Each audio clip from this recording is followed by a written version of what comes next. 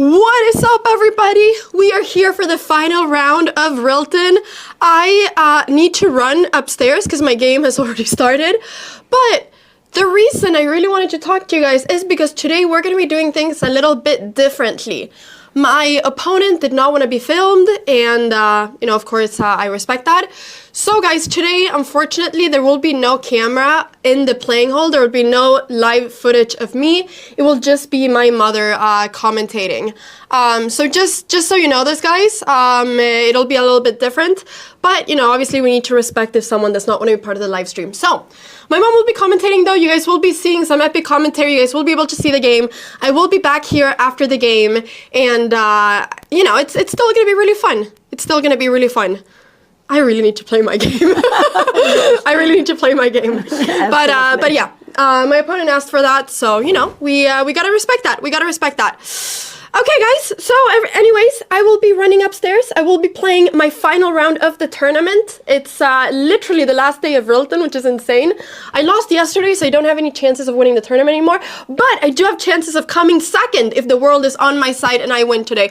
So I will be, trying to just play as good chess as possible, and we can still get a really good standing. So this game is actually really important. So, people, final round. Wish me luck. I'm gonna get my lipstick, my glasses, and I'm running upstairs because my game has started. Bye! Wish me luck! Wish me luck, wish me luck, wish me luck. Bye! Bye! Mom, I'm nervous. Yeah, actually, you have it here. I have it there? Here you have it.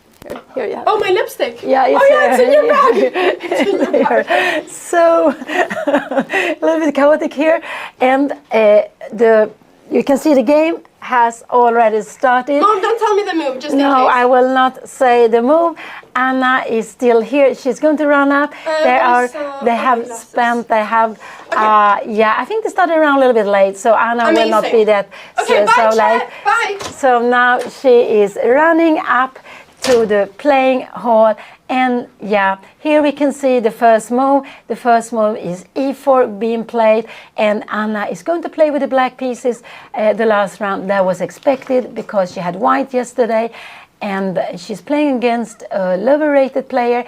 So it's normal that Anna is the one who changed color, and it could also be that her opponent was black yesterday, and then it's normal. So Anna will play with the black pieces today. She's going to face e4, and she's playing against an opponent who has close to 1800. It's quite low rated, but have been performing very well here. Haven't lost any game. I think won 4 games and 4 draws. So now the standing in the tournament is that the opponent Anna lost to yesterday. It was a bit sad because Anna was doing very well. She was doing well in the sense that she was fighting. She was worse, but she was fighting, and she was just a bit worse. She got into the rook endgame. She had a pawn down. She managed to change one of the rooks. That was very good, and it was actually a draw. But Anna went into second time trouble, and in the second time trouble, she let the opponent's king be active. And we know that in rook endings, or in all endings, an active king can really be the difference of winning or drawing, or position, or losing or drawing. So this is what happened. Her opponent's king could enter Anna's position, and then she lost it.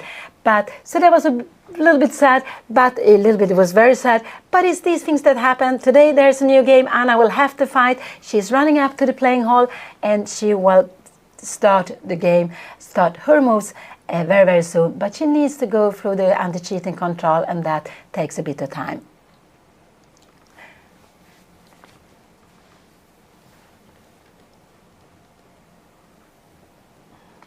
So, so there is one player, the opponent Anna played against yesterday, Jeroen van Oosten, I think his name was like that, from Holland. He's leading with 7.5 points, and then there are 3 players with 6.5, and then Anna and 3 other players, I think there are 4 players on 6 out of 8. So Anna is sharing 5th to 8th place, and if she would win, she would absolutely going up to the top. If she makes a draw, it would be she would be around like 5 to 10 in I would guess in the final standing. So let's see what will happen. And even if Anna play against a lower rated opponent, this opponent has been doing very well, so Anna will have to play her best, just to try to enjoy, just try to a little bit shake away the game yesterday, to think, oh, this is a new game. This is the last game in the tournament, the last game in this very, very beautiful festival, Rilton Festival, where Anna played Rilton Elo, and Rilton Elo is the second group, and the first group is Rilton Cup. But then Rilton Elo is for players up to 2,200, and Anna, she is seeded number 7 in the tournament, and now she's sharing 5th to 8th place, which is absolutely fine. But she was doing so well, and she was fighting so well yesterday.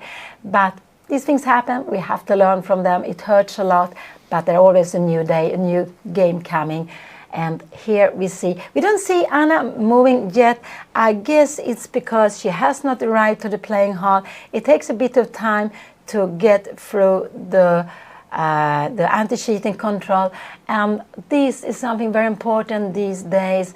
So when you play an international tournament, you play also in lots of tournaments. They have it that when you enter the playing hall, you're not allowed to bring your mobile, and you're not allowed to bring any kind of technical things that could help you. You're not even allowed to bring a pen with you, and absolutely no iWatch or anything, iPhone watch or anything like that.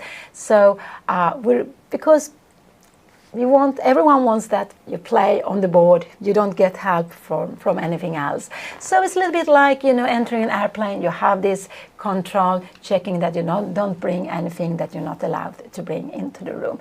But you're of course allowed to bring in some food if you want to.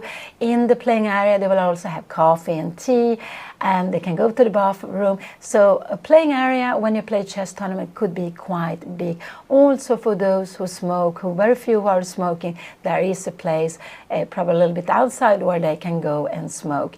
So they have quite plenty of space when you play for the playing area, and you're also of course allowed to walk around to see the other games if you want to. But we know that Anna, like her mother, like me, we like to sit at the board. So today there will not be any camera. Her opponent asked not to have any camera, so we will not be able to see Anna in the playing hall. Yeah, it's a pity, because it's so nice to see her and the opponent, but today it will be like this. And so here e4 came. I'm just waiting for Anna's move to come out here.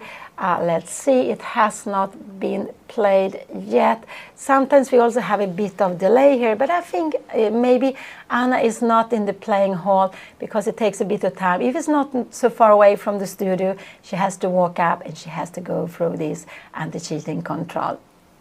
No, Anna has no chance to win the tournament. When she lost yesterday, it's just impossible. Even if she would win, her opponent from yesterday would lose. Then the opponent of Anna's opponent from yesterday, he's playing against a Swedish player, the Dutch player who is leading with 7 points out of 8. He plays against one of the 3 players with 6.5. So it means that even if the leader would lose, then he would be then his opponent would just catch him, and would not only catch him, would just pass him with half a point. So, and there could also be another player going up to 7.5 out of 9. So Anna will not be able to win the tournament, but she has doing so well. She has played very well. She has played long games. She has been fighting, sometimes find the best moves. And what happened was yesterday that endgames are very tough, and Anna was playing uphill all the game. It just went wrong, and she was a bit worse, and she was becoming worse in the endgame. And then she had to fight. She had very little time. And when she got into the second time control, she just let the draw slip away. And this is just things that happen, and we just have to Yeah, just to come back. It's a new game today. So we're still waiting for Anna to play. We are still waiting for Anna to play. I don't think we will see the cow opening, but we really don't know if we will see it. Let's see. Has she played here? No, I cannot see any move from Anna yet. So we will have to just wait a little bit. So this is the final round, and it's played in the morning, but I think 12 o'clock is nice, quite a nice time for a morning round. And so we will have a winner, in Rilton Elo. There will be a winner in Rilton Cup too. And Rilton Cup is the main tournament for players with 2,200 or more, but they have made exceptions for juniors and also for female players, so they can have a little less rating. I think it's 2,000, and even be allowed to play in Rilton Cup if they want to. And in Rilton Cup we have one leader, also like in Rilton Elo. It's one player with 7 points. It's Vitaly Sivuk. He's from Ukraine, but he's now playing under Swedish flag. He actually won the Swedish championship this summer. And now we see Anna. She's sitting here at the board. She played c5. Which was expected. Her opponent also has expected this, and we can see that Anna is there. She will not lose on time. Her clock is like it has go only 1 minute. That is surprising because it's already past 15 minutes, so it could be that the round started more late than usual. So this is going to be Sicilian. Is her opponent going for an open Sicilian, a closed Sicilian, or what is she going to do? That will be very exciting to see. She is just taking a bit of time, and it could also be there is a little bit of delay before the move come here. So we see the first two moves here. We see the first two moves, one on white and one black, and I guess this was both very expected. Her opponent normally plays e4, and we know that c5 is Anna's favorite opening. It's also the family's favorite to put the pawn on c5.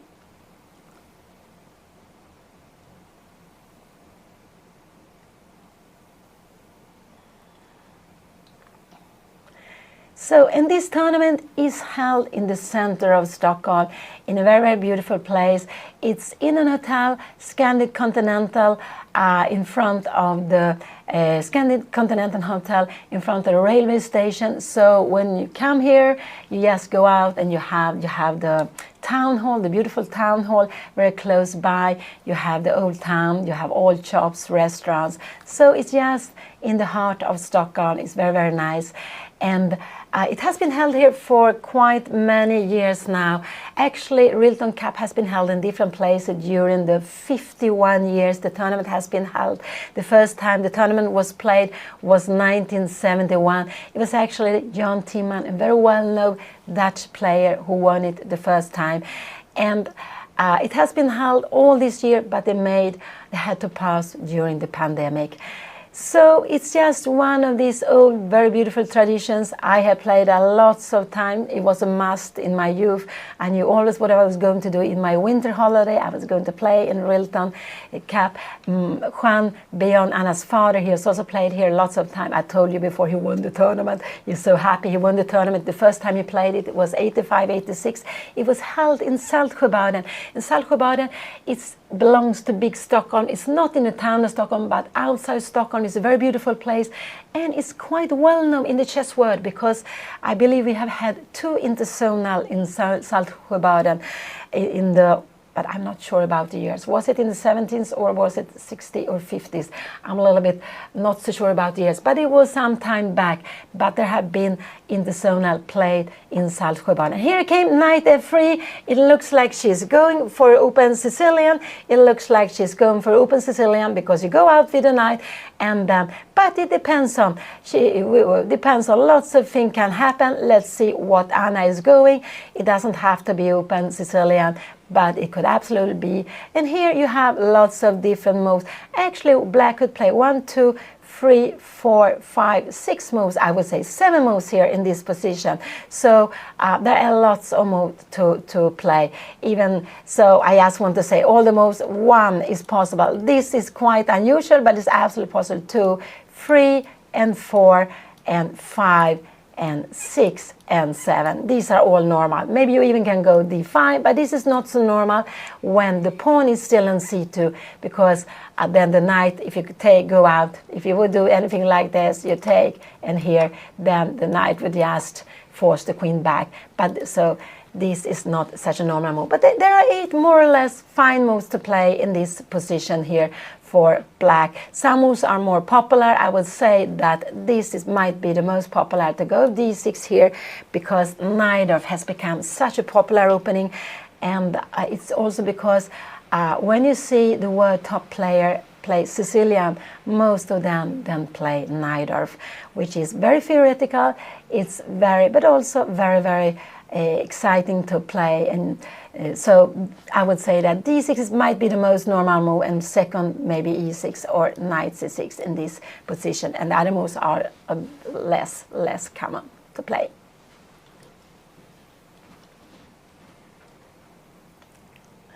So Anna is just now sharing 5th to 8th place.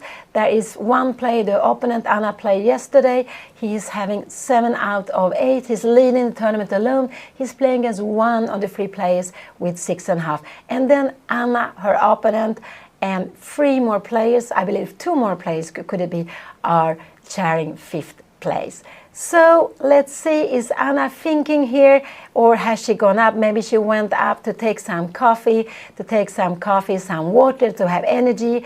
And I just hope she had a good breakfast, because it's so important to have food. You know, the games can continue for a long time. Yesterday Anna had a game going on for, it wasn't 5 hours, I believe, but very close. Maybe it was 4.5 or very close to 5 hours. It was quite a long game.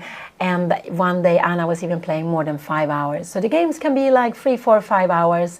And so you need to have food with you, not with you, but you need to have gotten a good breakfast and to have energy for the game, because chess takes a lot of energy to play. So now Anna went out with her knight to c6. So now what could we see? If white wants to go for open Sicilian, white will play d4 and you take. We would have this position. This would be one possibility. If white wants to go for more close position, bishop b5 is one way. You can also go for the Alapin c3 we saw the other day. You can also play other small moves, like you can go b3, you can also go g3, you can go d3. There are lots of moves actually you can play in this position. You can go c3 and c4. So white has lots of position here to play. And but the main move is to go d4, but it's also become very popular to go bishop b5. So one of these 2 moves I would expect of her opponent to play. Yeah, c3 is also quite normal to play, actually. So yeah, it will be, let's see, it will be exciting. And Anna's father, yesterday was not a good day. Anna lost her game. She was so close to make a draw, the rook endgame, but finally she lost it. And also her father lost yesterday. He was a bit upset because he thought he had absolutely completely fine position, but he made a blunder. But he has been doing something very curious.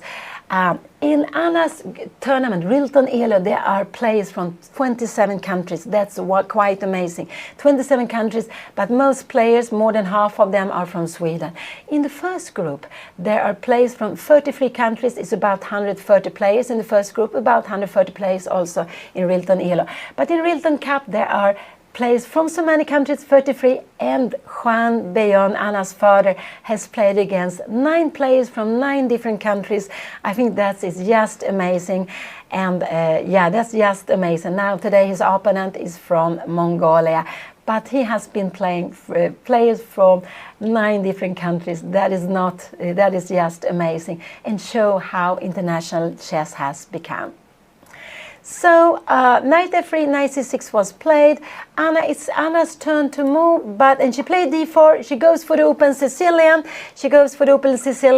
That means it's maybe a little bit more tactical, because you open up a line. If you go for something more closed, then there will be maybe a little bit longer game. It can be a long game here also, but now we will see, because after c5 Anna will need to take take the pawn. This is normal, because otherwise this pawn would be pushed and this poor knight will need to move somewhere, and you don't want that because the knight doesn't have any good square to go to. So she will need to take on d4, and then we can see after this move has been played, this will, I guess this will be played, we can see that black has a half open file. Black is open here, but white has a pawn here, and white has a half open file here. And so this I expect we will see. Has Anna played it? Yes, she took here. I'm sure opponent will take back. There are possible to play gambits like this with c3. Some people like to play that, but it's not the main move. The main move is just to take back on d4.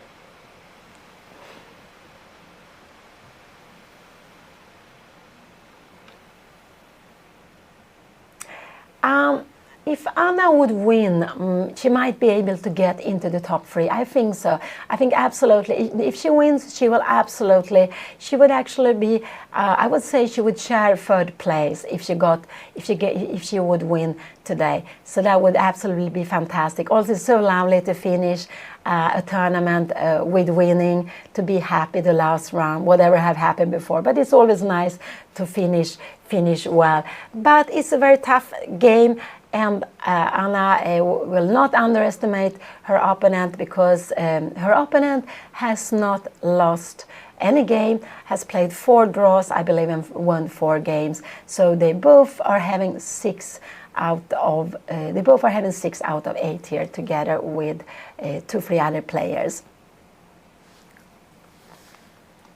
So it takes a little bit of time. I think it's because a little bit delay, and now when I cannot see the board, I can make the move when they make them on the board. So we a little bit have to wait here, but her opponent will absolutely take on d4. There is no doubt about that.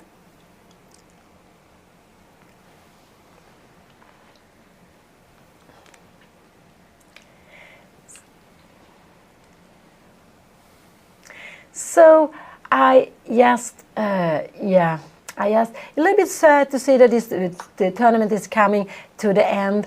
It's always a little bit sad. I remember now her opponent took back on d4. This was absolutely expected. And here there are lots of moves you can make. Maybe the main move is knight f6 to go to attack the pawn. I would say this is absolutely the main move. But you can make other moves also. Knight f6 is one move. You can go g6. You can go e6. You can go e5. You can go d6 is not so good. If you want to go d6, you would start like this, and now you go d6. This would be absolutely another way of playing. And what more can you do? You can go queen c7. It's a little bit curious move, but you can absolutely do that, and you can even go queen b6. I would say these are the main move in this position. You don't want to take here, no. Now these are the moments when this knight and looking at this knight, you would never like to take this because the queen comes out here, and now it would not be so easy for black to get out with the pieces. Knight f6, yeah, then e5 comes, and you will just be pushed back. No, you don't want this. So you don't want to take on d4, because you will just let the opponent's queen coming out in a very strong place, because you cannot attack it any longer. So these are one of the moments when you let these knights looking at each other.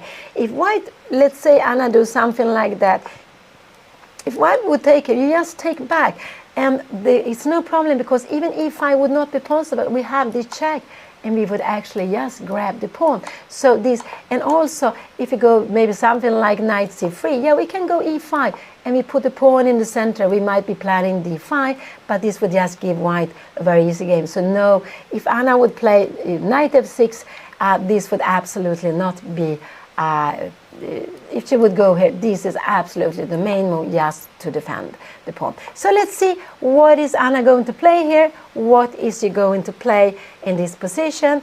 But there are lots of different moves in this position. I have had this position myself lots of time, and I played quite a lot of the moves possible in this position. So let's see. But I also been playing for such many years, so that's not so strange.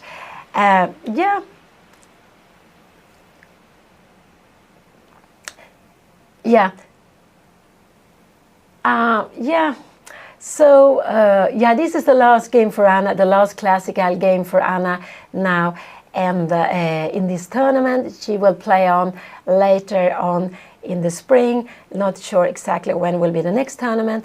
I will actually play quite soon now. So I'm going to play in there's a very beautiful tournament, the woman rapid and blitz, the European Championship for women, rapid and blitz, going to be held in Monte Carlo, Monaco, now 15 of January. So after being here commenting the games Anna has been played and is playing, because she is playing the last round now, I am going to play myself after this, and that will also of course be very exciting for me to see how I can play now after being sitting and commenting. And there's so many tournaments going on, so there are actually some players who are leaving already today to go to the next tournament. There is a tournament in Prague, and we have some players going there, some Swedish players. So there are lots of things happen all the time, and there are all the time coming more tournaments. And I must say that Czechia is one. I would say it's a chess country. It's Eastern Europe, where chess has been important for a long time. I only played there once myself, but it was a very beautiful experience. I really loved it when I was there, but it was a long time ago, back in '95. I think that's the only time I play that's the only time I play in Prague. Yeah, that's for sure. So let's see now. Took and D for Anna playing knight c6. Is Anna moved, but has she moved? She has moved, but we cannot see it. It takes a little bit of time. It takes a bit of time before we see the move on the board. It takes a bit of time before we see it. Yeah, sometimes Anna likes to comment on my game, so I hope she will do that. I guess it might also depend on how I'm doing. If I'm doing well, maybe she'll like it more. But absolutely, sometimes Anna comments on my games, depending on what I am playing. So that is also very, very nice. And let's see, it's Anna. It's her move. She is thinking, but we cannot see what her opponent she is thinking here. D4 was played, knight c6. I assume her opponent has played, let's see here. No, it's Anna who has played. She's thinking, she played e5 here now. Now she played e5. I can feel that I'm not awakened. It was black to move here. Of course, it was black to move. She played e5. And I repeat what she played 2 rounds ago. What she played against the young Swedish player, Yuan Huan. Huan. Oh, I'm so difficult with his name, but she repeating the same. She go e5 at least now, but she can still change. And after e5, this is absolutely the main move. Knight b5. You are looking for this square, and you normally go this way.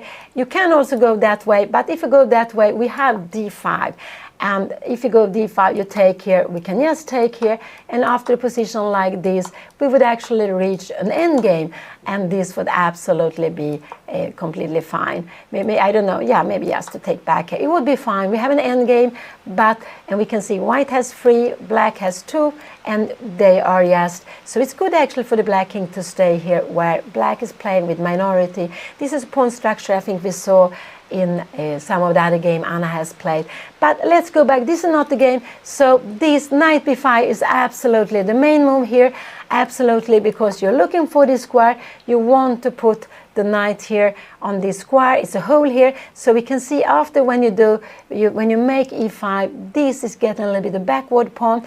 If you take here, you're not worried about this. This is the most normal way to take back. We have this little rule that you take back towards the center, and then later on you're planning d5. No, her opponent will not do that. I'm sure her opponent is going to play knight b5. This is absolutely the main move. This is absolutely the most ambitious move white can play in this position.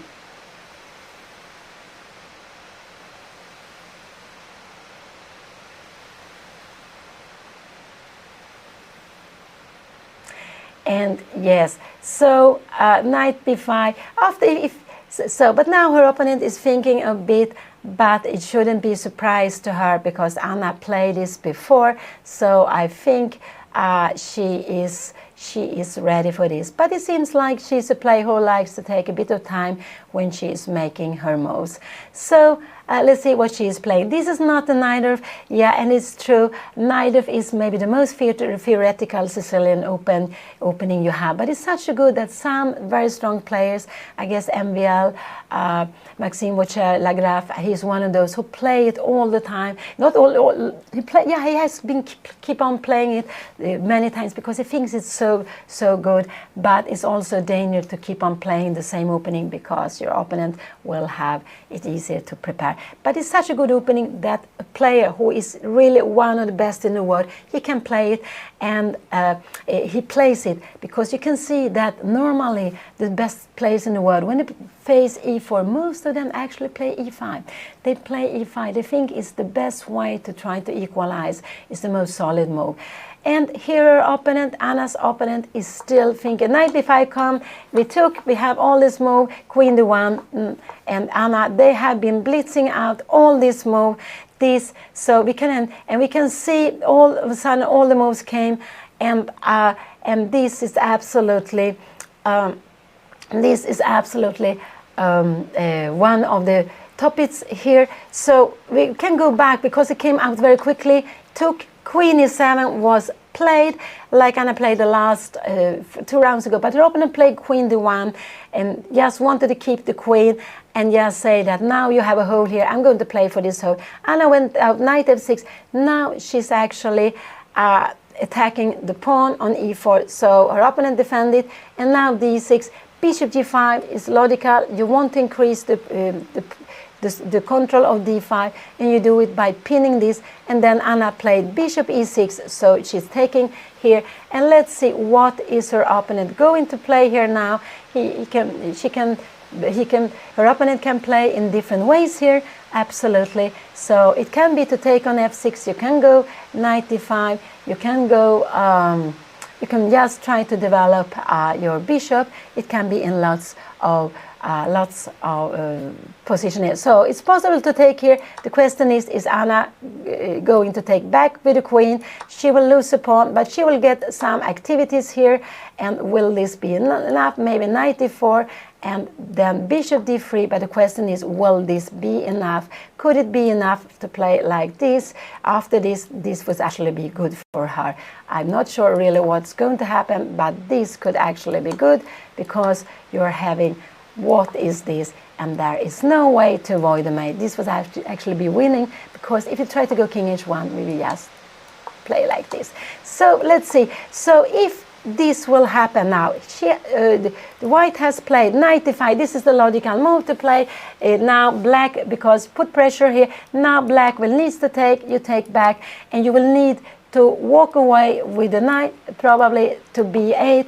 And then what we see a position where white has the bishop pair and black has the 2 knights. And the bishop pair, we know that can be dangerous. So it's a little bit, this is the advantage white have, that there is the bishop pair against the 2 knights, but otherwise this position would be, I would say, about equal, but the bishop pair can be annoying. And after, if this will happen, if Anna will take on d5, white will certainly take back with the pawn, and then this knight, yeah, you don't really want to go here, because now after bishop d3 or maybe even c3, knight a5, bishop maybe, yeah, bishop d3, are we going to make something like this, castling? No, this will get very much into problems. You don't want to have this. This would just be lots of problems. No, you cannot play like this. So if this will happen, let's see, has this been played? Yes, this has been played. Now knight b8 is the only move. Knight b8 is the only move, because this knight is going to d7. This knight is going to d7. So knight b8 is absolutely the only move Anna can play here.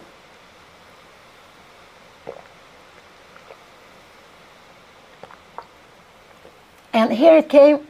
Anna played it quickly. Knight b8, and because this knight is heading to d7, and I would say if it was possible for black to change one of the bishops, black would absolutely be fine. But keeping the 2 bishops for white is the danger.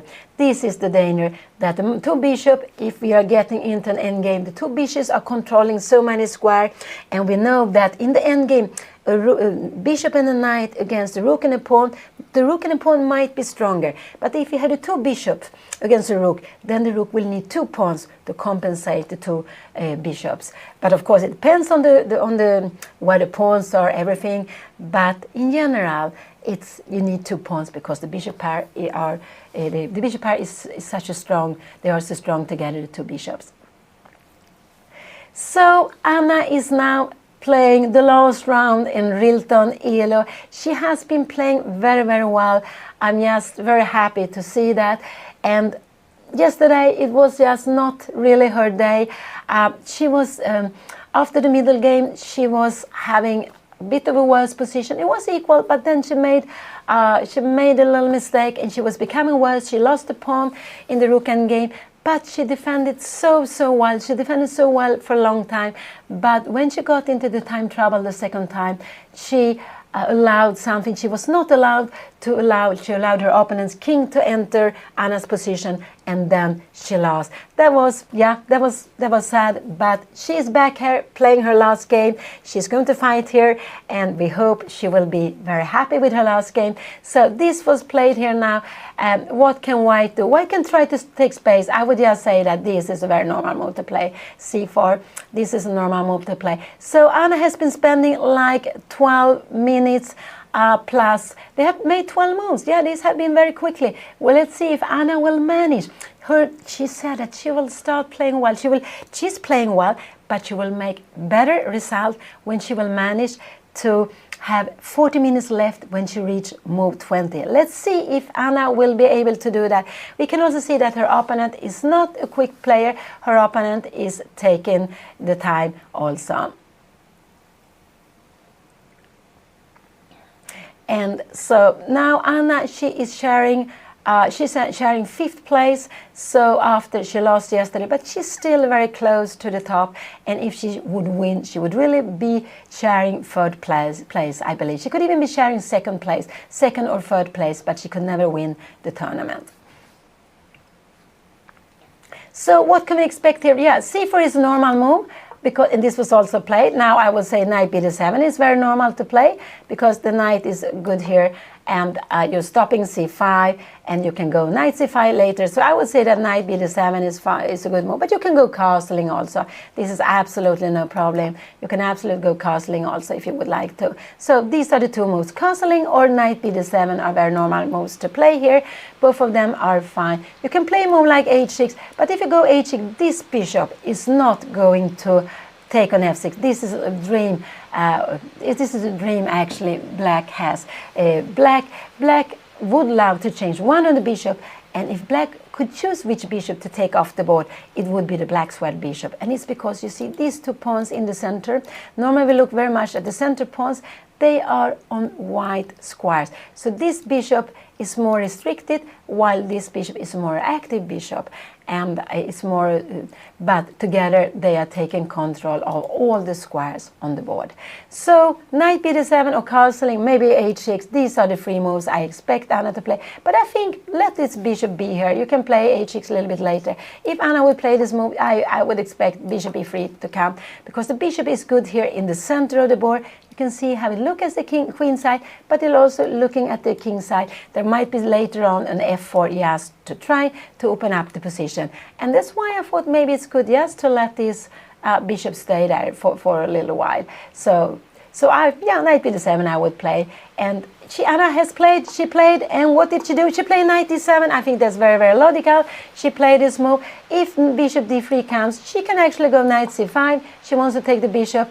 I would say maybe bishop c2, and then just to avoid b4 coming, maybe even b5 could be a good move. Even b5 could be a good move. So let's see, what is she going to do? What is she going to play here? If white plays here, it could be that Anna wants to play knight to c5. That could be so. So let's see. This, I would say, would not be such a good move. You could go castling, but maybe you can just go a5 here. And you're a little bit blocking these pawns. The pawns will not be so mobile. So you can see that 1, 2, 3 pawns will stop 1, 2, 3, 4. After, the plan is to go knight c5, and you will put the pawn on b6 and just try to defend everything. So no, you don't want to do that. If a4 come, I would absolutely like to play a5. So let's see what the opponent will play here. And you can see today, unfortunately, we are not being able to see Anna when she is playing. So we are not being able, her opponent had this wish, so there is no camera on the players today. But we can follow the game, and it's going to be an exciting game. This is not going to be any very, very slow game. This is going, I guess there are lots of things going to happen in these games, and we just hope, I really hope that it will go Anna's way today and that she will be happy. So what could be happening? Yeah, maybe a little move like this. Bishop can come out here also. That is absolutely possible. Both of them are absolutely fine. I would say that this is the most logical move for me to play here, to put it here. And if it, yeah, you can start pushing it here. But when you put the pawn here, yeah, we restrict this bishop. But now this bishop will become stronger. But this could absolutely be a possibility. And then after, I don't know, something like here, we'll put the knight here. But later on, this move, it could be, now you don't want to go f4, because if you go f4, we would just grab it. We would grab it, and actually now, if you take, also because the bishop is hanging, no, this would be a disaster. No, you cannot do it. So you could try to play like this, but in a position like this, maybe this is a good move. So maybe my last move was a mistake. Yeah, this is a little bit too early, because here, this would be a very good move, and the problem is, Black wants to go knight e7, f5, but you don't have time because this pawn is hanging. And the plan is to go b4 and c5. So this would actually maybe cause a bit of problem for Black. So let's go back. Bishop d3 was played. Bishop d3 was played. Now is it Anna's turn to move? Is she going to play knight c5? Is she going to castle? Maybe this is a good move. And if this would be played, Black would just grab this, take away the bishop pair, and probably make a little move like h6, bishop e3, and we would have a position which is absolutely fine to play. This is absolutely fine to play, this position. So this would be a dream. So knight c5 could be a move. After knight c5, maybe what could be the best? This could be sometimes an annoying move. I'm not sure if it is or not. I just believe that bishop c2. But then could b5 be a good move, or is it a mistake? I'm not sure.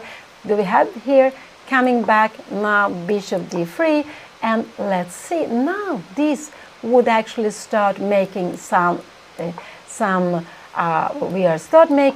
activity here, bishop e3, and we can see, because after bishop c4 here we are having a check and the piece will be gone. So it could be, I would say knight c5 is a very active move here, just to start things already now, although we know that normally the best is to go castling. This is, we start with castling, but it could be white has not castled either, so knight c5 could absolutely be fine. Let's see what white would be playing then.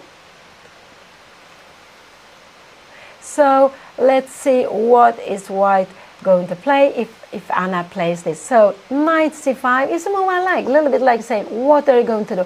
I would expect maybe this bishop to come here. And now the question is, do we want to put a pawn here?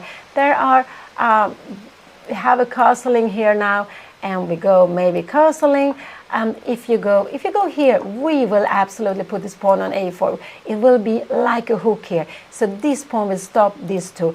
But white will play this very slowly with a3, b4 maybe coming. But we might see here, I don't know what is going to happen. And now we have knight c3. Oh, so b3 would absolutely be a mistake, because we have this beautiful move. And after knight e4, we're going to exchange one of the bishop. Let's go back to the position.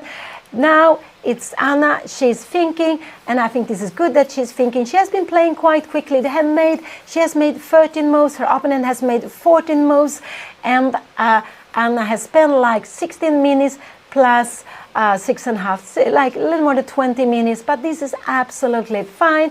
We have. It looks like a bit of a Sveshnikov. The only thing is that the difference is that in the Sveshnikov you would have the bishop left for Black, but here Anna is playing with the 2 knights against the 2 bishops, and this is the triumph for white, to have the 2 bishops. Otherwise, if Anna could change one of the knights for a bishop, I would say that this would be very close to equality, to equal position. Now white is having an advantage because we know that the bishop pair is it's a static advantage. It's something that will remain. It will remain until one of the bishops are exchanged, or one of the bishops becoming so bad, such a bad piece on the board, or such a passive piece on the board that it doesn't matter. But it's a static advantage. That's something that will remain for a long time. So let's see what Anna will do. I would just say that this is absolutely fine to play. And I think bishop e2 would be coming, and now to go a5 here could absolutely be fine. But the question is, do we want to open lines? And maybe now something like queen c2 could be coming. We can have these plans. Can we go knight e7? No, I don't know now what is happening. Now, can you play things like this? And this looks very crazy. But the idea with this move is actually that you're hoping for this move. Because after a move like this pawn will become so weak, and so you will have to put it further on. And now we can see that black is very weak on the black squares.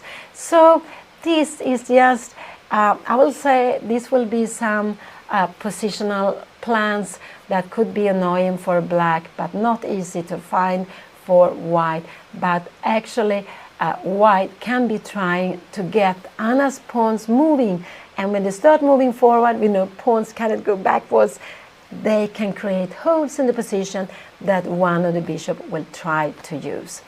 So let's see what is Anna going to play. I expect Anna to go knight c5. I absolutely expect Anna to go knight c5. And I just wanted to say she can also go here, but I actually think that this bishop is worse on g5. If she go here, she will just help the bishop to come to a good square. So I think it's better not to make it.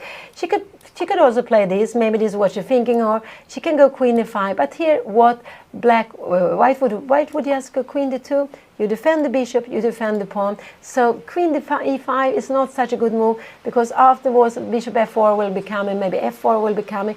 You will just need to go back later on. So the queen is not so well placed here. So, but she could absolutely play this. If she wants to play something active, e4 could be played. This would be a mistake, I would say. Maybe we go h6 first. And I don't know where you're going, because now you don't want to go here. We just would grab the piece, and we know you don't want to take on f6 because we want to play with the bishop. We want to play with bishop pair. I don't know, maybe we also can go here, but maybe this would be actually getting very good for white, because after this we will just take here, and we will take on d3, and we will have this fantastic pass pawn. So let's see what Anna will play, but I expect her to play knight c5, maybe even knight c5 or e4, or castling. Castling is the most normal move, but sometimes Anna likes to go for actions before castling.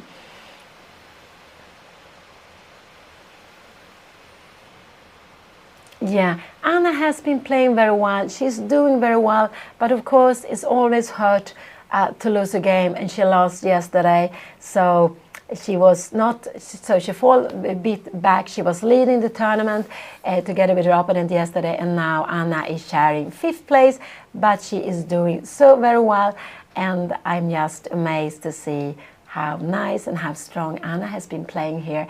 Also, I would say it's not so easy to make all these things at the same time. But she has been managing, and she has had a lot of happiness for playing, enjoying the chess.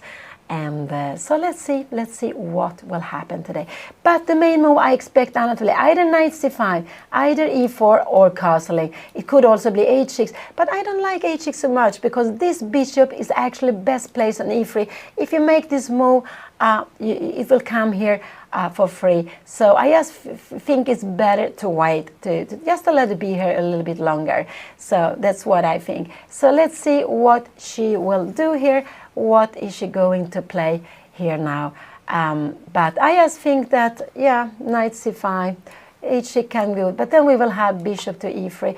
And if Anna would go here, this would not be a danger. This would not be a danger. I wouldn't say this is such a danger, but this would be, because you go here, let's see, we go rook e1 here now, and this is important move actually, because if it's black has this dream of going 98, 96 and going f5. If black would manage this, black would be, I would say black would be better. Black would have had a very good position. So this knight needs to come to d6. So white needs to put pressure here. Now f4 is coming. And it could be that white is better here, absolutely, because this pawn structure is better for black to have than this one. Because white has a pass pawn, but even with this bishop, but this is pass pawn, which is also static, it will remain there for a long time. So let's go back. This is the position. So that's why I don't like h6 so much, because this bishop. Now you can go knight c5, nothing to take. If bishop c2 comes, we might even go b5. I'm just wondering if you take here, can you go something like b4? Then we are probably, I don't know, this move, do we want to play this move? Probably this is a mistake, because queen d3, there are threats here, there are threats also. So after a move like this, I just will show you that this would not be possible, because we would have this, and there would all of a sudden be a mate here.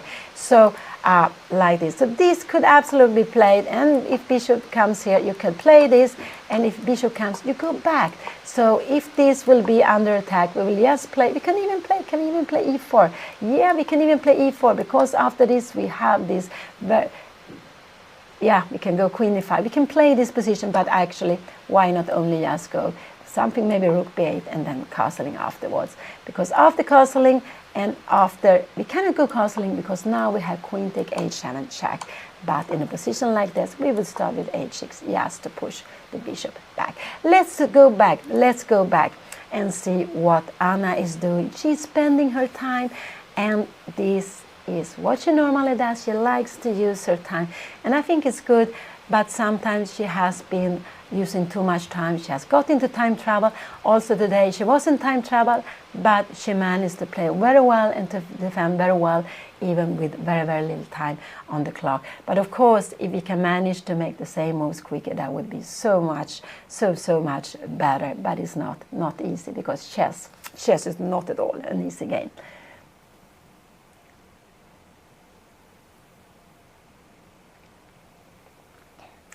So we can see Anna is still thinking here. She is still thinking, and so I would say that she has 4 moves to choose from: knight c7, knight c5, 1, 2, 3, and 4. These are the 4 natural moves to play. Absolutely, these are absolutely 4 natural moves to play here. So, and I don't really know what is the best, but this could be interesting to play, just to see where the opponent will go. It could be that this, I don't know, I asked if this will be played. I would expect this move to come, and I'm just wondering, is b5 a good move, or is it not a good move at all? It could be, but you have this b4, then we go knight e7, and maybe, I don't know, is it better? In general, it's better for black, for white, that the position opens up, because we have the 2 bishops. So it's not sure that this is something you really want to do. But white will do everything white can to open up the position. And one plan white is having is to play b4 and getting in c5. This is one. And one plan can also go b4, a4, and a5. To put this pawn on a5, b4, this would be a tremendous pawn structure for white, if white managed to do that. But if white start with a4, we will absolutely stop the pawn with a5, I would say.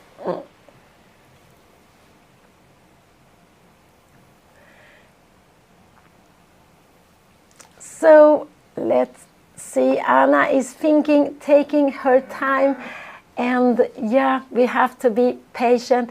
And this is a tournament, Rilton, the Chess Festival Rilton. It's a classical tournament. It's the most important open tournament that we have in Sweden. It's such a beautiful tournament. I would say that at least the players of my generation, all of them played in Rilton at least one time. It was just a must tournament. It was just a beautiful tournament. You really wanted to play here.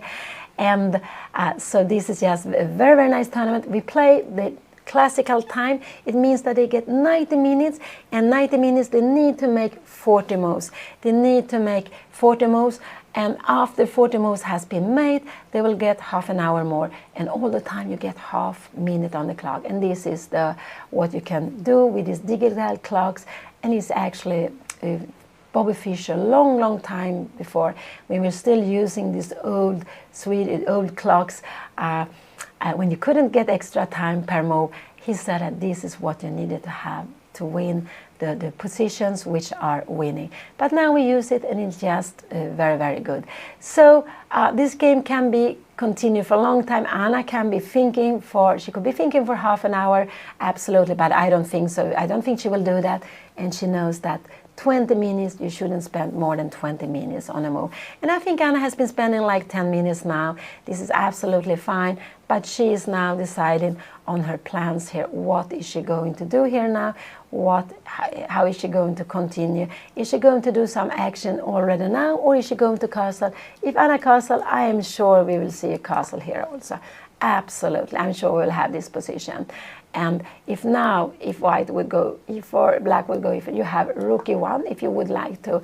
We have something like this, and yes, queen d2, and we can see it's not possible to take the bishop because it's just pinned here.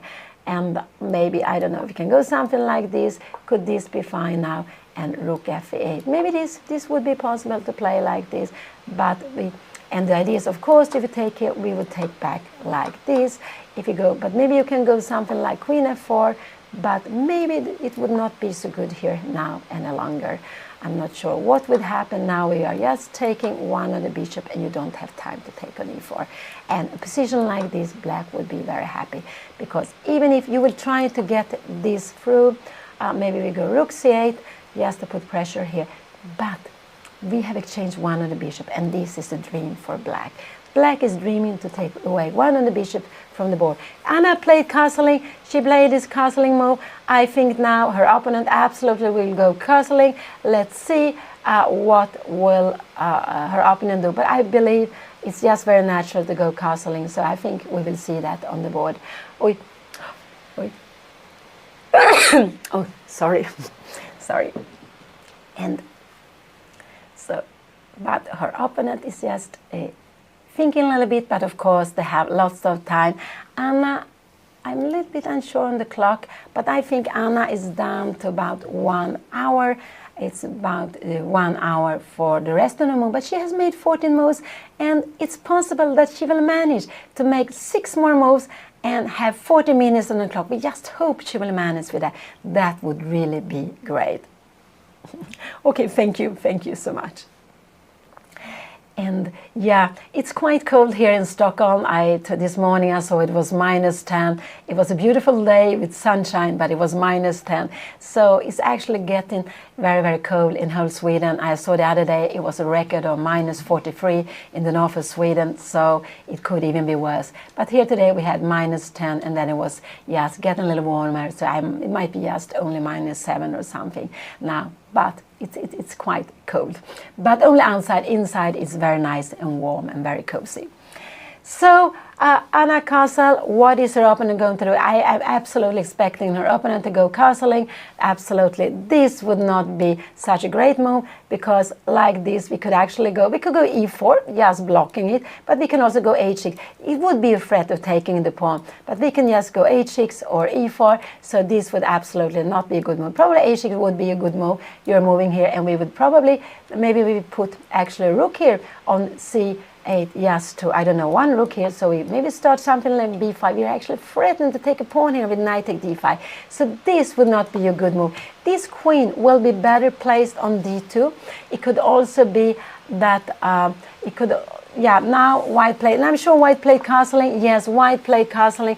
This is absolutely a good move to play. This is absolutely a normal move to play. So what is Anna going to play here now? She can go e4 absolutely now. She can go knight c5. She can go h6. So these are the things she can do. She can also go a5 if she wants to. Just try to stop. And then if b3 comes, we have the knight here. Then it's very important for white to stay with this on this diagonal, because we saw this would be a mistake. Then we have this move if we would like to. I just think we can go and we can take the bishop pair, and we will just get away with one of the bishop. So, and here we will go knight e7 just to control the c5 square without the bishop. But this is the better bishop for white to stay with. But if Anna would play like this, of course, a5, you play, I don't know, you play some queen e2, knight c5. No, queen e2 is actually a bit of a mistake here. It could be a bit of a mistake. No, maybe not. You would just stay. So a4, sorry. If b3 would come, knight c5, you go bishop c2, and there is no these tactics any longer, and white would be better. White would have this plan a3 and b4. So here is it. Here is the position. What will Anna play? Is she going for e4 here? Can she go after e4? I expect her opponent to go rook e1, and I would absolutely expect her to go. Can we play something like this? Could we go queen f5 here? I'm just wondering, could this bishop stay here? Would that be a good move to stay here or not? I'm not sure, but I think rook f e8 would be good. Can you try to go for the pawn with f3? I'm not sure. It might be we go rook a c8, we're putting some pressure, you go b3, and how would the position be like that? We have b5. We try to blow up, we try to not blow up the position, but we try to get some activity. Now we're playing against c4, so if you take here on e4, yeah, now we can actually just grab it back. This would absolutely be fine. This would absolutely get us to a fine position. Black would be even better here. So this is not possible to play. So e4 is actually an active way of playing here. It could be possible Anna will do that. She can play this knight c5 here, but now she needs to go b5. So if she wants to here, maybe the bishop, and if the bishop comes here, we can play maybe a5. So this is not possible, but maybe you start. And now queen e2 would not be a good move, because we have this knight to e4. And now all of a sudden black will be absolutely fine.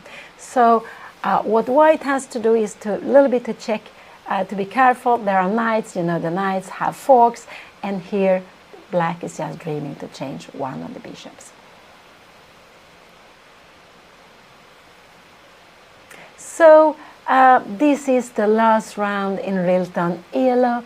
It's absolutely the last round played in the morning. Here 12 o'clock, and I just hope Anna will keep her energy for this game, and that she is, and I believe, I'm so sure she is ready for this fight, because it's going to be a very tough fight here. She's playing against the opponent who is not so high rated, yes, a little below 1800, but has been doing very well, much ahead of the rating. So it's not possible to underestimate the opponent, and we can see that white has chosen a very solid, a very good setup with having now the bishop pair. So white is having an edge here, but there is having an advantage here because of the bishop pair. Otherwise, I would say that this is an equal position. So let's see what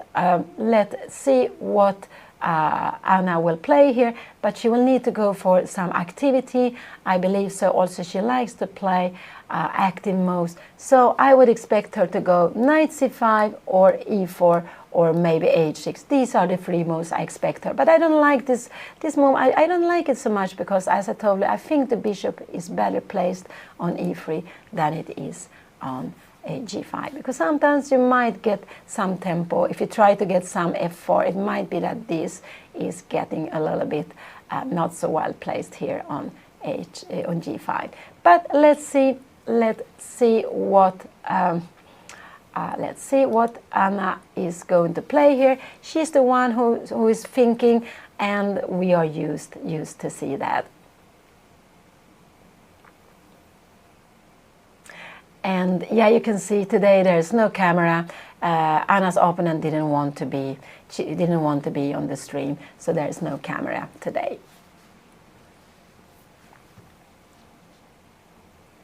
And we can look at the pawn structure. If Anna had this pawn on c5, it would have been symmetrical. This would have been a kind of King's Indian set up, but not king c9 real, because we don't have this bishop on g7, but it would have been a symmetrical pawn structure. Now it's not symmetrical, and it means that black has a majority here on the more in the center king side. White has a pawn majority on the queen on the queen side, in the center queen side. So white can get the pass pawn with b4 later on c5. Not now, because now the pawn would get lost, but this is a plan white is having slowly. So what?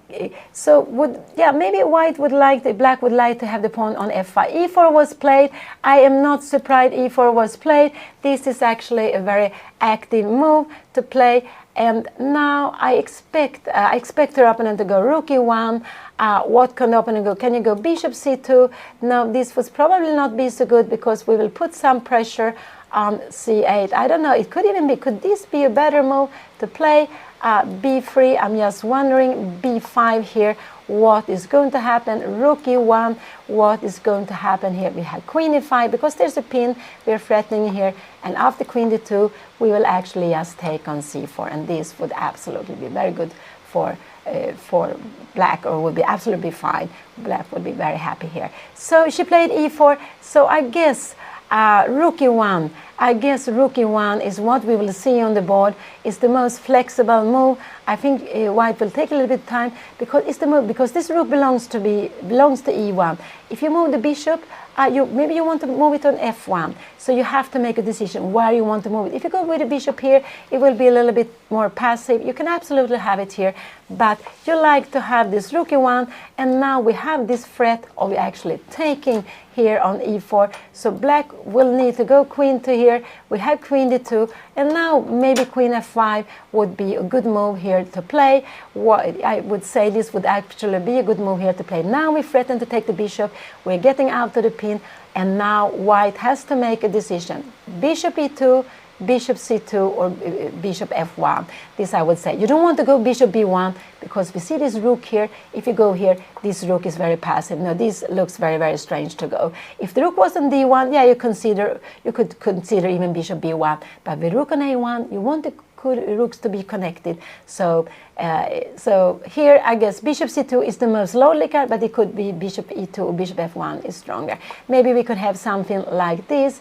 And maybe rook f8, and could white start going b4 here? I'm just wondering if this could be good to play like this. Can we do this? Knight e5? No, I don't like this. Maybe we make a move like this, bishop e3. But here, maybe we can start to have some, I'm just wondering if we can have some counterplay. And I just want to show you cannot be too quick to play this move, because we have this beautiful like the d5, and if you take back, we have this check, and we just take it, we will just win the queen. So Anna choose an active way of playing. If probably this was the best she can do. It could be that bishop e2 is what white should play, but I would say rook e1 is very tempting. Bishop e2, and now maybe something like rook to e here now. But now maybe we have queen d4. Is queen d4 annoying? It could be. So it could be, should we go queen e5 here? But then we have queen d2, and we have queen d2, and maybe now queen f1. You will just start with these b4 moves. Maybe this is quickly. I'm not sure which rook should be here. We put the rook maybe on c1, and maybe we will try to put some pressure here, and we will go maybe rook here to d1, and how will this position be? Maybe you will get some counterplay, because c5, you go here, we will just start, and we will maybe get rook into the game. But we can see that white has a pawn majority here, but just now this would be bad. This is just so far away. But a little bit about the pawn structure. So white here can choose now. Anna is threatening to take the bishop. So white has one move to take on f6. But Anna would dream, if you take on f6, actually you take back with a knight, because you're defending e4. You're absolutely defending e4. So this is absolutely a very good move to do. and you are getting rid of the best bishop. So no, white doesn't want to do that. So then white has to make a decision. Am I going to move the bishop to c2 or e2, or if I'm going to play rook e1? Queen e2 would also be a possibility, but it's not a good move because we have queen e5. Now we are threatening bishop. You have to move the bishop. We are defending this queen. So the only move you can do is to take here. And after that, we would just take back. Now it was threatening to take here. You will need to go with the bishop somewhere, and we can just take on b2. And even if you go something like that, we will just grab the next pawn, and we will have a pawn more. And we would just dream of putting this knight on c5 via d7, because the knight on c5 would be a very fantastic outpost. But of course, we have to defend e4 first. But this would absolutely be a lovely play, a lovely position for black. But we have this. What did white play? White played rook e1. This was quite expected. Now white is threatening to take the pawn. If Anna plays a slow move like rook e8, this is not possible. We will have rook take e4. She will lose the pawn. So Anna only have one move to move. She needs to make this active queen e5. Queen e5 is absolutely what she needs to do, because she is now getting out of this pin. You cannot take here. We will absolutely take back, and we will have a piece more. We can actually also here, if we want to, we can even take here. This is also absolutely fine. No, you cannot do it. So now she needs, this is the move Anna needs to play here. She needs to go queen e5, because queen e5, she put in threats against b2, she put in threats against g5. This is still a pin. This is still a pin. And you cannot go f4, because after f4, you don't take en passant. You see, the queen will still be falling. But after f4, Anna has a check, and the king needs to move, and she will just take a d3, yeah, probably with a pawn, and you are just a whole piece up. So let's go back. So rook e1, I would say, was expected. Now I think queen e5 is a very good move. I think she should go queen e5. I think that's the only move she can play. If you go queen e8, it's still a pin. We can just take it. No, you cannot play it. If you go queen e8, you see how passive this will be. You will maybe just go bishop f4. You will go after this pawn. No, no, you cannot do it. You need to put the queen on this very, very active square. Queen e5 needs to be played. Queen e5 needs to be played. And after queen e5, I would say that white has only one good move to play, because black is threatening to take the bishop. Black is also threatening to take on b2. Black is not threatening to take on d3 yet, so the only good way to defend this is to go queen d2. And now I like this. Rook f8 is also possible, but maybe queen f5 could be fine to play, and you will see what you need to do. You can also go rook f e8 here. Absolutely, this could be fine. And if you go something like that, knight g4 is not anything good, because you just go here, and the queen will just be pushed back, the knight will be pushed back, and we see you cannot put the knight here because you go, yes, rook take e4, and if you want to make a fork, you just grab it, and the rook will also be defended. So let's go back. So now rook e1 was played, rook e1 was played. This was quite a natural move, but now I like Anna to go queen e5, queen d2, and maybe to go queen f1 here, and maybe now bishop f1 could be the best way to play. But how is this position? I don't know. We put the rook on e8 or c8. I'm not sure what is better to play. I would probably play like this, and maybe if you start something with rook c1, you can play. If you play a4, I like to go a5. I actually like to go a5. Also, maybe we can go maybe knight c5. Maybe a5 is not the right way, but yes, it could be. It's not the right way because you have rook a3 and you have the rook to e3. So it could be it's not the right way. Let's see. Anna hasn't played yet. She is still thinking. After rook e1, she needs to go queen e5. This is absolutely unnecessary. Otherwise, she will get into problems. She will absolutely get into problem. Knight c5 could be possible, but now this would be very weak. No, so I don't want her to go knight c5. I want her to go queen e5. This would be good. And now I like this queen f5, and her opponent needs to move the bishop. I don't know, bishop e2, I guess bishop c2 or bishop f1. Probably bishop f1 is the most natural move, because you're not in the way, and here I'm not sure how is the best way for black to play. Probably rook fe1. If you go a4, what are we going to do here? Can we go something like knight c5? Is rook a3 is a way of defending, but then we start making lots of knight jumps. I'm wondering what is going to happen here, because we can put the knight on e5, and we are trying to get the knight to d3. So let's go back. Queen e5 is a must move, but Anna is thinking. She is thinking, but this is the only move to consider here. She needs to go to play actively. She really needs to play actively here.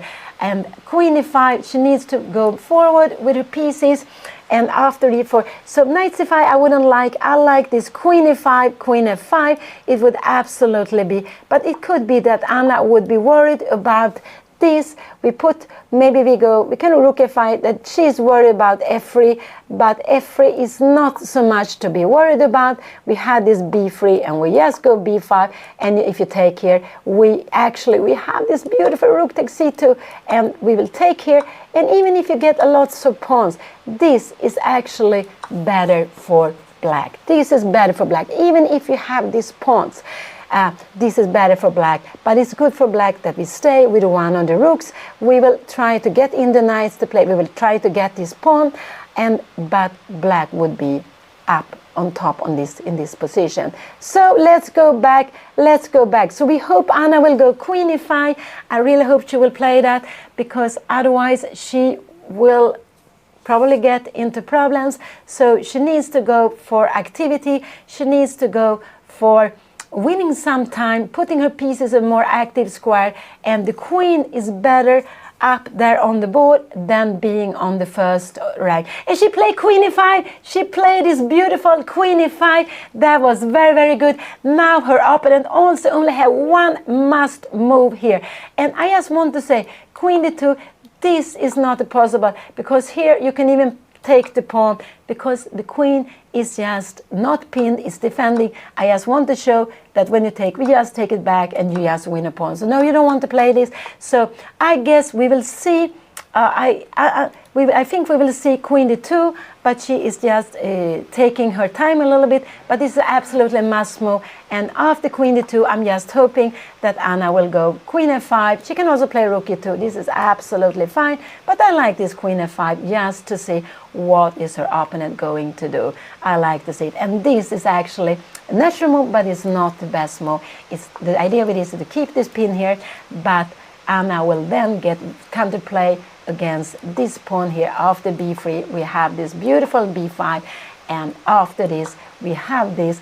But this could be that is not so easy to evaluate. But if you go something like that, we have knight e5, and we can even go Queen f4. Oh, there are so many threats.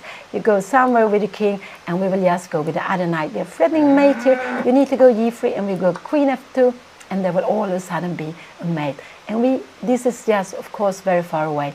But I wanted to say that the queen and knights together are very, very strong. So if Anna would be able to get her queen and knight close to the other king, there will not be pieces to defend it.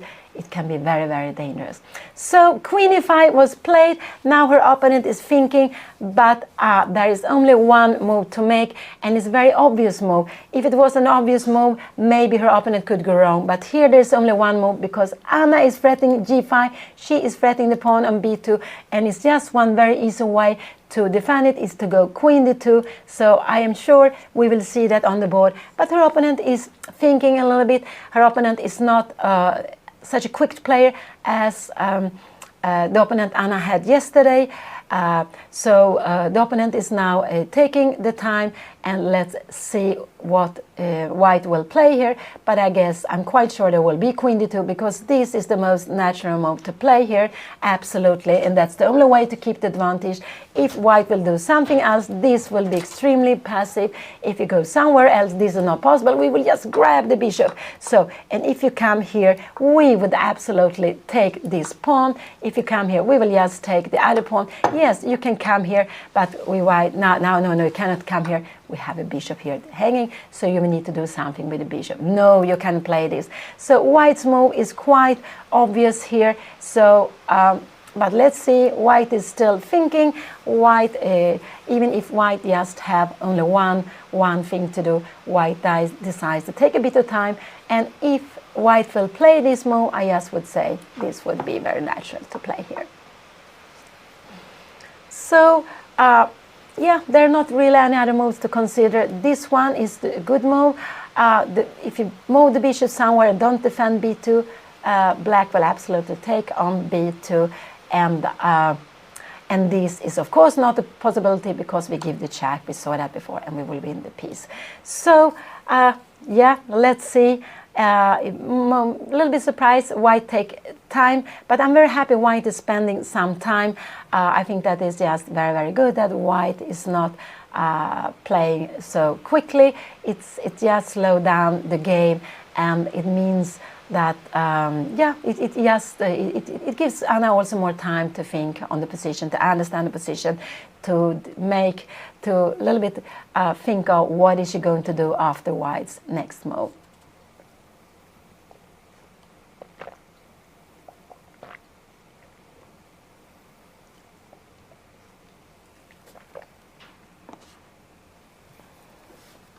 And today, yeah, unfortunately, there is no camera today. We will not see Anna and her opponent today, but we will follow the game. And when Anna finishes, she will be here with you. She will be here with you. She will speak about the game. She will speak about the tournament. And after that, she can finally relax, because playing a tournament takes a lot of energy. It's just something so very beautiful. But to play a tournament during 10 days, it has been 9 playing games, but in a free day, it just takes a lot of energy. And after a tournament, okay, yes, you need to have some rest. And I just know myself, I need to have some rest between tournaments. Some players can play one tournament, they go directly to the next one. Other players, they need to have some rest between them. And I really feel that I need that now when I'm not so young any longer. But you need, and my brother actually, he used to say that when he's playing tournament, he's eating quite a lot during the tournament. He feels he needs to have a lot of food. This is when he was young. He is now a little bit older than me, so he's not so young any longer. But he was actually always losing weight when he was playing, because he was spending so much energy in the games when he was playing. So chess is, you need a lot of things, and that's why it's very good for chess players also to make sports, any kind of sports, because so you are fit for the game, so you have all the energy you need before playing the game. And also play rapid and blitz. Of course, you need a lot of energy because you play very intensively during shorter time, but you play many games in one day. So that is also quite exciting, but of course very beautiful, very nice, and very exciting. So white is still thinking after queen e5. White is still thinking. White has been spending. Could it be 10 minutes? Yeah, this is a little bit surprise to me. Anna is down to 50 minutes. Anna is down to 50 minutes. But she still, how many moves has she played? She has played 16 moves. Is she going to be able to make 4 more moves to have made 20 moves when she reached 40 minutes? That will be very, very exciting to see. But the main thing is that she make the best move she can, that she make good moves. And because this position is like Anna is creating activity now, she has threats against the bishop on e5, she has threats against the pawn on b2, she has also threats against the bishop on d3, but she cannot take the bishop yet because we see there is a pin here. This pawn cannot move, it shouldn't move, because if it moves, it either will go lost or the queen will go lost, so it has to stay there on e4. So let's see what is what will her opponent play. But Anna is creating active play here, and that is very, I would say, that is very important, and her opponent will have to make some decision. So is she going to defend the bishop and the pawn? Is she going to take here? Maybe. And then we'll have a position like this, but then there's no more any bishop pair on the board. This could absolutely be a possibility, but then black would be happy with that. Or is she going to leave this pawn just to move the bishop? And we can see this is normally the best square for the bishop, but just now this would be a disaster, because now Anna can take the piece, the bishop is standing away for the rook. Let's go back. White has not played yet. White is spending more than 10 minutes on this move. What could it be? Is white queen d2? We are not worried about this, because then will come bishop f4, and after the pawn on e4 will be falling, so that would not be dangerous. But could it be that white is a little bit scared of that? But it's not a problem, because you have bishop f4, and then you will win e4 pawn. So let's see, white is still taking the time. White is still taking the time, and I'm just very happy to see that. But also very nice, Anna played this active idea. She wants to create some activity. She wants to get the two bishops not to work so well together, to have some threats against the white position. And this is now the last round here in Stockholm, the last round in the Rilton Festival, and we can see that Rilton Elo is being played. Is where the tournament where Anna is being played, where Anna is playing. She unfortunately lost yesterday. She was leading the tournament several rounds, but yesterday she lost, and now she's sharing 5th place. And there are one player on 7 out of 8. There are 3 players on 6.5 out of 8, and then there are, I believe, 4 players on 6 out of 8. And one is Anna, and the other one is Anna's opponent. So, and in Rilton Elo, we have a little bit the same. We have one leader with 7 points out of 8. It's Vitaly Sivuk, originally from Ukraine, but he's playing under the Swedish flag, and he actually won the Swedish championship this the last summer. And yesterday he beat Edwin Trust, the young player who is doing such a good tournament. Edwin Trust has been playing fantastically. He's only 16 years old. Very nice to see. I'm very happy to see his very, very good result.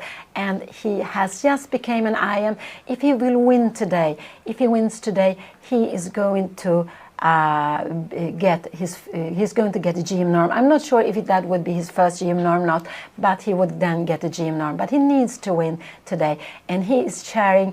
He's actually sharing 3rd place. There is one player on 6.5 out of 7 from Israel. Unfortunately, I'm unsure of his name.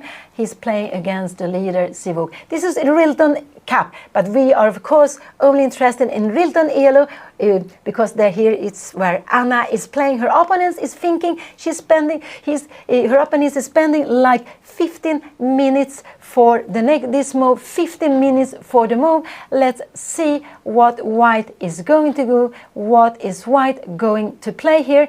This will be very, very exciting to see. I'm a little bit surprised of the time spending here, but it makes me just happy just that the game slows down a bit. There is also another tournament going on, and it is under up to 1800, where you had about, I'm not sure how many players there were there in the end, about I think there were about 85 players, and it's for players with 1800 or less than 1800, and they are playing very tough. They are playing 7 games in 3.5 days, and today they will play the last game in the morning.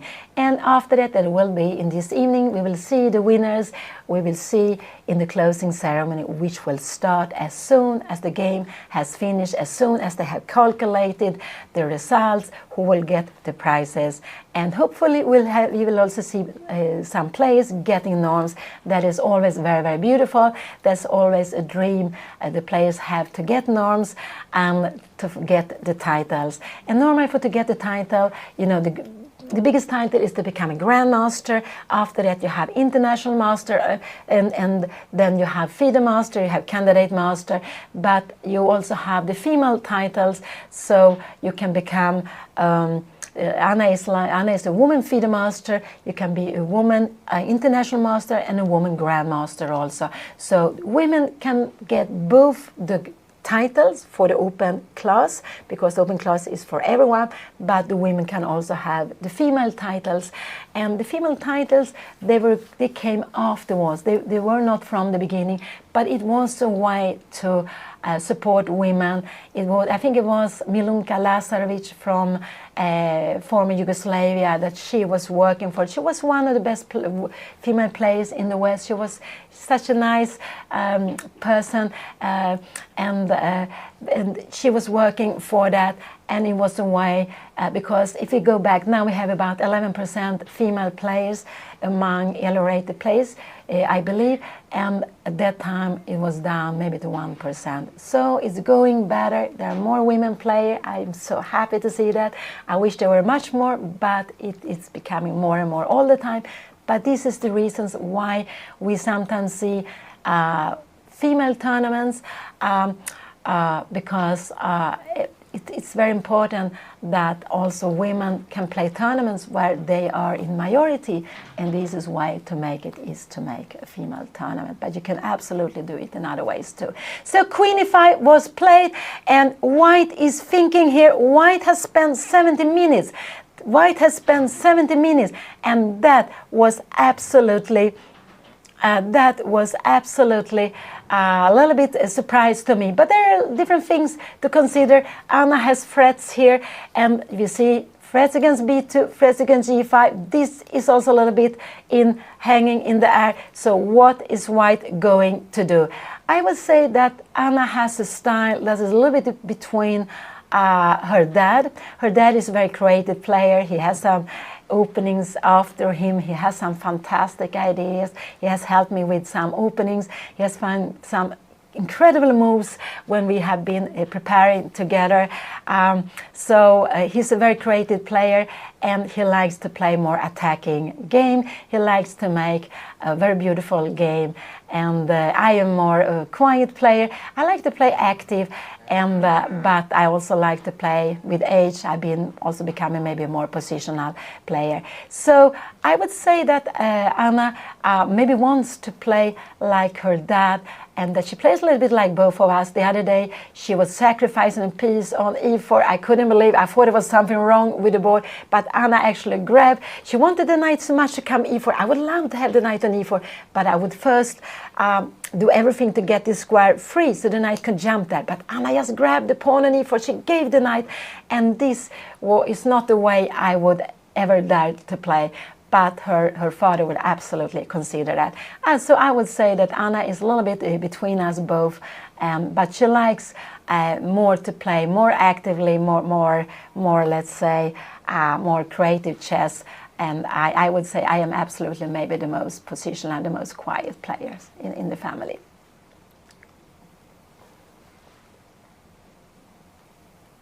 Yeah, I would say that Anna is also, she's very good in calculating. And calculating is very important, but it's also very important to know when to stop, and sometimes not to calculate when to stop, when you need to evaluate the position. Is this something good? Is this something I want to go for? Is this something I want to really have? So it's very important to be able to calculate. That's so important. Some positions you really need it. But you also need to know how to evaluate the position. And queen d2 came here. This was absolutely expected. It was the best move. And here it looks like it has not been spent so much time here. It looks like white has spent like only 10 minutes. I'm a little bit, not even 10 minutes, maybe only like 3 minutes.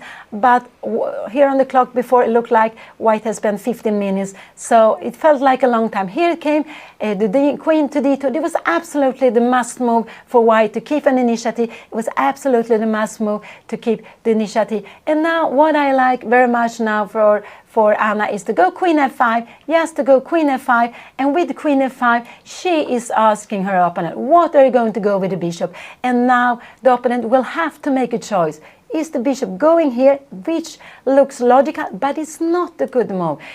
Or is it coming here? And if it comes on the diagonal, I guess bishop to f1 would be the most natural. You can also go here now if you would like to, but then we will go maybe something like rook f8, and if you start something like b4, this could absolutely be, could this be too quickly? Maybe we will just go, I don't know what will happen here. We will go something like maybe knight e5, and we will just start to, I don't know, if you go something like here, maybe, can we even play this knight d3? Can we play a position like this? This could absolutely, could this be possible? But we are going to lose the d3 pawn. Are we going to have something in compensation for it? Absolutely. We have this beautiful queen e5 here, and we can see. But this is far away. This is far away. Let's go back to the position. I just want to say that we have a threat against h2. We have a threat against e3. And after e3, we will just, maybe we will even start to make more threats here. And we have knight e5, and we'll get into some play against this queen. but this is far away. This is far away. But I like now. Queen f5 is the move I like. But I think maybe Anna will go rook f8. But I like queen f5. Rook f8 is absolutely a fine move also to play. Absolutely also a fine move to play. Nothing wrong with that. I would actually go here just to ask the opponent, what are you going to do with your bishop? What are you going to do with bishop? If you go here, it could be that the opponent will go with rook here, and after this, the opponent will maybe go rook b1, and we will see that this was actually be, maybe it would be better if they will be more connected. So I prefer actually to move the queen already now, because now you don't want to go bishop b1. We see that this rook would not be playing. You will probably, if you want to keep the bishop on this diagonal, to put pressure against e4 here, then you would go here. But then we will put pressure on you would put pressure on c4, and after a move like b3 we have maybe b5 here. I'm not sure what is going to happen here. Could this be a problem? Yes, maybe this could be actually getting a problem like this. I'm not sure what is going to happen here. This we will get this could absolutely be maybe this could absolutely be maybe something for be better for white. So it's always tricky, but I would like to make this move. If you go bishop e2 c2, you can go rook e8 here if you want, and we see that this bishop is worse placed here, is absolutely worse placed here than it would be on b1. So I really like this one, because if you go here now, the rook can come here. I would actually here, and now white can absolutely go this way, but white can also go bishop b1, and now this one would be better, more well defended. But maybe this is no problem. Maybe we start attacking here a little bit like this. If b3 comes, maybe we will take. If you take with the rook, what could be happen here? Maybe we have knight b6, there's something happen here on d5. We have different, maybe this would absolutely be a very good move to play, because we are going for the d5 pawn, we are still defending the pawn on e4. Yes, this is maybe about equality. So it could absolutely be fine. So I like rook e8 or queen f5.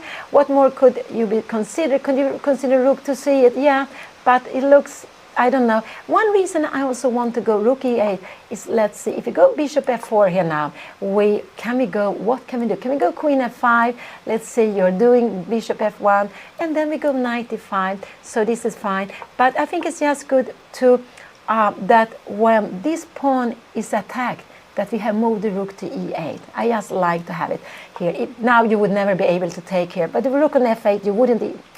Also then it would be good for black. But it's just this rook. I like the rook on e8, just keeping looking at the pawn on e4. So let's go back. So for me, rook e8 or queen f5 is one of the moves I would like to play. It's one of the moves I would like to play. So Anna has made now, she has made 16 moves here. She has made 16 moves, and she still has 4 more moves to go for making 20 moves, and she still has 24 moves to go for the time control, because this is a classical tournament. They are getting 90 minutes, and in these 90 minutes they have to make 40 moves, and for each move they are getting half a minute per move. So I just like rook e8 or rook or queen f5. Yeah, you can go move like this. Maybe you can put this rook here. Could this be a possibility? But I'm wondering, can we play a move like this?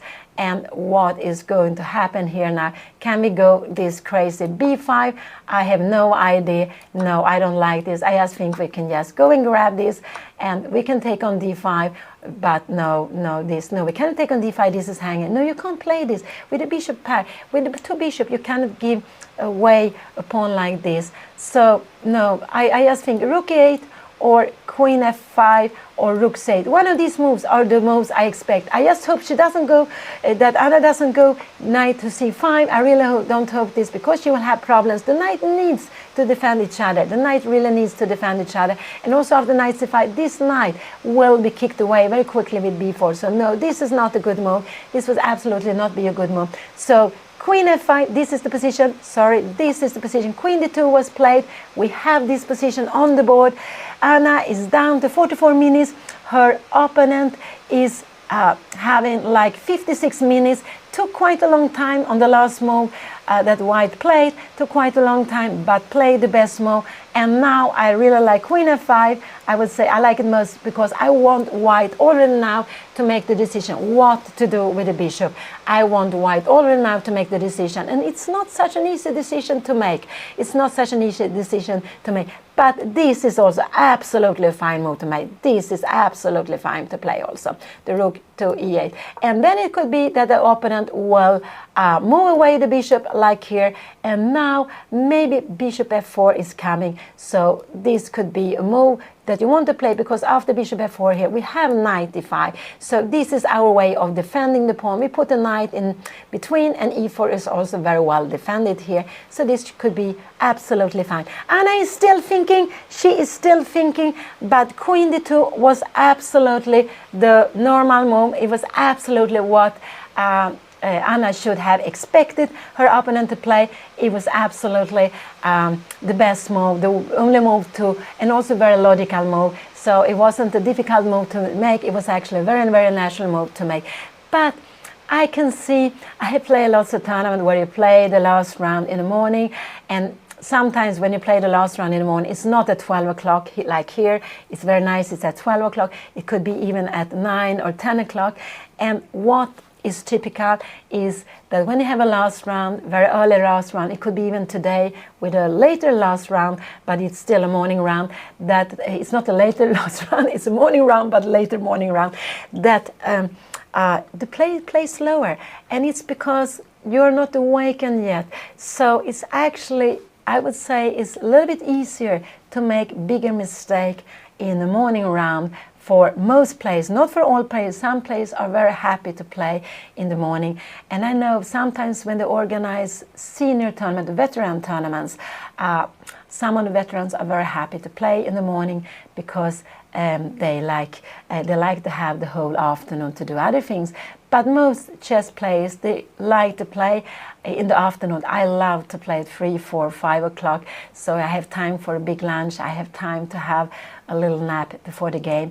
And also have time to wake up my mind, wake up my body. So I prefer that. But so it's quite typical that you can see more mistakes in the morning rounds. You can also see that the plays normally are more slower. But Anna has been playing, oh, she played queen f5. She played this good move, queen f5. I'm so happy to see that. That's a very good move. Now Anna has spent, now it looks like 49, but I think Anna is down to 42, 43 minutes. So she's playing quite quickly anyway. This was a good move. Now white has to make a huge decision. White actually only have 5 moves to choose from here otherwise, and one is to move this bishop 1 and 2. I would say bishop b1 would be a very strange move, or 1 and 2, these are 4 different moves, or to take on f6, and then black will just take back here. But we will not see that white will take on f6. White will absolutely move the bishop, but where will the bishop go?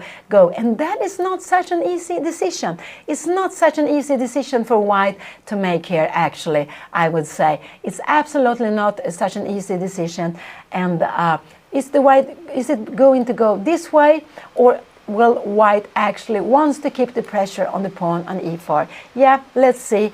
I expect white to use some time here, but of course when Anna was thinking, white also understood that this is one of the moves, and so white has absolutely considered queen f5 and perhaps taken a decision or which diagonal this bishop is going to be. But it's quite good to kick this bishop away, and I like to kick it away before rook c1 was being played, because now bishop b1 is not natural. This rook is not going to be in the game. So if white wants to keep pressure against e4, this is the natural move to be played. Here actually I like very much the rook here. You can also go rook c8, b3, and now you can go maybe rook f8. You can even go b5 here. This could absolutely also be played, but I don't know what would happen after a move like queen f4. Can we go something like queen g6? Maybe not, because here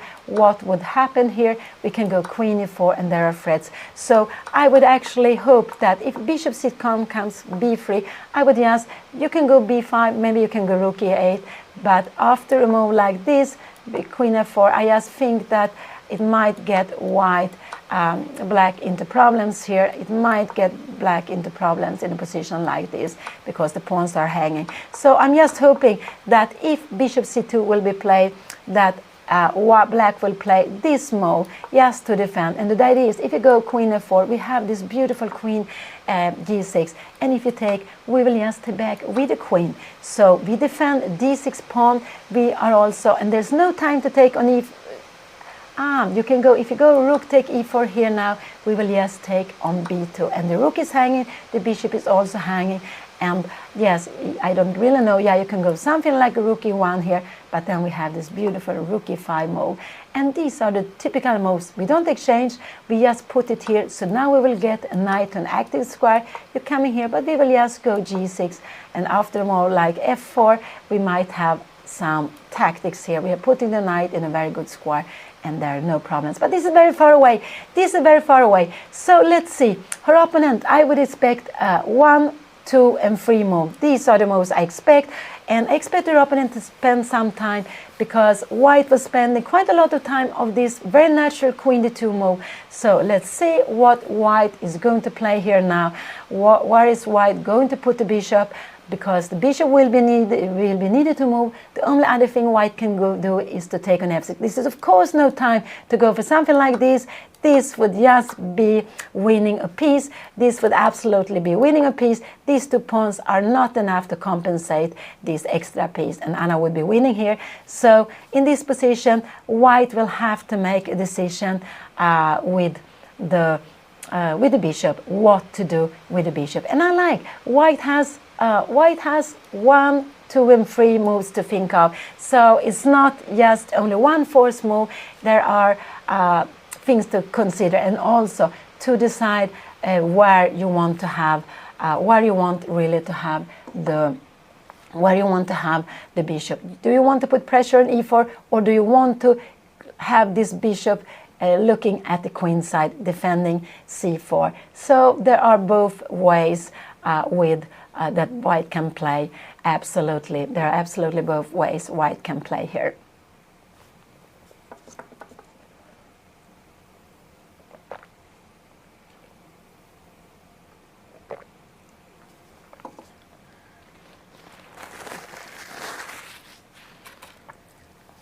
So this has been an exciting Sicilian variation. I actually don't know the name of it.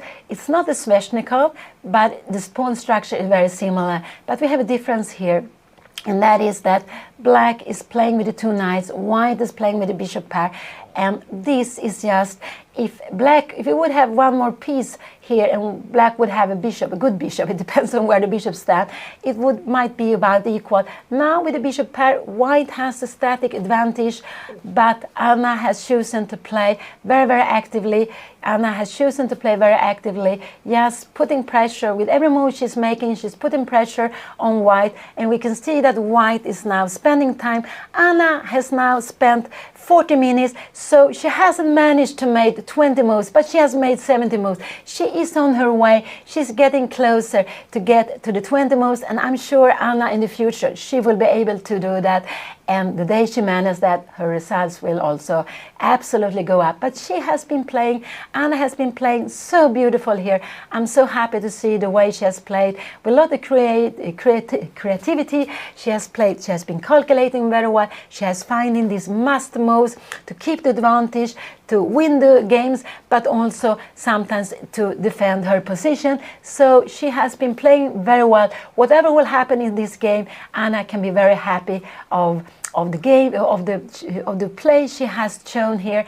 And with chess is like that. You just have to keep on working. You have to learn from every game you play. You have to take something with you, and there will be lots of new games. There will be lots of new tournaments.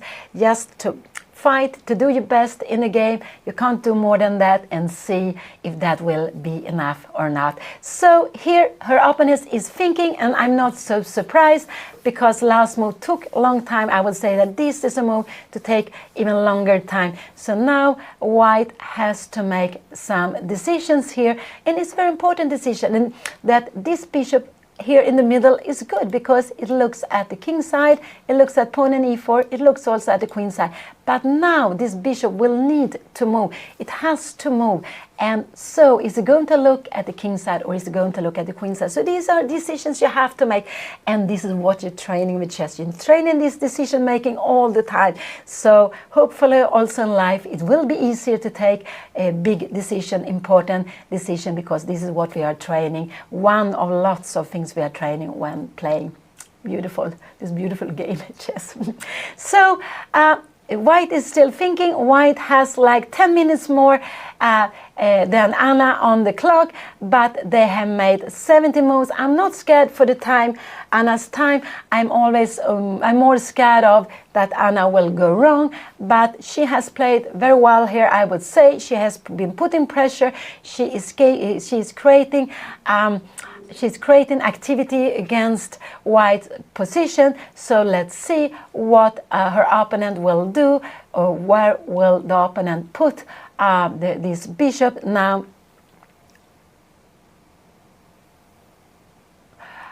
Yeah, when you play a tournament, they're playing 9 rounds. 9 rounds is very logical because for norms, but it's also very logical because that you have uneven number. So Anna in this tournament, she has 5 blacks and she have had 4 whites. So you have an uneven number, so you will play 5 blacks or 4 whites, or you will play 5 whites and 4 blacks. So it will be very close to the number of black and white. And what decide is that when you are making the pairing, so normally the number 1 will play against in the same group. If there are 6 players in the same group, 6 players have the same points, normally the number 1 will play against the number 4, the number 2 against the number 5 in this group, and the number 3 against the number 6. But they're also looking for colors. So if the number 1 had white, and if the number 4 had black, this is clear, number 1 will be black and number 4 will be white. So they're looking for the numbers. They're putting the place of the rating in every group, with every points group, and then they are looking for the numbers, but they're also taking care of how many whites and how many blacks they have had. And this is why Anna, 2 rounds ago, she played against the number 2. Anna was rated number 5 in the group. I think there were 6 players who was leading the tournament, but Anna actually played against the number 1, not the number 2, and it was because of colors. So the colors would be fine for both of them. So they are looking for getting the right opponent, but also getting the right opponent with the right colors. So that's why it can happen that you get 2 blacks in a row, you get 2 whites in a row, but it's extremely, extremely unusual to get 3 in a row. I thought it was almost impossible, but a friend of mine, she told me recently that she actually got that, but that is so unusual, and it must be something very important that makes it that you have to have 3 of the same color in 3 games in a row. In the old times that was absolutely possible, because sometimes they have a pairing system where they were not at all looking at the colors, and this is not good. You need to look at the colors also, because everyone wants to have sometimes white, sometimes black, or most players like to have lots of white, but it's fair to have change, that you play with both black and whites and you have more or less the same number of games with black and white. So White is spending time. I'm not so surprised White is spending time, because this is such a huge decision for White to do. Where is this bishop going to go? Where is this bishop going to be placed? On which diagonal? And it's not at all an easy decision. So let's see, what is White going to do here now? What is White going to do? And if White go here, bishop c2, I just hope Anna will play this move. She can also maybe go rook f8, but I'm just wondering b3. Can we go b5 here? I'm still a little bit concerned of queen f4 here. What will happening? Maybe this is fine. This could be fine now, because if you take here, we will just, maybe we could go we can play in different ways. We can take on b3. We can go, we can play in lots of different ways here actually. We can even go here and here to put pressure on the d5 pawn. This could absolutely be fine. And after a move like this, we might just start to put some pressure on this bishop. This will absolutely be fine to play. Absolutely, after a3, we will have some pressure here. This bishop is just getting very, very passive now. So let's go back. So this, let's see, she played bishop c2. And now this is a moment. This is quite... this is a very tempting move, but I hope Anna will go rook e8, because this is very tempting move. But after this, this is queen f4 will absolutely be, could be some problem with queen f4. So I hope Anna will, because the difference is, if you go rook f8, if you go queen f4, we will just take here and we can take on c4.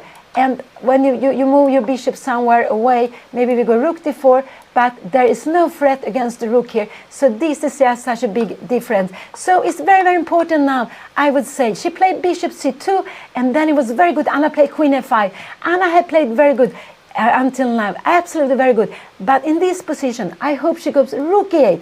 And the very important with this is that after queen f4, we have this beautiful queen g6 move. This is such a beautiful move. And the idea is simply that you cannot take on d6. We will take the bishop. It's not possible. And if you want to play bishop take f6, you are going for the d6 pawn or you are going for the e4 pawn. We have this beautiful queen take f6.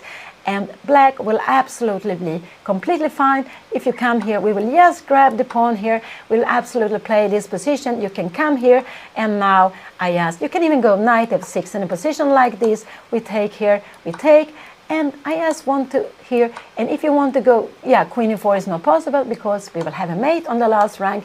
You will need to be play maybe queen d3 here, but we can just we can give it check and grab the pawn, or we can go here directly. This is also absolutely fine. This is again no problem because we can just give it check. We can even go queen f8 here, and this I just want to play this. We can play with a pawn, but we don't have to give the pawn. We can just play something like maybe knight f6 could be a fine move, or maybe but this is very, very far away. It's absolutely no problem in a position like this. So I hope Anna go rook f8. I'm a little scared of rook a8. And rook f8 is also a good move. The reason is she needs to move away the rook. So if queen f4 comes, and she can change, d6 will not be taken with a threat. This is very important. I'm a little bit scared. Should we go rook a8? That wouldn't be so good. This could actually be the best move, but this is just such a difficult move to play. This is very difficult move to play. But the reason is that after b3, we will go b5. I think we will go b5. Maybe this is not so good because you can take here and you can come here. So what is after b3 here? So b5, you can take here. But now we go here, we have queen d4. And what is going to happen here? This might be some pressure, but I think this is absolutely fine to play. You can maybe even go queen e5 here. Even queen e5 could be a fine move to play. This is just a difficult move to play. But the idea is if you take here, we will take on c4, and this will absolutely be completely fine. This will absolutely be completely fine to play. Bishop d3, we will just go rook d4, and we will just take here on d5 very soon. It will be about equal this position. So let's see. So what are the moves here? So I think we will see a rook to c8 or a rook to e8. But if this is a rook to c8, I do hope if she goes here, b3, rook f8, now queen f4, could this be annoying move? I don't know if this is an annoying move. Could this still go queen e6? And when you take here, we can just play queen take f6, and if you go rook take e4, it doesn't work because we have the rook hanging. So this could absolutely be possibility just to play. So what is happening? Rook ac1 here, I have no, and now we have a move like knight c5. But this could be some difficulties to take this decision to have a double pawn like this. this is not so easy because now we have much worse pawn structure. We would love to have the pawn in g7. It's much worse with the pawn on f6, but this is far away. So now bishop c2 was played. It was a logical move to put pressure here on e4. So I just hope Anna go this little rook f e8, just keeping the pawn on e4, defending, and she's also like that. There, if bishop f4 will come, Anna will absolutely go knight e5, but it's good to take this rook away. So if there will be some tactics, something taken, the bishop taken on d6, we have seen it a little bit in different ways, it then will not threaten the rook. So I would say that I like this rook f e8. It's such a natural move to defend better, because you know that this could absolutely be a plan. So it's just very good to go here to defend e4 better. And after, if queen f4 comes, I think maybe you can take, but I think queen g6 is such a beautiful move. Yes, to play this, it's just so nice to play this. I don't know what would happen if you go something like that. Maybe we even can go knight h5. We can go rook c8. Can we go knight h5? Could this be a move? Or maybe this, and you go queen d5 here. We might just, I don't know if we change or we just put up our piece a little more actively. I am not sure, but this could absolutely be played.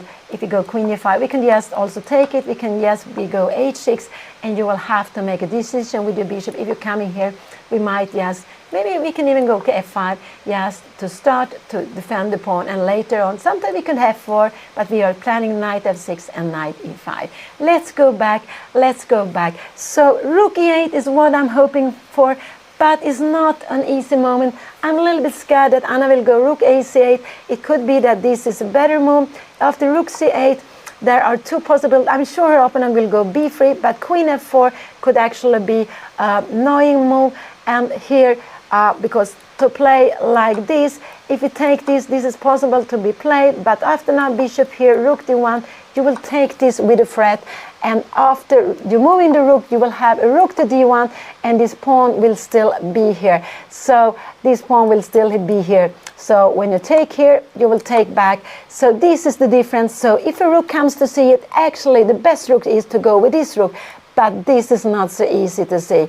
So I just hope, this is absolutely not so easy. b5 is a possibility to play b5, but I don't know what will happen after queen f4. This will just make things a little bit crazy here. What is going to happen here? I think this is going to be good, because maybe you can go some h4. You cannot take on d6 because we'll take the bishop, but if you can, maybe can you take here now? Yeah, queen take here, queen e4, and we will need to go g6. And now maybe this is fine, but you have lost the pawn. This is maybe not so bad. We have at least exchanged a good bishop. We have some threats here. You take here, and we will absolutely take back here. You will need to defend it. And yeah, you don't want to go b4, because now we will have some. Maybe we can go and play with the queen against the two rooks with rook a8. Yeah, so here black will absolutely fine, but maybe a move like queen b4, putting threats against b5. And this is just getting maybe knight c5, but this is just white is absolutely better here. Let's go back. This is position. So I'm hoping for the rook to e8, or otherwise rook f8. This, I hope Anna grab her rook on the king side. I just hope she grabs the rook on the king side, and then she has only two natural moves, rook 8 or rook f8. But this, I would say, is a very difficult move to make. This is a very difficult move to make. But the idea is to put the pawn c4 on pressure, to put pressure on the pawn. And so Anna, and I think Anna will do that. I think she's going to attack this pawn. This is what I think she will do. But I would actually prefer this little move, just to defend e4, and she will just control e4 much better, because queen f4 is a plan that white is having.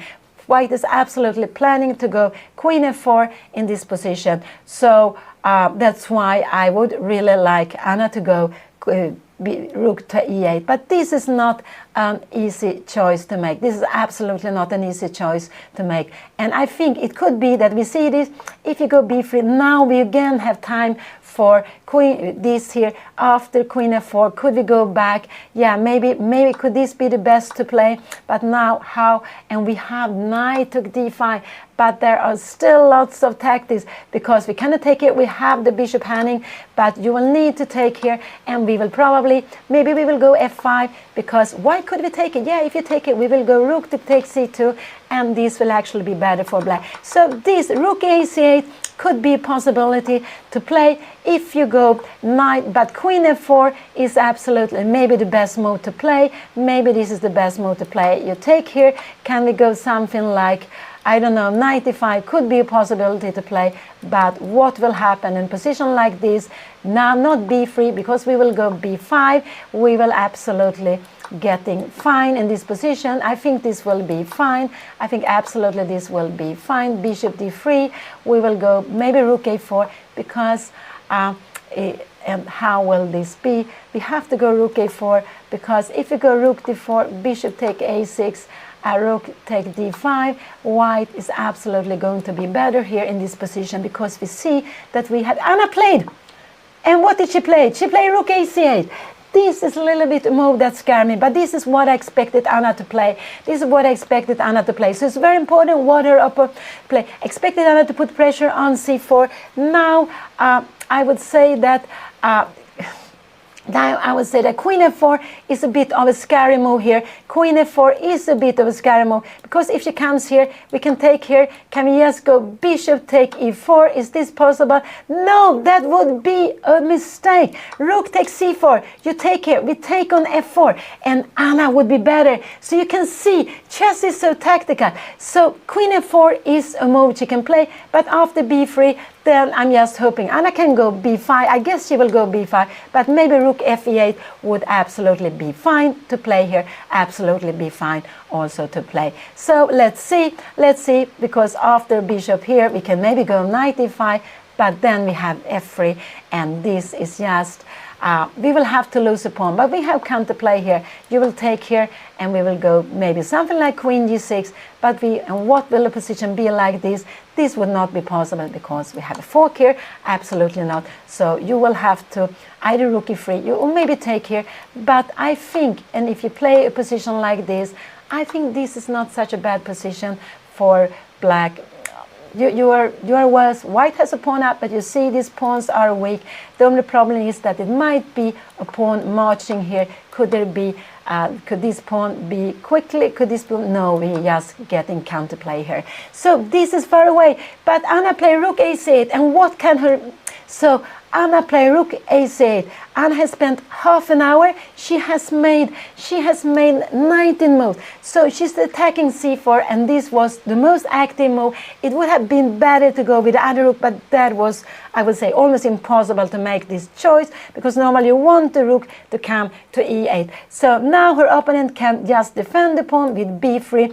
She can also play bishop f4, queen f4. She can go bishop f4, but I think that would not be such a good move. You have knight e5, you have still pressure here, you have b3, and now we have b5, and we know, and after a move like f3, we will just grab this pawn, absolutely, f take e4, and we will just move away with the queen. We are not scared to play this pawn structure. This is absolutely, I would say, this is absolutely fine to play.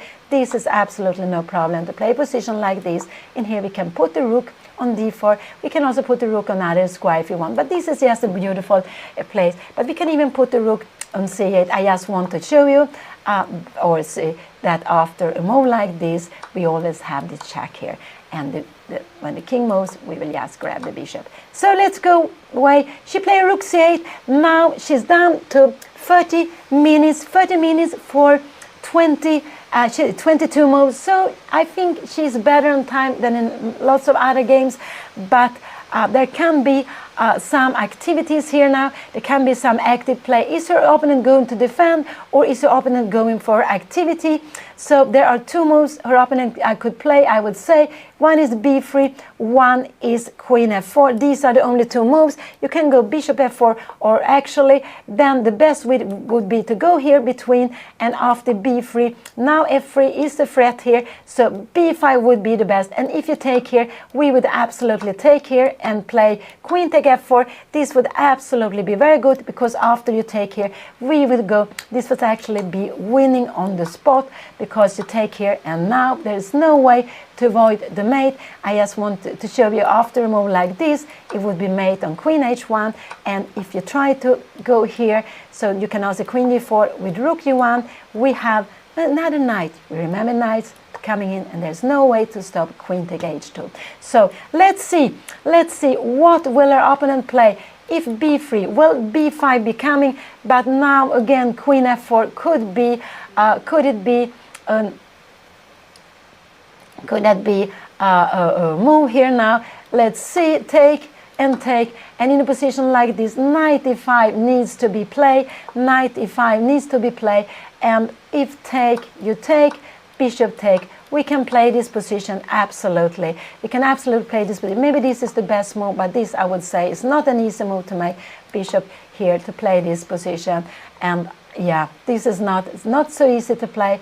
But after a move, what white is hoping to do is actually to get this a pawn, to play a position where you have a pawn like here, you have a pawn more far away, and the bishop will be stronger. So Anna played rook to c8. She played rook to c. This was an active move. She put in pressure on c4. So her opponent can just have two choices, I would say. One is to defend on c4. The other one is to go for activity. So it's just very, very important what white will do. I guess white will go b3. But it depends on if white is scared of b5. I think then Anna will go for b5. Well, otherwise white will have to go for some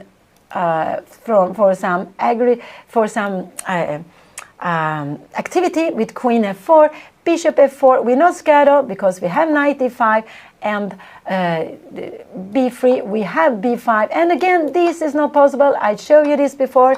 In a position like this, maybe f3 is necessary, but we will just grab it. And if you grab it with the bishop, we will just take the bishop. You can take it with the pawn, and we will just go queen f6. So if you take here, this would just be a dream for black, because now this is a backward pawn. This pawn stops both of them. You have a square here. Now black would actually be better in this game, even if there are equal pawns. Let's go back. This is position. What is white going to do? I expect white to spend some time here, and I hope white will spend some time here, and let's see what Anna will do. After that, let's see what she will doing. Let's see what Anna is going to play after next move, because the next move will change the character. I can only see one, I can see two moves, I can see three moves, I can see four moves. Maybe this also is a possibility, but we take here, and if you take here, we will just grab, we even have this beautiful move to queen e5. We have this beautiful move to queen e5, so maybe this is also possible. Maybe you have to make a move like here, but you're just coming back. No, you cannot play like this. So I would expect one, I would expect two, or I would expect three. These are the three moves for white to consider, absolutely. And I think this is the most logical move to defend, but this could absolutely be possible. And then to play like this, and in a position, if you come here, this would maybe not be so good, because if you take here, we will have time. Maybe we just take back here, and this would absolutely be quite fine. This is better to play, because we have these two pawns here. This would absolutely be absolutely minimum equal for black, so this would be fine. So maybe, but white is taking the time. White is absolutely taking the time, and this is the last round in Rilton Elo. Anna has been playing here. She has been playing here for 9 days. This is the 9th round. She has actually been here for 10 days. There was a free day in between. Very nice to have this free day also on the 1st of January. She has been fighting here so well, and here we can see Anna play the last round. She's playing the last round, and of course this game will a little bit decide how she feels after the tournament. It's like that, but whatever happened, I will say that Anna has been playing so well. I'm so happy to see her ideas, her games, and to see how she's calculating. She is the understanding she has, and this is what one has to do. You keep on playing, you keep on fighting, you're learning, you are improving, and you're actually, I would say you're actually competing with yourself. Just try to be the best of yourself. Like that, you will get higher rating, you will become a stronger player, you will enjoy chess. I think you will enjoy chess always, but it's always nice also to learn and to be stronger, to understand chess more. So Anna has been doing very, very well, and we have such an exciting position here. This is the last round. Anna is sharing 5th place. She lost yesterday a very crucial game. She was so close to make a draw. Finally, she lost rook endgame. So all rook endgames are not drawn. They're actually very tricky, and there's something you are learning by playing them out. You need to play out the endgames like that. You will learn them much better. So we have a very, very intensive, a very important, we have a very important position here where both white and black can go wrong, where both white and black can go wrong, and we can see that white is spending time here now. I'm not surprised because white has been spending quite a lot of time on the last 2 moves. Last move was not strange to spend a lot of time, but the move before was quite normal.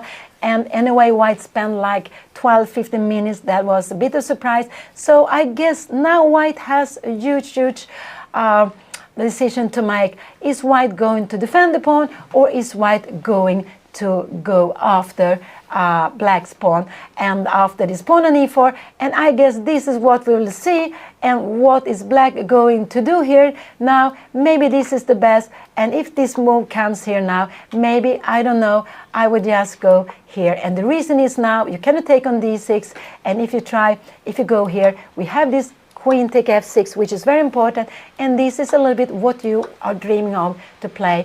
Maybe you think there will be some problems here, but we will go for b5 to open up this position. We will absolutely go for b4, and if you try to go something like that, maybe we'll go rook c3, maybe we'll just go, probably go b4. So this pawn is just, and we can see there's a mate on the last rank. You make something like that, and here we have this beautiful move. Actually, this is a very beautiful move, and I will just show you why. One is you cannot take it like this because you will lose a piece, and another reason for this move is that if you take it like this, we will have a backward pawn. You have a pawn extra, but this doesn't matter. Maybe we can just go knight to take d5 if you want to also. So let's go back. This is the position. b3 was played. This was absolutely the move I expected. Now I believe that Anna will play b5, but I think rook e8 is a better move to play. I think rook e8 is the better move to play. This is what I would prefer because I want, but it could be that she's scared of bishop f4, knight d5 and f3. Could she be scared of this? She could absolutely be scared of this. And now we have b5. Anna is actually going to lose a pawn here. So I expect Anna to go b5 here in this position. I absolutely expect her to go b5. And what is then black going to play here, or what is white going to play? But b5 is absolutely a very good move, and if this is taking, we have this, and this is actually very, very good for, this is actually very, very good for black. We're taking the next pawn, and we are, these pawns, even if they are trying to run down, I don't know really how we are going to run down, maybe something like queen c4, no, then we can actually take it, and we can go, yes, rook a8, and we will pick up this pawn, because we can see, if we come here, there is no mate. There is no mate because this knight is just defending the b8 square. So let's go back. I expect Anna to go b5, and I think b5 is absolutely the best move. And she played it, and she played it quickly. Anna played it quickly, but this is the most active move. I thought rook a8 was the best move, but it's not. Then she would have had to play with the pawn down. Anna goes for more activity. What is her opponent going to do here? What is her opponent going to do here?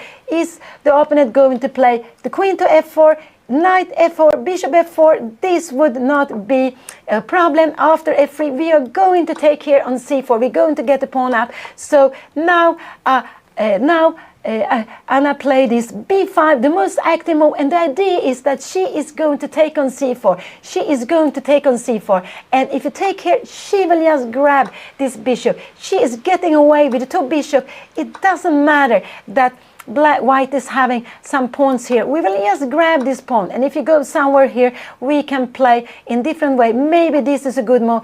This pawn is not going to do so much. Maybe we can go even knight c5 to block here. This could absolutely be a possibility. Or we go queen a5 and we will just go and grab this pawn. You can take this, but we will just take this pawn. And even if you have these two passed pawns, the queen and the two knights will be stronger, because without the queen on the board, this could be very fine for white. This could absolutely be good for white.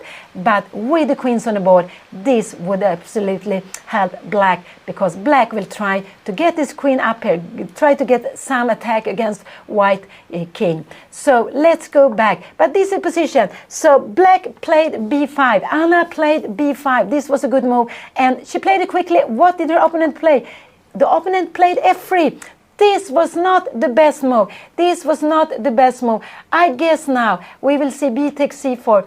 This is absolutely very, very difficult. How can this be? This could absolutely be a move, but I don't understand why this would be a move. So I expect Anna to take on c4. Knight e5 could also be a good move, but I expect that we will have a position like this, and after move like this, we will have, now it's even is it possible to play this move? This could be a possibility to play, but it wouldn't be so good. Queen e5 is a good move to play.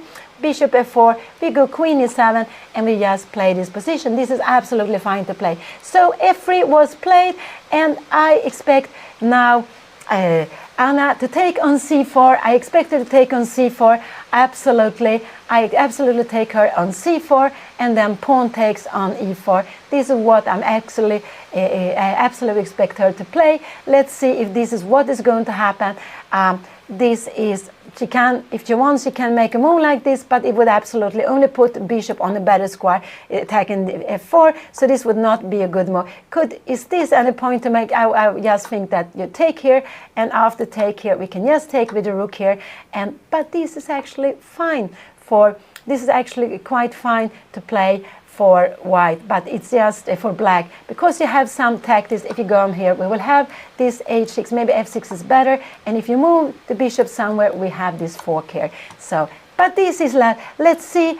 So Anna is thinking f3 came very quickly, so b3 came, b5 and f3. I was a little bit surprised white played this too quickly, but white wanted to take back the pawn on e4 as soon as possible. So now I'm just expecting Anna to take on c4. She can think of other moves also. What more moves could she think of?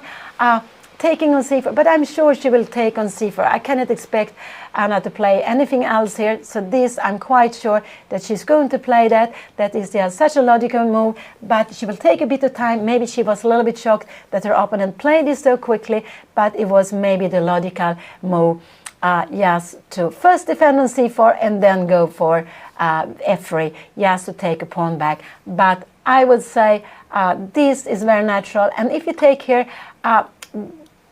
white will not take like this, because now we will probably just go queen e6, and we can see that we have got rid of one of the bishop, and this is just helping the knight. Queen e6 is an important move because we have to defend the pawn on d6, but this would absolutely be very fine to play. No, so if Anna takes, this is one move to consider. This, I don't know, very difficult. Could this be a move to consider? But I don't think so. Then I guess we will have a pawn here on f4, and we have queen e6, and this is actually absolutely fine to play. But this would be, and what can you do here? You have some tactics here, and the point is now, yeah, but this, what is going to happen here? We have maybe a rook here, d7, but it doesn't work because we have this beautiful knight takes d4, and we will just afterwards we will grab it. This is very far away. This is the position. So knight e5, but I don't believe Anna will go knight e5, not a chance. And or take on c4, queen e6. I cannot see any other moves. I just think that this is such a natural move. Has Anna played? Did she play? No, she hasn't played. It's still her time. She is down to 25 minutes. She has made 19 moves. She needs to make 21 moves now in 25 minutes, plus the half minute she gets for every move she is playing. I am expecting Anna to take on c4.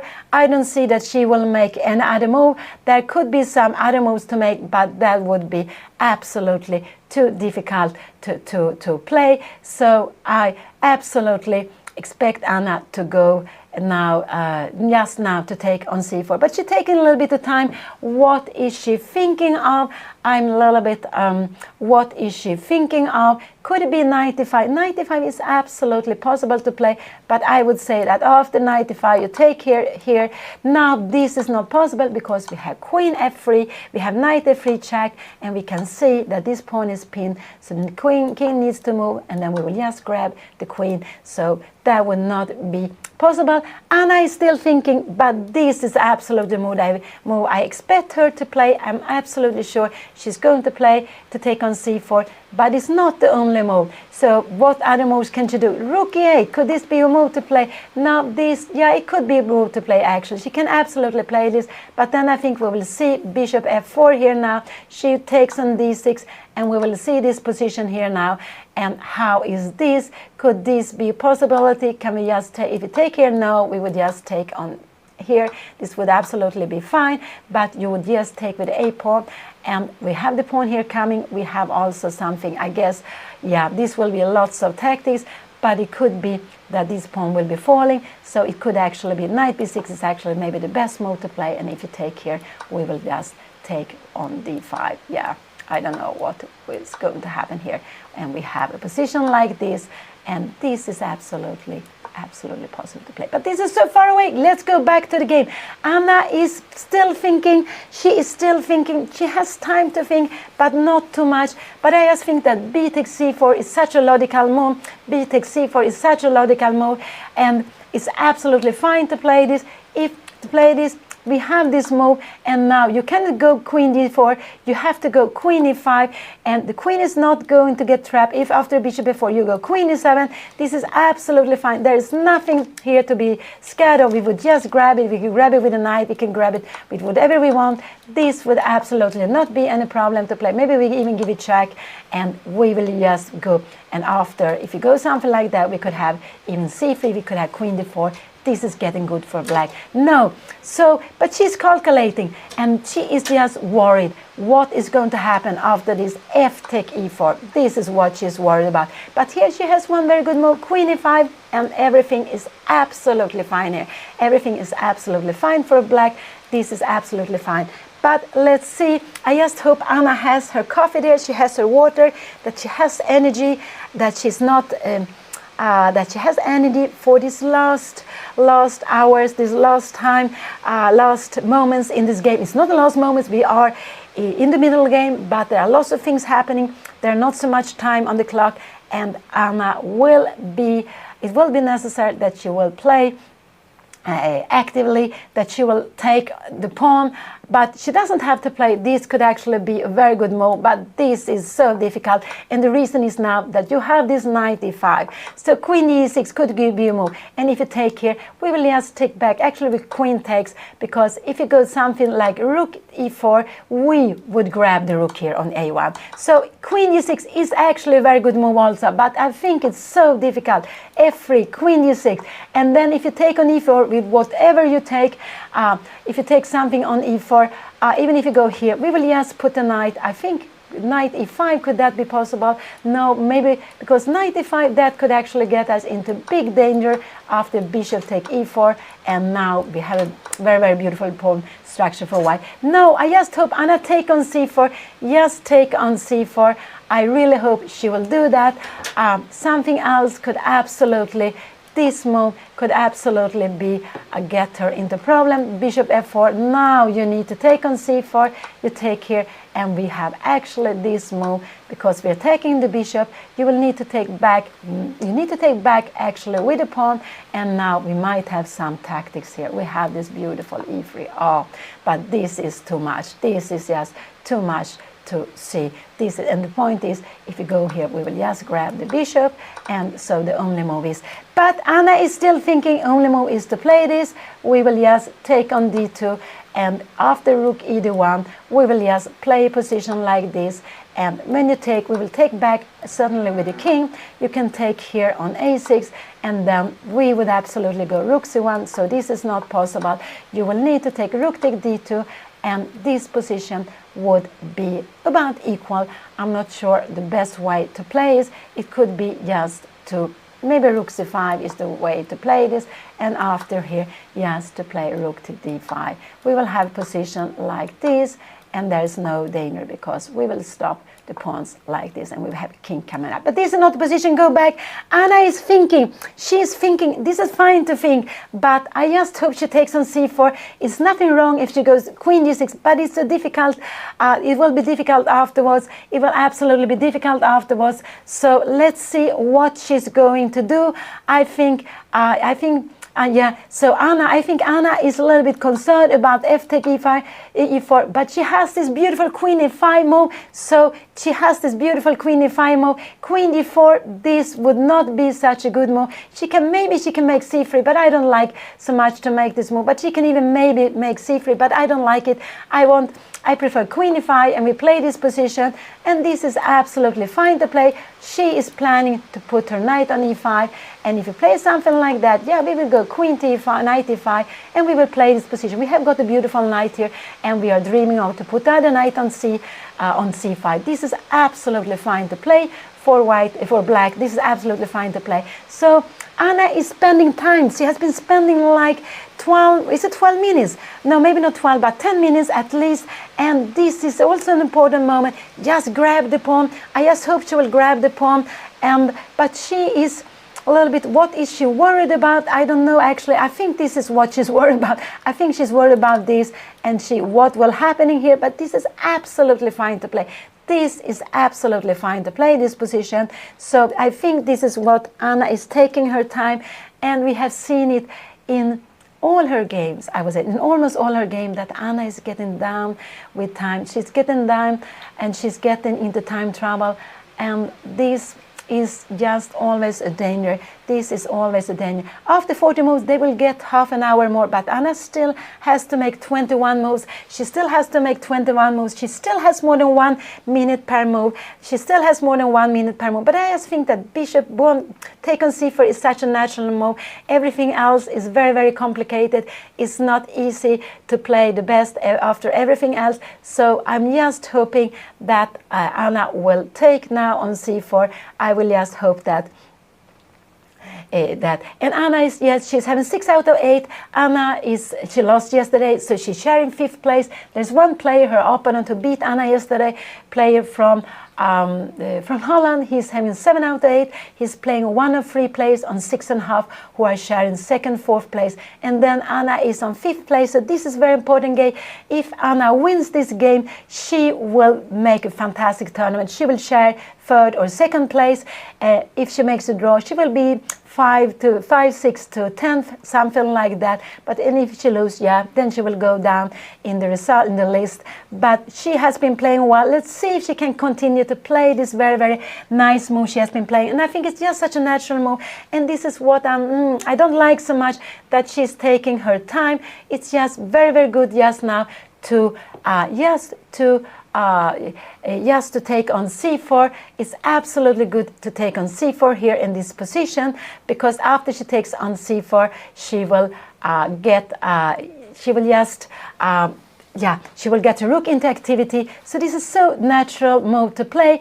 Anything else would, she can play other moves, but it would just complicate matters a lot. And this is not possible. She took on c4 here. She took on c4. This was absolutely what I wanted her to play. This was absolutely natural move, but she took time for it. And this is actually the only thing I didn't like. She used quite a lot of time, and this was such a natural move here now.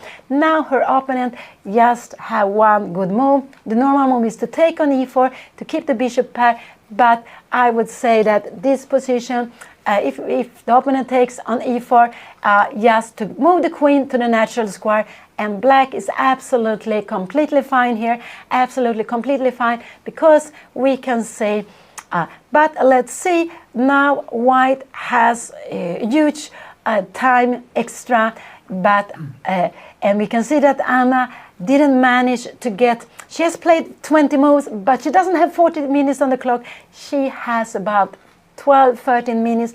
I wish she would have had more. She used quite a lot of time for this natural move, but she wanted to calculate to see that if white now takes here, there is a good square for the queen, and queen has this very good square. It's very important that you don't go here, because then e5 would come, and this would absolutely be the end of the game. So absolutely, but this is the position. Anna took the pawn. This was absolutely a natural move to play.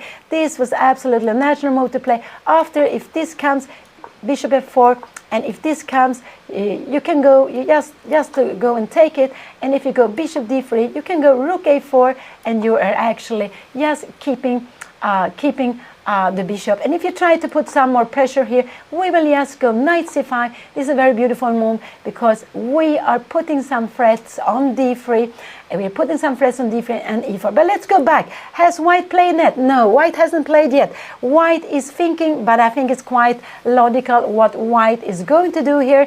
I think it's quite logical what white is going to do the next move, but white also likes to take the time, so white hasn't played yet.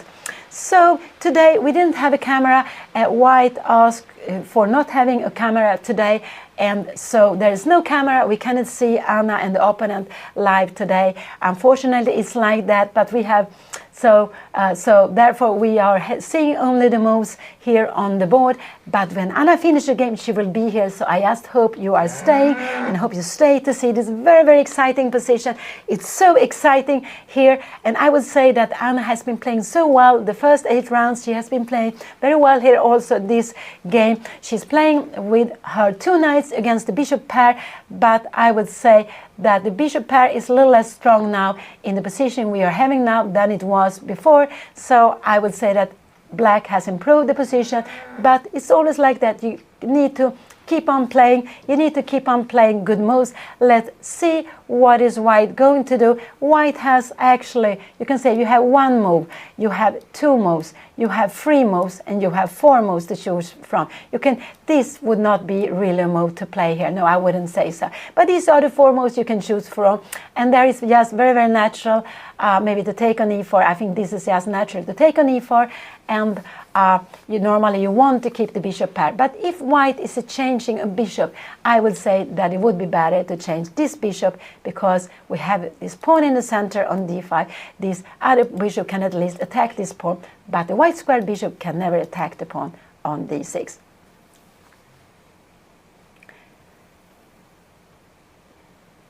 So let's see here. Let's see what white is taking a bit of time here. White is absolutely taking a bit of time here, and let's see what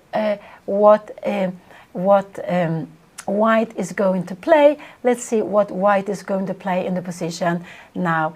I expect the pawn to be taken, and yeah, this is the last round in this so exciting tournament. It's such an important game, but I would say that all games are important. Anna has made it fantastically, 6 out of 8. She even had 6 out of 7, but I'm just so happy with how she has been playing. There have been so many exciting games. Anna made the best move here, just took on c4. She just took the pawn. There were other moves, but they were very tricky moves. They were tricky for black, they were tricky for white, but this was the natural move. And only thing is that Anna spent some time. She's down to 16 minutes. She is down to 16 minutes. And for 16 minutes plus half minutes she will get for every move she makes. And now Anna has 20 more moves to make to get the control.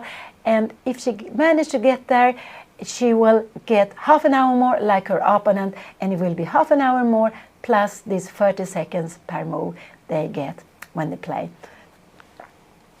So white is taking some time. I'm not so surprised, because white has been taking time, and you can take here actually, if you want to take on e4, you have 2 choices. One is with the bishop, one is with the pawn. You don't want to take with the rook, because if you take with the rook, we would just grab it here like this. We would grab it like this. We could actually also even play a move like this between, and after that we could even go rook to c2. So no, this would not be possible. Rook is not a move white is considering. So white consider either to take with the pawn, take with the bishop? Could it be that white is considered also to take on c4? That could absolutely be a possibility, but that would only bring black rook to a more active place. So I don't expect that. If you take here, we can see that this rook is active, and if you take here now, black, or this would maybe not be such a good move, because there are pins here in lots of places. There are pins everywhere. What is going to happen here? This would be so crazy here. Because bishop take e4, we have queen take e5, and this would be absolutely fine. So this could absolutely, but maybe this could absolutely be possible. And after a move like queen take e4, we would of course take the queen. Now I'm getting a little bit tired. It's not so easy. So what? So Anna took here on c4. White is thinking, I just hope white will spend some time. I hope white will spend some time now before making the next move. But what is very natural is to take back on e4 with a pawn. It could also be possible to take with a bishop. It could absolutely be possible to take with a bishop, but then white will not have any bishop pair any longer. But it could be that white think that now this bishop is just standing behind the pawns. I prefer to take it away. So this bishop, so I don't have to have a passive bishop. But still here, white will have the bishop pair, but black will try to get a knight to this beautiful square on e5, and the other knight to the other beautiful square on c5. So let's see, b takes c4. What more could be considered? Could this be a move? b4, could this be a move? No, I don't think so. Maybe we go c3, and after queen f4 we can just take on d5. No, this is not a move. Just to try, and the idea with this move would be to try to have 2 pawns more here in the end games with the bishop, but no, this would not be a natural move. It would absolutely be a slow move, because now it's not only that Anna took here on c4 that she just took a pawn. She is planning to take on d5. She is planning to play queen take d5. She also has some idea of going c3 here, and then after take the pawn on d5. So this pawn is now hanging, and the threat is to take it with the queen. So that means that white has to do something against it. You can take on f6. This could be a way of doing something against it, but then you will remain with a pawn which is not, with a bishop which is not so active. You don't have the bishop pair any longer. So that could absolutely, that is possible, of course. But what more could be considered? No, I wouldn't say that this is a move to consider, because again, we would just go c3, and then we would go probably just take on d5. You have to, this would not be possible. We would probably just go taking here, and then we would absolutely go take like this, and we would have, you know, pieces coming up, and this was just be winning for black. But this is not the position. White is thinking, white is down to 25 minutes, and Anna played this move, this very natural move. She took quite a bit of time. That was the only thing I didn't like, but it was the most natural move. She was attacking a pawn. Now she took the pawn. So white can win a pawn here on e4. Black has won a pawn on c4. They will have equal pawns. I'm sure about that. They will have equal pawns, but it will be a long fight to continue. White has to make this huge decision. Is white going to take here with the pawn? Is white going to take here with the bishop? It's maybe not so easy to make the decision what is better. White is probably going to take either with these 2 pieces. I cannot see another move. Yeah, you can take on c4, but it would just only bring up Anna's rook. So I think that what white is considering is taking on e4, or taking on e4, but taking with the pawn, or taking with the bishop. I don't think there is any other move we will see from white.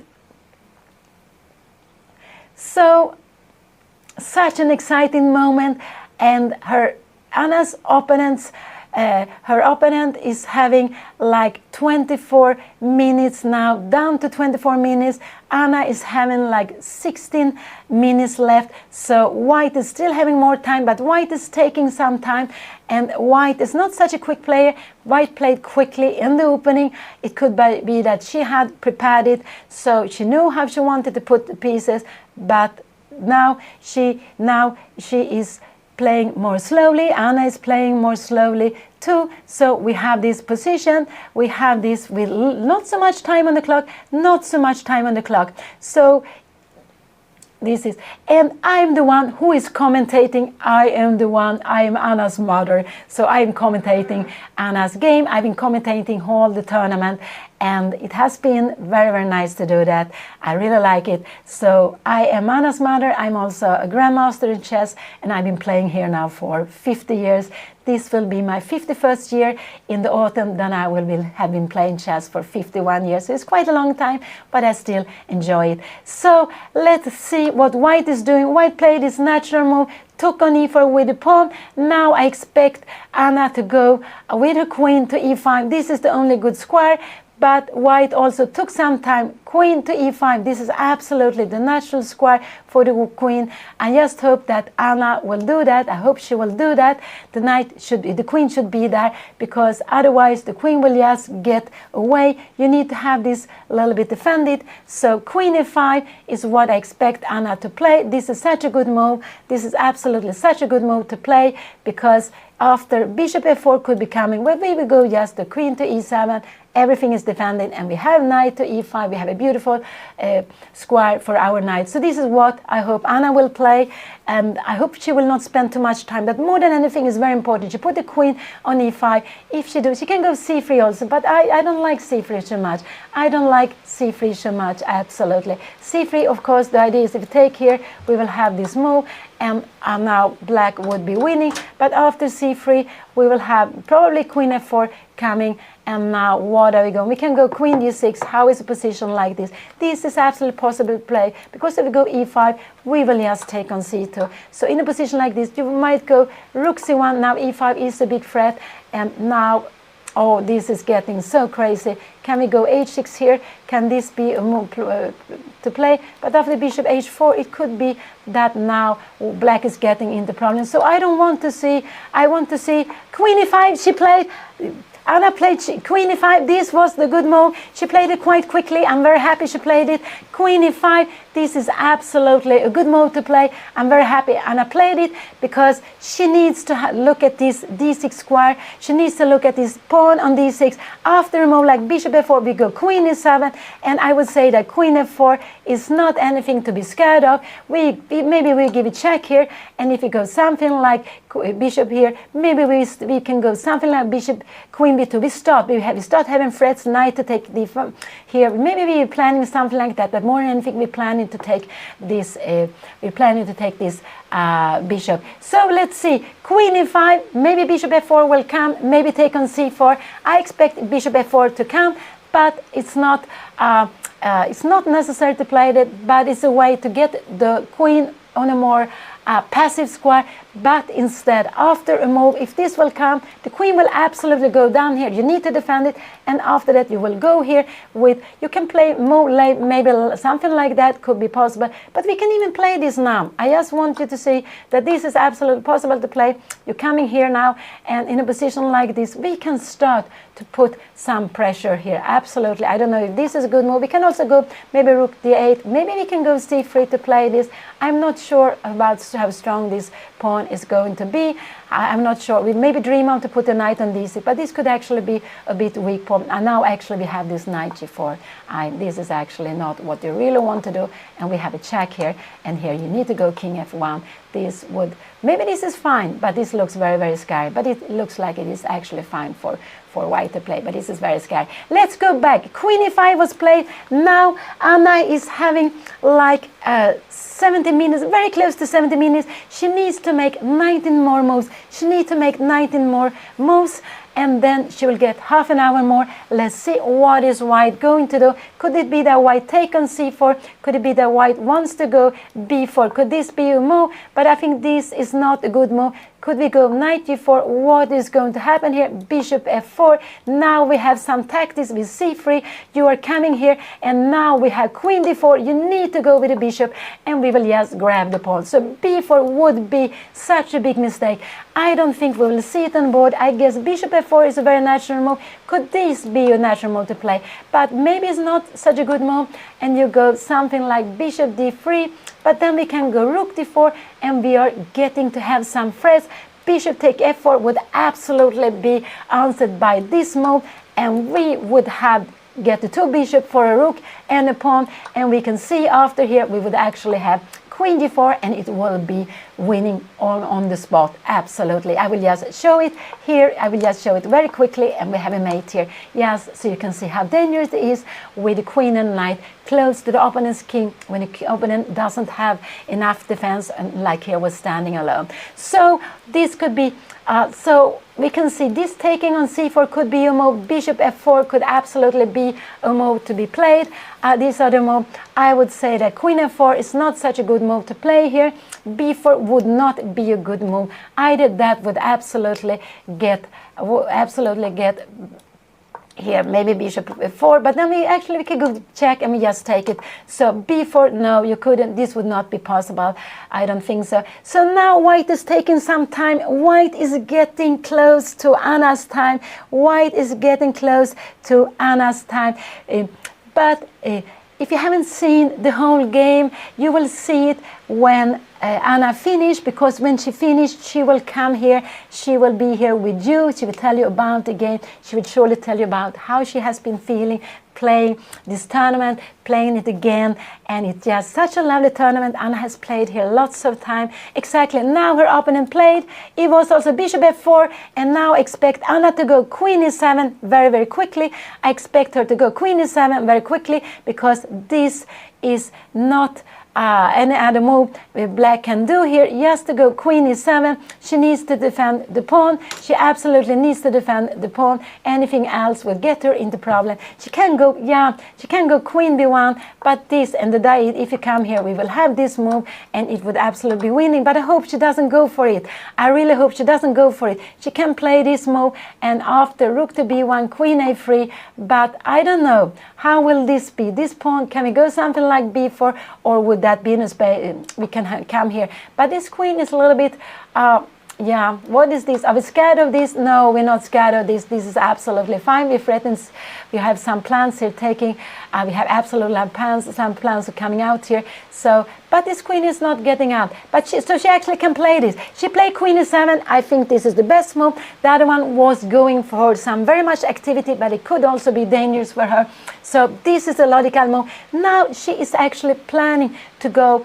She's actually planning to put her knight on c4. I guess this is what we'll see on the board. Rook, and I hope Anna will go rook take e4. She can actually go knight e5 also if she wants to. She can absolutely go this move, because now it's no longer possible to take here. We would have bishop take e5, and Anna would lose a piece. So Anna played this. So I just hope if white takes on c4, Anna just grabs it back, and I expect white to take on c4. Absolutely. Expect Anna to, I expect, not Anna, because Anna already took on c4, but I expect Anna's opponent to take on c4. So let's see here, what will white play. White is getting very close to Anna's time. White is down to 17:21, has just some few seconds more than Anna has. So now we see they have exactly the same time, more or less exactly the same time, and we can say that this position is about equal for both, because we have got the knight, we have got the dream square for the knight on e5. We have got the dream square for the knight on e5. There's no more pawn on f that can take it away. So this is what you want to have when you have knights. You want to have an outpost for the knights. You want to have squares where the knight can stay and it cannot be pushed away with a pawn. And here we see that black will have it. Anna will have knight to e5 later on, and the knight will be very beautiful staying there. Actually, even if the white can take it, and normally Anna will take back with the queen, but if she for some reason cannot take back with the queen, she can take even back with the pawn. That will also probably be enough to keep balance, keep the position balanced. But let's see, what could be a possibility here? Could this be a move? Could this be a move that her opponent want to play? But I'm not sure this is such a good move to play. Now, could we go knight g4? Could be a move, maybe yes, to take here. But if you take here, I guess, you need to take with the bishop, and after bishop takes here, still we can play this move, but this is maybe difficult to make this decision. And now in a position like this, actually the only move white can play is d6. This is actually a very important move to play, and the reason is actually that if you go something like that, we will have a check. I guess we can go queen d6 just to block it. We can go there. Maybe we could give it check, but you will go in between with the queen. But this is the position. So queen e7 was played. Now Anna's opponent is down to 15 minutes. So now for the first time in the game, Anna's opponent is having less time than Anna. So Anna's opponent is having less time. This is so exciting. This is so exciting. I would say maybe white is tiny better, but it's black who has improved the position, because black is having a hole here on e5. This is a backward pawn. We just have to be careful. So this pawn cannot be walking. So we have to be careful with that. So queen d4 could absolutely be a possibility to play here. Queen d4, this could absolutely be a possibility. This is actually a good move to play, but I don't think we would see anything like this. This would absolutely be so difficult to play. And the point is, if you go something like that, we could even go knight g4. I just want to show it. This could absolutely be something very dangerous. And in a position like this, we have c take b3, threatening the bishop. And if you come here, we will go just f5. You will blow up the position with the king here. So this would absolutely be winning. I will just show you, and you have the king rook coming here. This would be made in some few moves. Let's go back. This is not the game. This is not the game. But I would say that queen d4, to make this decision, will be very difficult. So it could be, but I'm a little bit scared if you go here and goes here, because now we have e5. We are not allowed to allow e5. This is very important. So you have to do. So maybe in a position like this, knight g4, could that be a possibility? I would say this would absolutely be fine. If you try to go something like that, maybe we are, let's see, can we make some tactics here? Can we have some threats? Queen f6, we have some strong threats here. The idea is actually to make knight f3 here. You can go queen d2. And what is happening? Oh, we are having so many threats here now. This is not the position, but I just want to say that in a position like this, this is just getting very tactical and threatening here. And after a move like this, we would maybe get another knight here. You have nothing better, maybe to I don't know, after king e2, I guess we take knight e1, we check, and this was getting very good. Let's go back. This is the position. So Anna played his queen e7, very natural move, and white is taking the time. I'm not surprised white is taking the time, because white has done that in some moments. In some moments, it has been quite natural moves. Some of it has been difficult choices, have a lot of decisions to making. But here again, there are lots of moves to consider.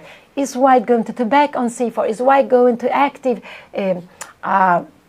is white going to activate the queen to d4? Is white going to try to have a pawn here, f4? Is white going to do that? You could absolutely play that, but then we would see this beautiful knight coming, I would say. And if you go something like queen here, I think for yes, maybe we could go c3. We can also go, maybe even we can go knight h5 to bring it in. We're not scared that you would take here, because maybe this is a good move. Because if you take here, we take here, this pawn will absolutely be falling.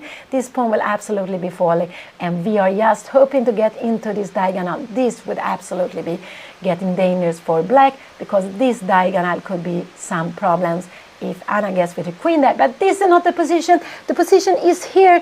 Anna just played queen e7. I would say this was absolutely the most normal move to play. She's planning knight e5. She's planning knight e5. White will be able to take on e5, but if white takes on e5, black will take back. Anna is also planning maybe what to do with her pawn. If there will be some threats against the pawn, I would say that this is not a natural way to put pressure, because here we can even let the pawn be here, but you can also maybe take on b3. Maybe this is not the best. I don't know. You can even go a5 here. You can play in different ways here. I wonder if you take here, we will have a take b. This would absolutely be a better position for white, because this pawn is very weak. And if you go something like that, we will just go b4 and we will just lose the pawn. So queen e2 is the tricky move. I would say queen e2 is a tricky move here. And this, what could be played it? Is this a possible move? I would say this is absolutely fine to play, because if you take it and take here, and if you take on c4, we can go rook f8 actually. We can also give a check here. And if you move somewhere here, we will just take on c8. or we will go even rook f8. We will grab this pawn. If you try to defend it, we will start some activities and we see it look like the pawn here. But let's go back. White is spending lots of time here.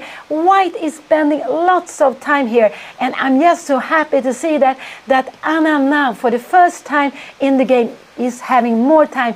Anna is having more time on the clock, so I'm just hoping that White will get into time trouble. I hope that Anna will not get into time trouble, but she has been doing that. She has getting into time trouble almost all the games. But here there is a difficult choice for White to make. Take back on c4, activate some pieces, put some more threats on c4, or what is White going to do, or make a slow little move. So let's see what White will do. This is not so easy, and that's, we can also see it, that White is spending lots of time here. White is absolutely spending lots of time. I'm just wondering if this will be played. Could this be a move to play? And the idea is after this we want to go with a knight to e5. We just want to have it here, and if you take here, we would just grab with the rook and we will get it very, very actively. And then after we could play, maybe to avoid bishop g5, we could have played this little move, but this will absolutely be fine to play. And later on we can be planning knight g4 just to grab the bishop, or to try to play against the queen, or actually to play this way. We have lots of idea here. So let's see. I would say that after queen d4, I actually like this little move. I like this move to be played. Can you go here? No, you cannot go, because we would take on f4, and if you want to take something more, we would just go knight d2 check, and we would win a piece. So no, this is not possible. You could actually also in this position, we will also go queen d5 and we play with a piece up. So let's go back. She played, what did she do? She played rook e2. This was not such a good move. I would just say knight d5 is a normal move for me to play. It's also, Anna could also go c3. This is absolutely a good move also. I was just thinking knight d5. I think this is absolutely a good move to play. Could rook f1 be something to be scared of? Now we're a little bit worried of this, but we can we go h6. We are not scared that there will be something like this. These tactics will never work. We will just play something like, we will play this knight here, and we can see there's no checks, there's absolutely no checks, and this way here, this is just fantastic.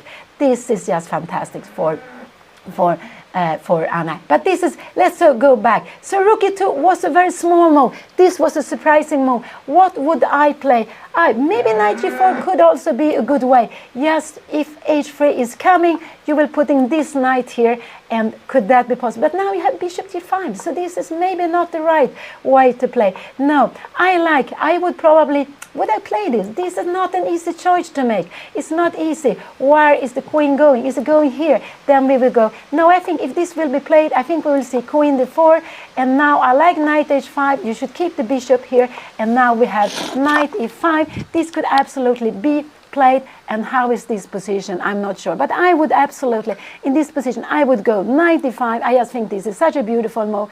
And now rook f1 could be absolutely be played. Yes, you have some idea with bishop g5, so maybe we want to make a move like h6. I think this is quite normal. You can have bishop e3 here. Can we go something like knight g4? But then you get the bishop here in a good square. This is absolutely, and now maybe white is getting better here. So rook e2, there was nothing wrong with this move. It was a very slow little move. A little bit surprised me. I thought it was too slow. And Anna has played. What did she play? She played knight d5. She played knight d5, and this was a very natural move to me. She played knight d5 because the knight is very well situated here. What is her opponent going to do? What is her opponent going to play here? I guess the plan is it to take on c4? No, I don't think so. Could it be to go b4? It could absolutely be possible to go b4, but I don't think that is such a good move. Maybe to put, maybe to activate the last rook, so maybe to have some plans of going the bishop to g5, that could be. So maybe this could be absolutely a move here, rook to f1, but I would say that this is just a very beautiful plan, but quite a difficult plan to choose for white. But it could absolutely be possible that white is planning that. But white is down to 7 minutes. White is down to 7 minutes, and Anna is actually having 16 minutes. She's soon, very, very soon. And we got rook f1. I must say that white played this fantastically. This was just a very, very nice plan that white was planning now, because now it could be that white is planning bishop to g5, and after bishop to g5 the plan is to go against this knight. So I would say that maybe now h6 is a move I would play here. You can absolutely play, move away your queen somewhere, queen d7 you can play if you want to, because you are not scared of this. You are absolutely not scared of a position like this, not at all. This is absolutely fine, but it's not so easy to understand. This would probably not be such a good move because you have bishop g5, and after bishop g5 now we will get weakened on the white square. It means that white will try to play the other bishop around here to g4, but you can absolutely play this. So knight d7 would absolutely be a possibility, absolutely. And I would just say that white played is very beautiful, rook e2 and rook f1. That was not at all easy way of playing, so it was quite nice what white played here. And even if white is not having such a high rating, white has close to 1800, so white has been doing very well. I guess it was 4 draws, 4 wins. So both Anna and her opponent, they're having 6 out of 8 points. They're sharing the 5th place with some other players. And there is one player having 7 out of 8, the one player who beat Anna yesterday. And let's see, what will Anna do here now? And so it's such an exciting moment. I just hope Anna will keep this together. She will keep this together. So what can she do? She can move her queen, but I would say if this move comes, maybe bishop g5 will be a very, very what will happen here? Queen c7, bishop d4. Can she put the knight here on d4? How will this position be? Bishop d1, and you will try to get some activities here with the bishop. Just try to force Anna to weaken her king side, but it's not so easy. So Anna is thinking, and I'm a little bit scared that there will be some time thinking, but now bishop g5 is a bit of a threat. So I would just say maybe h6, maybe knight d7, some of this move to move away the queen, but I don't think Anna will move away the queen. I don't think so. She can also play c3, but I am scared that this pawn will actually be a weakness because it's very blocked. It cannot get further. So I prefer to keep the pawn there, just hoping that black will take the pawn. So I wouldn't like to move the pawn, and I wouldn't like to take the pawn here either, because you take A, take B, and this will become weaker. So no, I don't think so, and this one is very well defended. So let's see this is the position. Rook f1 was played. Now I believe Anna will use some time. It's not such an easy moment for her. She's having more time, but there are some plans getting bishop g5 to pin this knight, and this is not really what Anna would like her opponent to be able to do, because it will be very difficult to get out of the pin. She will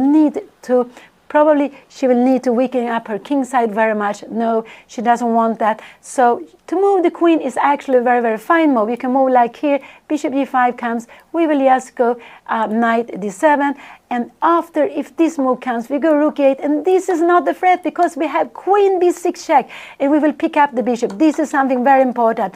It's very important that we can see there is a check here. So here, maybe in a position like this, white could go king h1, but here maybe we can start to try to put some pressure. Maybe we can go just to, I don't know, maybe even this is possible. If a move like this comes, we have threats here. You're moving away the bishop, and we will go queen b6. We keeps everything under control. But this is the position Anna is thinking. Her opponent has 8 minutes on the clock. 8 minutes on the clock. Anna has 12 minutes. Her opponent's played 2 surprising move to me, but they're absolutely fine. She is going to play on the king side. She is trying to get Anna to weaken her pawns, so the bishop pair, the position will be open, and this is now quite a big threat. So I'm really hoping that Anna, really hoping that after this move, let's see if Anna makes, I don't know what Anna could do, but if Anna allowed this move, so I guess a6 could be coming, but it's not sure a6 is the best because it's actually weakening the square position. It's possible that Anna later on will need to play f6. So maybe the pawn should stay here on h7, but it's not easy choices, easy to make. So maybe queen c7 is the best move to play.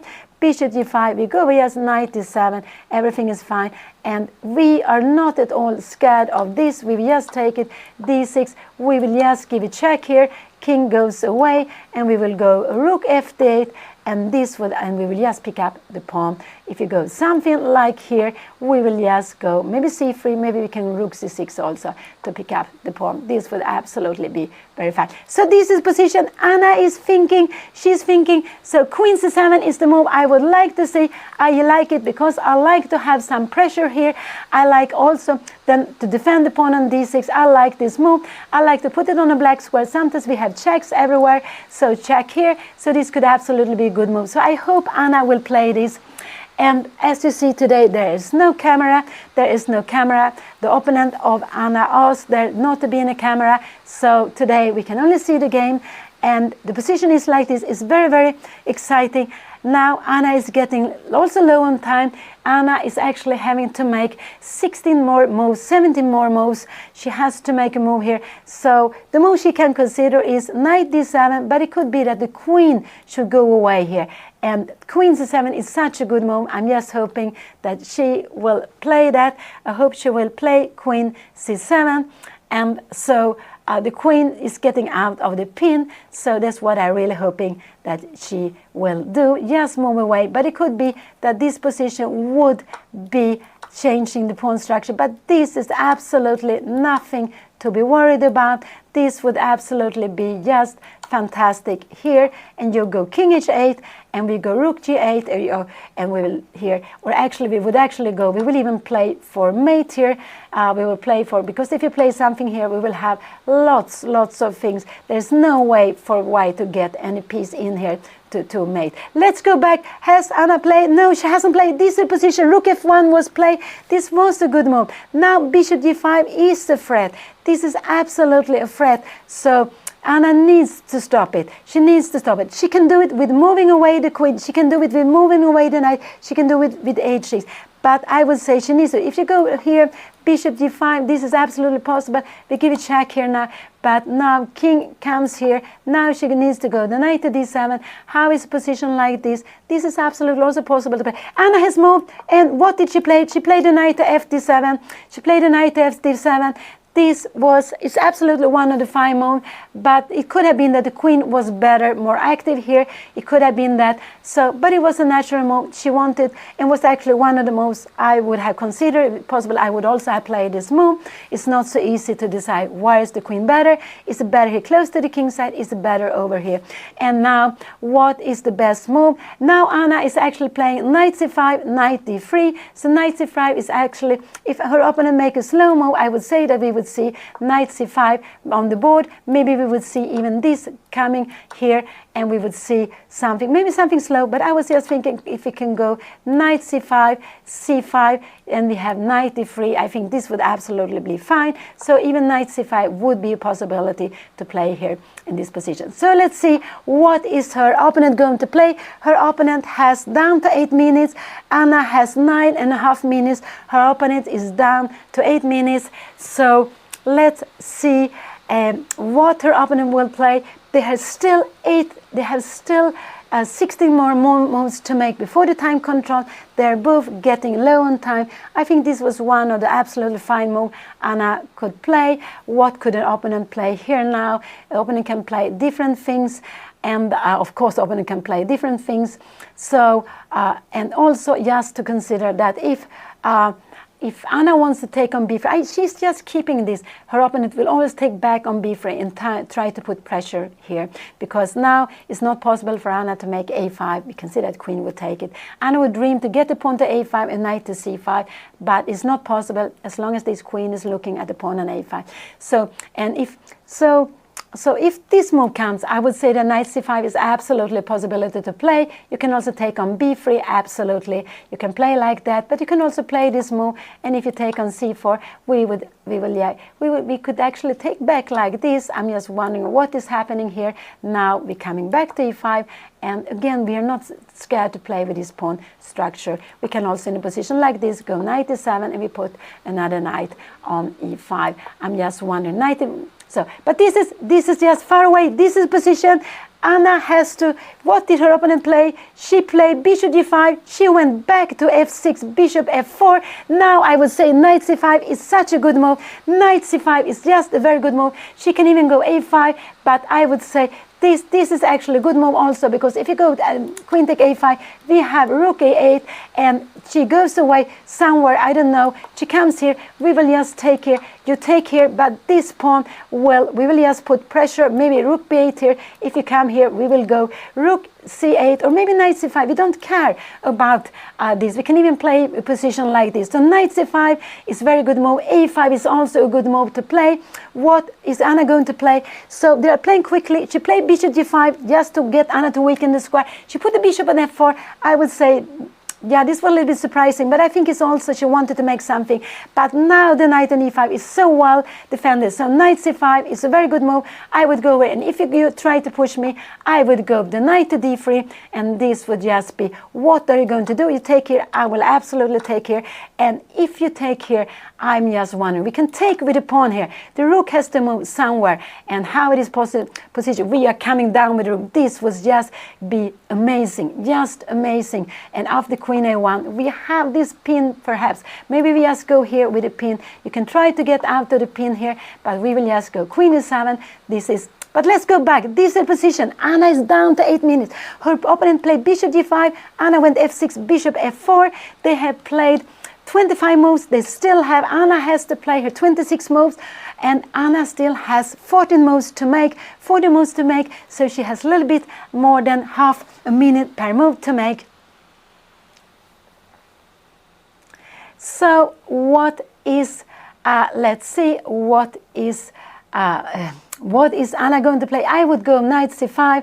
I would just put this knight here, because after knight c5, if you grab it here, I would just grab back with the queen. I would not be worried about rook f5. This doesn't matter. We go back, and you can take here, but we will just put this knight here. You can try to defend it. We will just go maybe for rook f8, but we can also go knight c5. You will need to, if you try to defend it like this, we are giving a check here. You are going away. We go queen d4, and we are having so many threats, and you can see that this looks like a big pawn. So this looks like a big pawn. She is never scared of that. So knight c5 is a good move, but it could be that Anna is worried that you take here, but we are not at all worried about this. We can take back in different way. I guess I would take with the pawn, but you can come back here, and we will just go knight d7. But this is absolutely fine for Anna to play, because this is just such a big pawn. Let's see, this is the position. What is Anna going to play? I think she's scared of going knight c5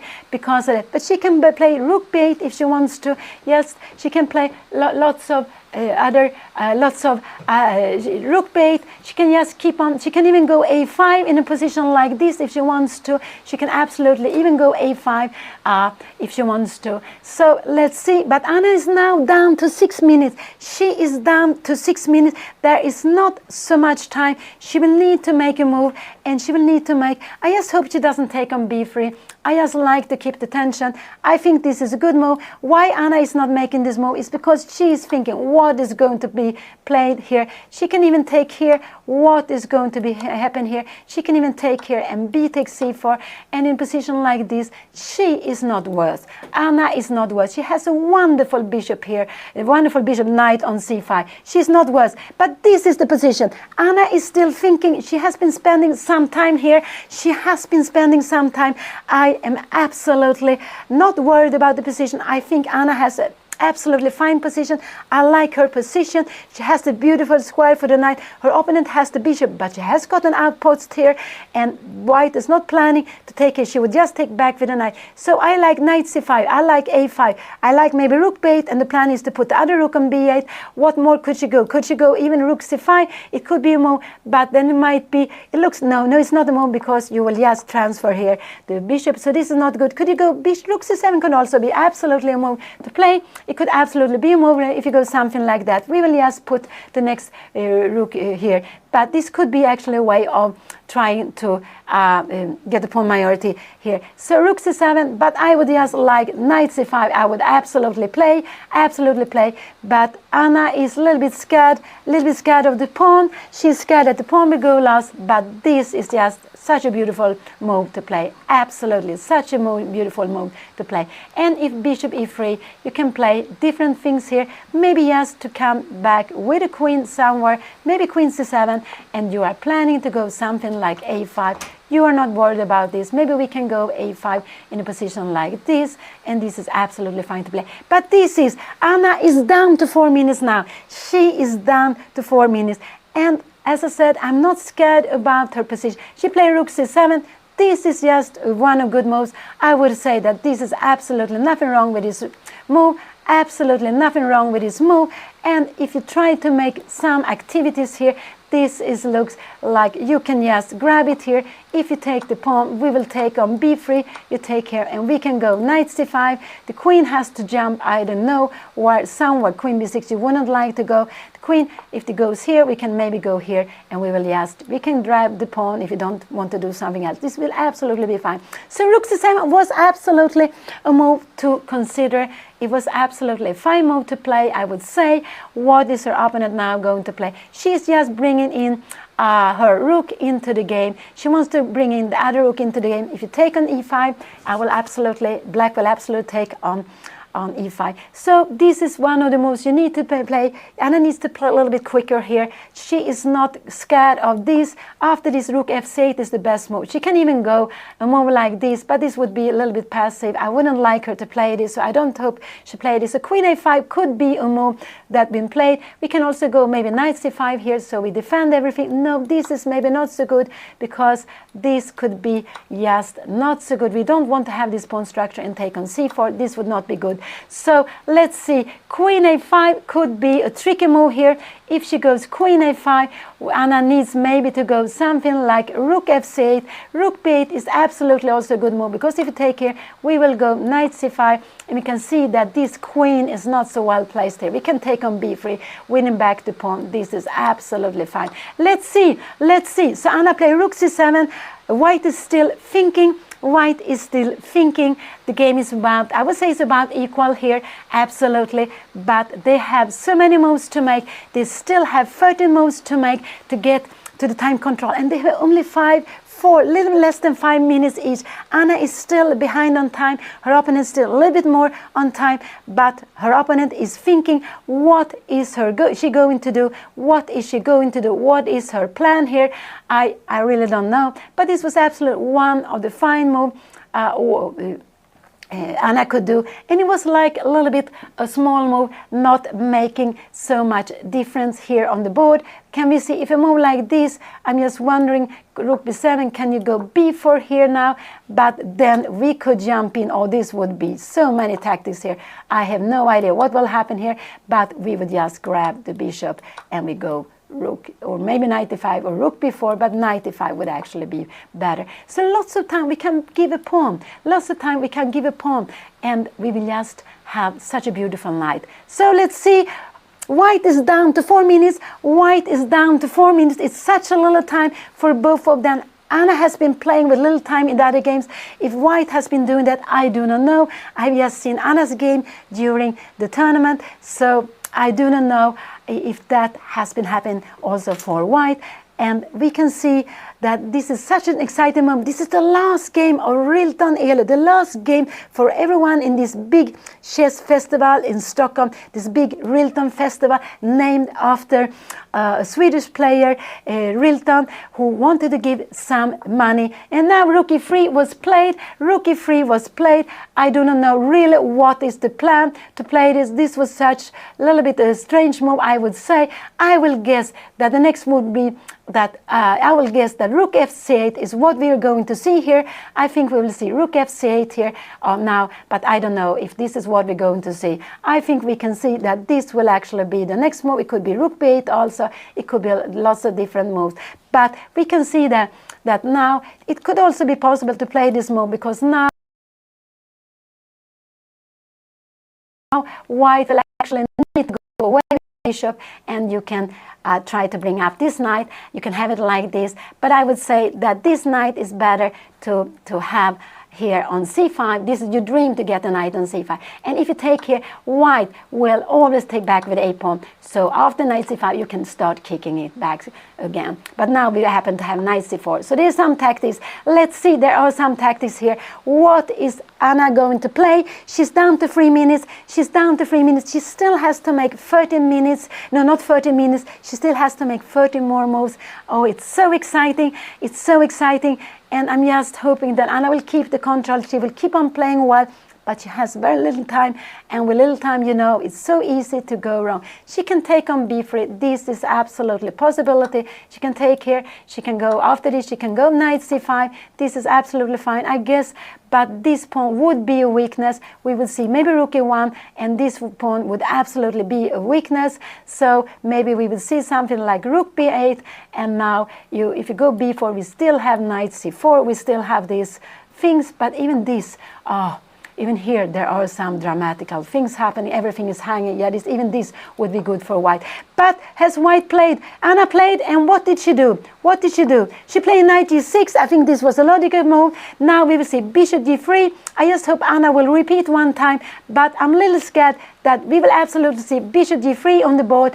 I'm sure we will see bishop g3 here on the board. This is the only thing white can do, because white needs to keep the bishop. White needs to keep the bishop. So I'm sure we will see this move, and it could be that Anna, after this, it's not so good to go with this knight, because this knight is actually not so well placed here. So it's actually better to go back with a knight, just to repeat one time. So this is the position. Anna played knight g6. It's a logical move. She wants to take the bishop. Where is the bishop going? It can only go to one square, and it's g3. Otherwise, Anna will change it. So this was played very, very quickly. And now I'm just hoping that Anna will go back with her knight, that she will go back with her knight. I don't know which one. I would actually prefer to go back with a knight here. I would absolutely prefer to do that. And let's see what her opponent will play. I would prefer to do that. But Anna never repeats. So if there's a knight coming to e5, I'm sure it's going to be this one. But I think actually what Anna will do, I think she will play with one of her rooks here. I think she is going to play with one of her rooks here. I think she will play maybe the rook to c8, maybe rook to b8, something like this. I'm expecting Anna to play, and after a move like rook b8, if this would be coming, could this be coming now? There are some threats here now, but I think we can just what is happening here? We would just go back with a knight to e5. So Anna has this position. Bishop g3 was very, very expected.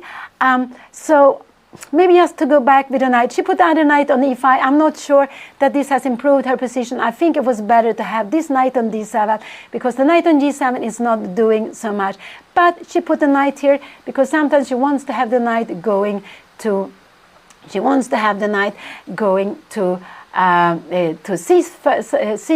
c5, but she's not allowed. She cannot do that on long. But this was very logical. Anna has now made.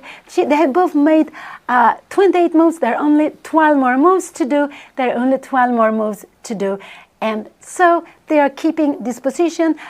It's about equal. Maybe white is tiny better because white has the bishop pair. White is trying to do something with the bishop pair.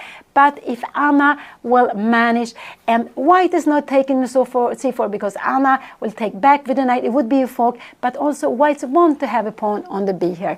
White wants to have the pawn on the b line. So what is white going to do? I think now h4 came. This was just a shocking move. This was a shocking move because now you give this square, you give this g4 square. So what can you play here now? I don't want to see h5. She can go knight g4. What is happening? Will we see rook f3 here now? Can we then go? Can we go with the other? Can we go with either knight here? Can we then go rook to f5? Can we go something like this? No, then the rooks would actually be not so well placed. Can we go with a rook to f4? Is this a good move to play? No, now we have h5. If you're coming here, we will actually go h6. So it creates a hole here. this. So white played a very, very big move. I would say, oh, sorry, this is the position. White played h4. Can Anna go h5 now? I think h5 now would be a mistake because a rook f5. Rook f5, no, maybe this is still fine, but maybe you can go bishop d1. So knight g4 could be absolutely move here to play. I would say knight g4 is a very tempting move to play. What is her opponent going to do? Could it be something like this? Can we take on b3? And if you're taking back on b3, we will take on c3. We will put more pressure here. Queen d2. And what is happening here? Oh, sorry, it's just, sorry, you can't go rook c8. But we have some checks here. We have some tactics here. So let's go back. Let's go back. Knight g4 is absolutely good move. Anna is down to 250. It's a good move. h5 is not a good move because of bishop d1. So knight g4, after knight g4, I expect her opponent to go maybe even rook e1. Could this be a possibility? And now what is going to happen here? Can we have c3 here? What is going to happen here? Maybe queen d4 would be a problem, be a possibility. Can we bring this out? If we go bishop d1, we have a c pawn which will be moving. Maybe we will even, we will go c2. So let's see. Did Anna play knight g4, rook c3? This was played, knight e3. This was, yes, Anna played knight b. She should have taken on b3, but this is not such an easy moment. It's so easy to do, such this good decision, so easy decision to do. Anna played quickly. She is up on time. They have made now 31 moves. They have made now 31 moves. They need to make 8 more moves. So knight g4 came, the next knight to e5. What is her opponent going to play here now? But Anna put a knight on very good square. She put a knight on very good square. If you take on c4 here, what are we going to do? Probably, can we take with the c4? You take here. You are now having a double threat on both of the knights. But we will give maybe a beautiful check here. You will need to move it. And we put, maybe, can we put here? Then it might be, could it be knight b? I will just show, we have these little tricks. Knight f1. And here we have a knight g3 winning on the spot. But let's go back. So this is what she played. White has played. White played queen to e2. Now I just want Anna to take on b3. This is such a good move. Just take on b3. After this move, there will be absolutely necessary to take on b3 or take on c7. If you take here, you will take back here. If you go take b3 here, Anna will absolutely having such a good position. We have a check here. Can we put some pressure here? No, you have bishop e1, but we are getting in with our queen now. So just hope that Anna will take on b3. Just hope she takes on b3. She will get so much activity. So queen e2 was a move played, but it was not such a good move. But the opponent wanted to attack c4, wanted to take g4. Just hope Anna takes on b3. Rook f8 is also absolutely a good move. But this would be just a lovely move. And if rook takes here, you will go probably without a rook to fc8. This bishop will need to go somewhere, maybe bishop d1. But now maybe we can go rook c4, rook c1. We can play different things, but this is absolutely fine. Absolutely fine. So let's see. Anna took on b3. This was something I like to play. This was really good move because now white has only 2 choices, to take on b3 or to take on c7. What is white going to do? I guess that white needs, these are the 2 moves. What will white do? It's not such an easy choice here. It's not so easy to do. Probably, maybe white should keep the rooks to keep an active rook here. But Anna will bring in her second rook. She will absolutely bring in her second rook in the position. So let's see what is white going to do here. I would say that white now is under pressure. White will say, because we have a beautiful knight here, Anna can also go h5, try to keep this knight here for a long time. Also, she will never be mated on last rank, but she has also give a little space here, so she's not going to be mated on the last rank. So this is such a tremendous position. What is white going to do? White has only 2 moves to do. The bishop is under attack, the rook is under attack. So either take on b3 or to take on c7. She is down to 24 seconds. She took on c7 and this was played. And now I would say Anna has a wonderful position. What is she going to do? She can give a check. She can go queen c3. This is absolutely good move. After queen c3, I think also rook c8 is such a good move just to bring in the rook. I would say h5 is also a possibility to keep it just more keep it well there. But queen c5 is just such a good move. And now, yeah, this pawn is hanging. You can also go a5, start playing against this pawn. You start playing against this this bishop. So I think a5, it could be queen b6 check, but queen c5 here, queen h1, and in position like this, maybe a5, this is absolutely fine to play. She could absolutely do this. She can also play something else, but just let this pawn stay. So just defend it. Queen c3 might be the best move, but I think we will see bishop e1 in this position. We have a queen d4 here, and if you go away with the queen, we will just, maybe we will start playing against this rook, which doesn't have so many square. We have two knights. This will be so tricky. So Anna is down to 153. She needs still to make 7 more minutes. Needs to make 7 more minutes. I would say a5 is a good move. I think a5 is just a wonderful move. If this queen is coming in here, we will just go rook b8. We will bring it back. But this is a position. This is a position. I would go a5. I would just let's stay with the checks, just to say later on if I want to give the check. And a5 is what Anna played. I would say it's a very flexible move to go a5. Now she might want to go a4, but more than anything is she is defending this pawn. She's absolutely defending this pawn. It might be that after a move, does she wants to put the pawn on a4? No, I don't really think so. She can do it. She can also give a check here, king h1. She can also start putting pressure here or go a4. You are going down here now, and we put the rook here on c2. They are getting so many threats here. If you come here, we will just, yes, we have this beautiful queen e3, and everything is hanging. Oh, but this is not the position. Anna played a5, such a good move, such a good move. But she still needs to make 6 more moves. Her opponent has to make 7 more moves. They are just playing with only this little extra time, half minute on the clock, a little bit more than half minute on the clock. So, and they still need to make 6 more moves, still needs to make 6 more moves here. What could her opponent play here? I would just say that to play something like queen a6 would not be a good move. Queen a6 would not be a good move. There would be some dangers on blacks. There would be some dangers on white's king if this queen goes too far away. So it could be, what is white going to do here? I don't know. It must such a, now the knights are actually stronger, and this was a huge commitment to put the pawn so far on h4, because Anna got this beautiful square here. So what maybe white wants to try to exchange one knight here. Maybe this is what white wants to do. But black wants to bring in the rook, wants to push this pawn. Could it be that we see king h1? Yes, I guess we will see a move like king h1. Now, I think this is actually a very logical move, but white has only some seconds left. White has only some seconds left. Let's see what is white doing. White has certainly not moved, lost some time, but white has some. Bishop f4, a4 was played. Now this was played. a4 was maybe not the best move. Queen c5 was a better move. Anna played a4. Where is the bishop going? It's going to go bishop d1. I'm sure we will going to see the bishop to d1. And now Anna can put the pawn on a3. It's actually a good square to put the pawn on a3 here now. So let's see what is her opponent going to play. I'm sure her opponent is going to play bishop to d1. So maybe bishop f4 was a good move. And there's no time for white to go rook c1, because with bishop f4 you want to go rook c1, but then Anna would have a check and win the piece, so that's not possible. So we will see the rook, the bishop will be moving. I expect the bishop to go to d1, just to get away with these knights, just to get away with these knights. But this is just such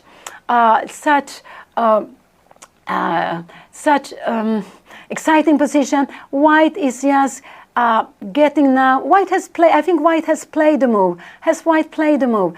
White is having like 1 minute. Anna also has 1 minute. They still have 5 more moves to make. Still has 5 more moves to make. So bishop f4 was also logical to control this square. Absolutely a very logical move to control this square on e3. So White will absolutely move the bishop, and there is only 2 more squares, 1 and 2 to play. Why is white going to put the bishop? Bishop d1 is the better move, because if you come here, now actually rook b8 is a good move, because you're planning to pin it. And if you go something like rook here, we will absolutely, probably we will pin it with this move, because if you go somewhere, we will just take here. This will be fantastic. So white played, and what did white play here? White played, no, white hasn't played here. She hasn't played, white hasn't played here, and Anna hasn't played either, because it's white to move here. It looks like white has lost on time, but I don't think so. White has certainly played, and they are playing. Queen c5 was played, rook b8 was played. Now Anna is losing a pawn because she's blitzing out the moves. I'm a little bit concerned that she lost the pawn here now. This is a very important pawn to have. I think her opponent will just grab the pawn, and after that, I think her opponent will grab the pawn. We will see rook b4 after that. I think this is what we will see. Let's see if this is what's going to be happen. Let's see. I'm a little bit scared of this. I'm absolutely a little bit scared of this happening now. Could this be bishop a4? Could this be played? We have rook b4 here. Could this be played? No, now bishop d7 is just a fantastic move. So I'm scared that Anna left the pawn and pre. She gave the check. She should have played rook b8 without the check. But this is very typical to give checks when she should have just been waiting for it. Let's see what her opponent is going to play. I'm getting a little bit scared here now. I'm a little bit getting scared of the position. And Anna played queen d4. Now her opponent has this bishop d4 move, and this is just getting dangerous for Anna. After bishop d4, Anna will need to go h5, but this is not so easy. Now if her opponent plays this, Anna will actually be worse. So bishop d7, but we will have, I don't know, it's getting so scary. I don't know, bishop d7, what is happening? Can we go rook to d7? Can we play this? We have a check here. Now king f8, and what is happening? We have bishop take here. This would be just very, very dangerous, and we have a queen coming in here. This would absolutely not be possible. So I'm really, really hoping that we will not see this on the board. Yes, I'm a little bit scared. I'm a little bit scared here now. So let's see what her opponent will be playing. Rook b2 is a threat, but bishop d7 after this, Anna will need to go h5 here. She will need to go h5. This is absolutely unknown. But this is the position. What is her opponent? Opponent played bishop b3. This was a good move for Anna. Now hope Anna go h5. h5 is a good move to play, just to keep it there all the time. Just to keep it. She can go also rook b4, just to go for the e4 pawn, just to go for e4 pawn. This is absolutely possible to go rook e4, rook b4, but I'm just, h5 is a move I like, because after h5, if you take here, we will always be able to take back with something else. I like this h5 pawn. You can also go, yes, because, yeah, so I really like h5. If you take here, we can absolutely just take back with the queen, and we have a threat with queen h2 mate. So now Anna has 1 more minute, but what could we expect? I'm a little scared of this rook b4 here. I just hope Anna will go something like h5. I think this is such a good move to play. She can also go rook c8 if she wants to have the rook on a more active file. That's absolutely fine. She's absolutely fine in this position. And now this was played. This is a shocking move. Anna played h5. White took on e5. And if Anna just take back with his queen, she is winning. She is winning. This was a shocking move. I can't believe it, because they are blitzing out the moves. h5 was played, and that was a good move, keeping the bishop, keeping the knight on g4. Now white took back. White took one of Anna's knight, but Anna is having a very strong knight. And if Anna just played queen takes e5, she is having a winning position. We can see how strong this knight is, close to white's queen, and we can see that this bishop is very bad behind the pawn. So yes, queen take e5. If Anna goes queen take e5, she is having a winning position, because after queen take e5, I will not make the move. You will see there will be threats again h2, g3 will be forced, and she will take g3 and h4, and now queen take g3. Anna is completely winning here, because she will take h4 pawn now also. She will take h4 pawn here, and this is just a winning position. Oh, I'm so happy to see This is enormous. I cannot believe that Anna will not make it. They have also made 40 move. They have made 40 move. Anna even made her, she made her 40 move.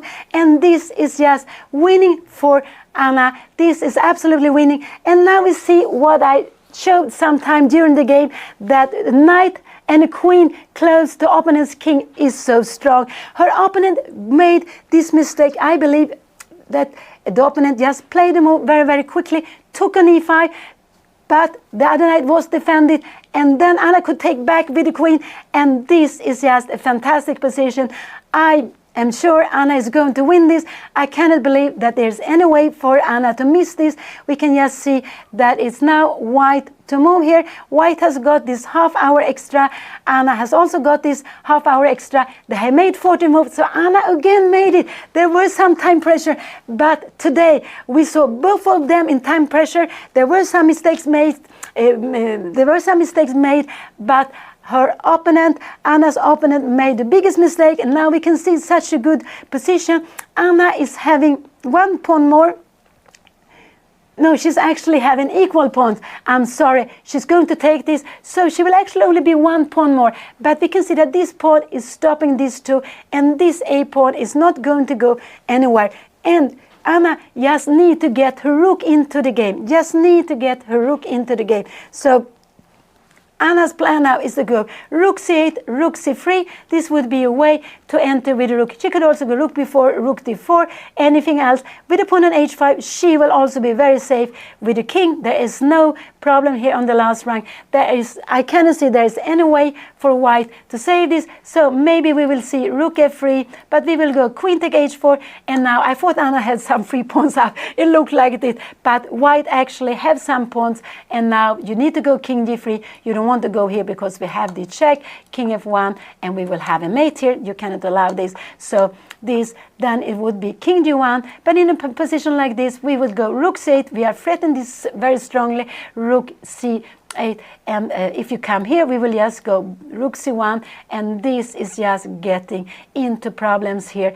I have no this would actually be just winning for Anna. I don't know what white is going to do here. You cannot do anything like this, because then we can even take here and we would have a checkmate. So like this. So let's go back. This is position, and this is the last round in Rilton Elo. This is the last round in Rilton in the whole festival.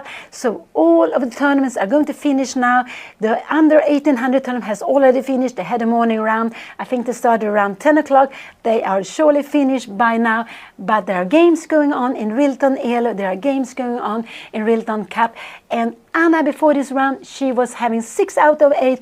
If she will win here today, she will get 7 out of she had 6 out of 8. She will get 7 out of 9. That would just be fantastic. She will get up to the second, third place, something like that, shared together with other players. But it would be such a nice finish, because Anna has been playing very, very well.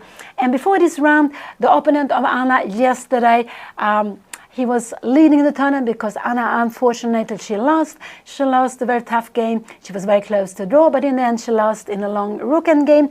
And he's leading the tournament. If he wins today, he will win the tournament. If he draws, there will be one more player able to catch up with him. So then I don't know who will be the winner on tiebreak. So there were 1 player on 7 points, there were 3 players on 6.5, and then there were, I believe, 4 players sharing 5th place on 6 out of 8, and one of them is Anna, the other one is Anna's opponent, and the opponent didn't want the camera to have the camera on the game today, and so this is why we can only follow the moves. We cannot see Anna or Anna's opponent here today. But we see this position. White is thinking, but I cannot see anything that white can do in this position. It's just so very, very good for Anna.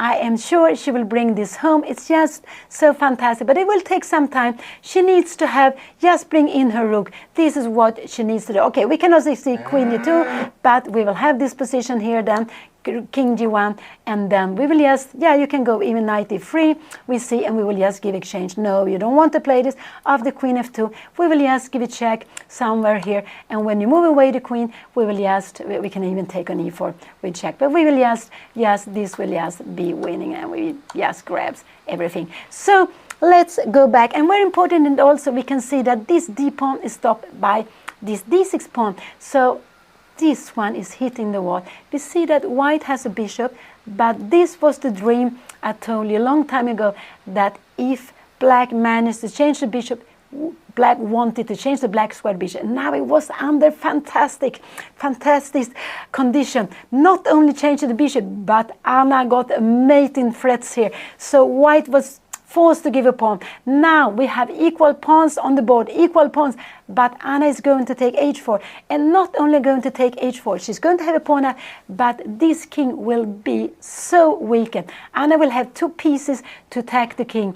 There are 2 pieces to defend the king, but Anna just needs to bring in her rook, and if she can just manage to bring in her rook, this would absolutely be finish of the game. I cannot see anything really that white can do, because if white tries to get her queen active with something like this, we have just knight e3, we have just knight e3, we have knight e3, and we can just play like this, and we will just take the rook. This is of course not possible. So we have just the fork with knight e3, so this is just not possible. So there's no way for a piece, and if the rook tries to come in, we will go knight f2, and white will just have to take it, and this would be the end of the game.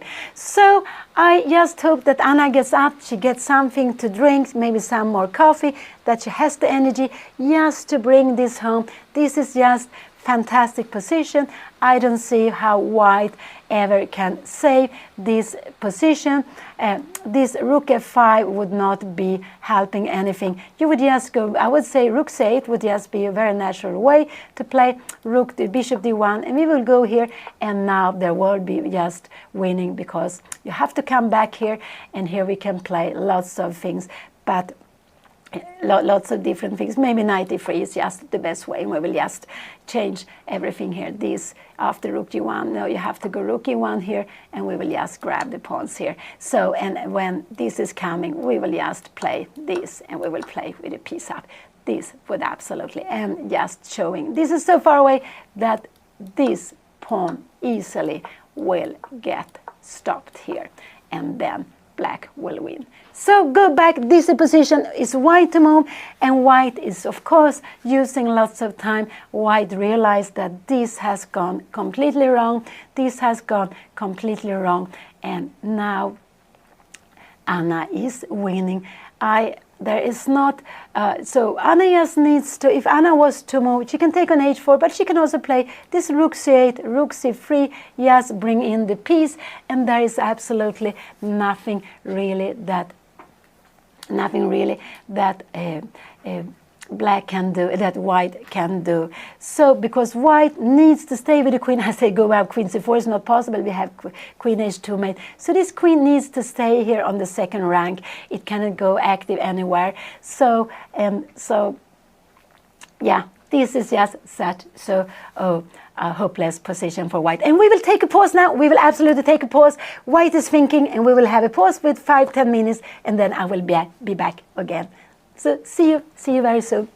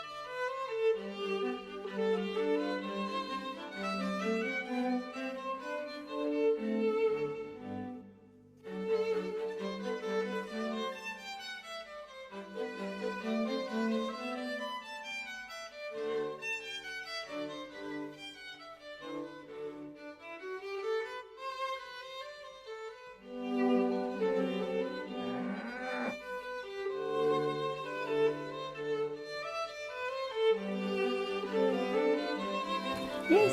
Då sätter vi på ditt ljud om 5.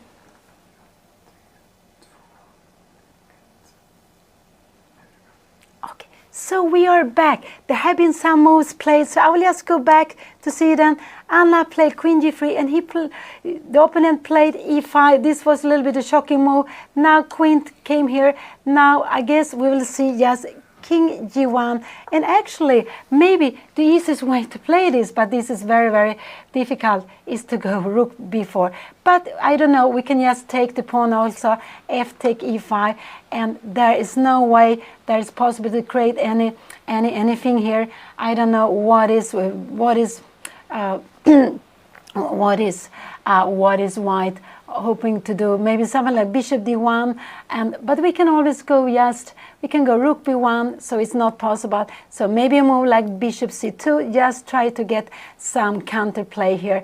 But then we just go rook b4, and you never have queen f3 because we have a mate here. So this is, but e5, this was a little bit a shocking move to go here. Now I think we have this position, king d1 was played. We can absolutely now play queen. We can give the check again. You have to put the king here again, and now to go rook b4. This is absolutely what maybe I would do. And what will happen here? Can we try to create something here? Yeah, we have this knight e3 and rook bishop h, and then after queen rook h4 is coming. So this would absolutely be winning. So this is absolutely, and after queen d3, this is not possible, king e2, because we will just take, and we have knight e3, and we will just win the game. So that is not any danger. So I would absolutely like to go this move, and after here I just like to play. Yeah, we can also even go maybe knight e3, but just rook b4. I just think this is such a good move to play. And this queen, okay, can we try to go something like this? Queen c2, but we still have knight f2, we still have this, and here we'll absolutely have queen e1. Okay, but this would be very, very tactical, but this is actually just going to be a mate. So, like this. So let's go back. So queen d3 followed by rook b4, but I would also say queen d3, king h1, and you can also play just knight take e5 is also absolutely fine to play, and to play with this pawn.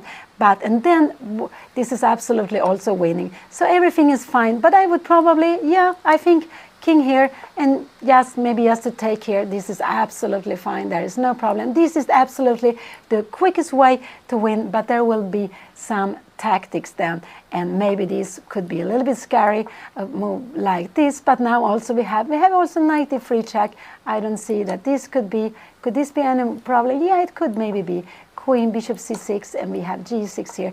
This could absolutely be a little bit yeah, but this is still absolutely winning. Rook h4 is coming. This is just winning. So let's go back.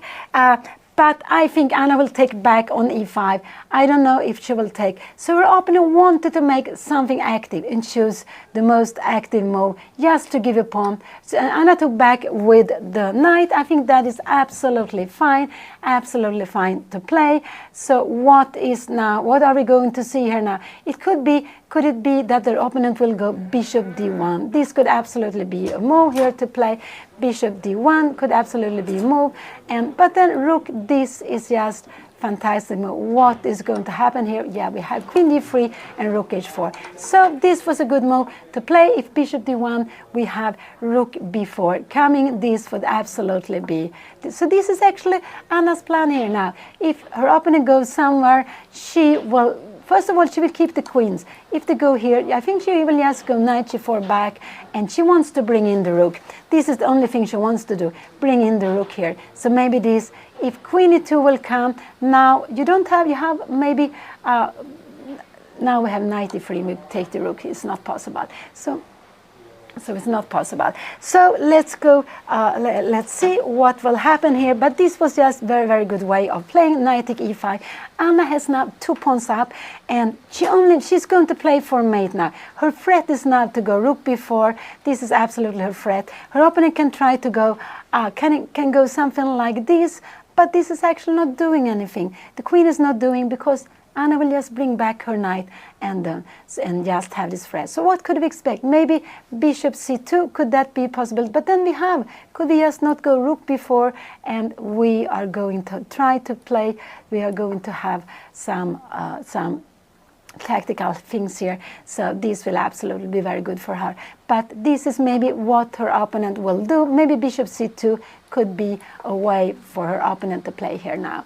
But now rook b4, bishop f5, you are stopping this move, and now we give a check here, and if you're coming here now, you can actually, yeah, we can keep on like this, and we actually have knight f3. We have so many things here. So this is just fantastic. Anna just needs to go rook b4. So her plan now is rook b4, and rook g4, and it will be a mate. This is what Anna is planning. Her opponent might actually want to try to change queens, but I just think that Anna, if this will be coming, Anna will just give it check. I think king g5 is good, coming here, and now we go, yes, knight g4.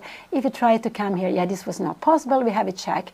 So you can go maybe rook e1, could this be a possibility to play? But we will go rook c8 here now, and just keep everything under, and we are maybe planning to go rook c8, or maybe planning to go rook c3. So this is very good. Let's see, e5 was played. Now Anna has so much more time, and she has much more time than her opponent. Anna has 27 minutes. Her opponent is getting a little low on time, and this is, maybe she's hoping that Anna will start play too quickly. I hope she will not do that. I really hope she will not do that. She will just use her time. She will bring this home. She has 2 points more up, and more than anything is that if she manages to get this rook into the play, this is absolutely her plan. Then if Anna was to move, she would be winning with rook b4 immediately. This is the threat she has. She wants to go put the rook there. So what do I expect? I expect this to come, but after a move like this, we have this rook. But we don't play. We have rook before, and we threaten this, and we have so many. We have check here, and a check here. It's just very, very difficult. You need, where are you going to go with your king? This is just getting, you have the check here, and after something like this, we can even play knight h4 check, and we take on f5. This will just be winning. So let's see, what is her opponent going to do? Opponent is just thinking, and yeah, so this is the last round of this beautiful festival. Anna is having 6 out of 8, exactly as Anna's opponent. There are more plays with 6 out of 8. I don't know what have happened on the top board. There were one board with 1 play, 7 points. The leader, the one who beat Anna yesterday, the Dutch player, and who was facing a Swedish player who had half point less, and there was 2 play with 6.5. And then Anna was sharing 5th place together with her opponent and with some hour plays before this round. And now, if Anna wins this, she will get 7 out of 9. That would just be so fantastic. So just hope that Anna will bring it home, and I cannot see any way. But White is thinking, White wants to do anything just to get some counterplay, and I'm just wondering, so even here, rook b4, and I was just thinking here, bishop f5, can we even go something like, no, but we shouldn't do that. We should just go something very, maybe queen here, queen g3, everything is just very good. Now, this should be very good. And it's like this, Anna has 1-2 pieces to attack with. White is defending with the queen, also with the rook, but there are no pawns in front of the king. Oh, I think I need to take some water. I need some water here. There are no pawns in front of the king, so Anna just need to get her bishop rook in. If she gets the rook in, I would say that this would just be winning. This would be the end of the game, but it would just be a mate attack. So what will her opponent? Rook f2 was played, but now I think rook b4 is such a good move. Rook b4 is such a good move here. What is her opponent going to play after rook b4?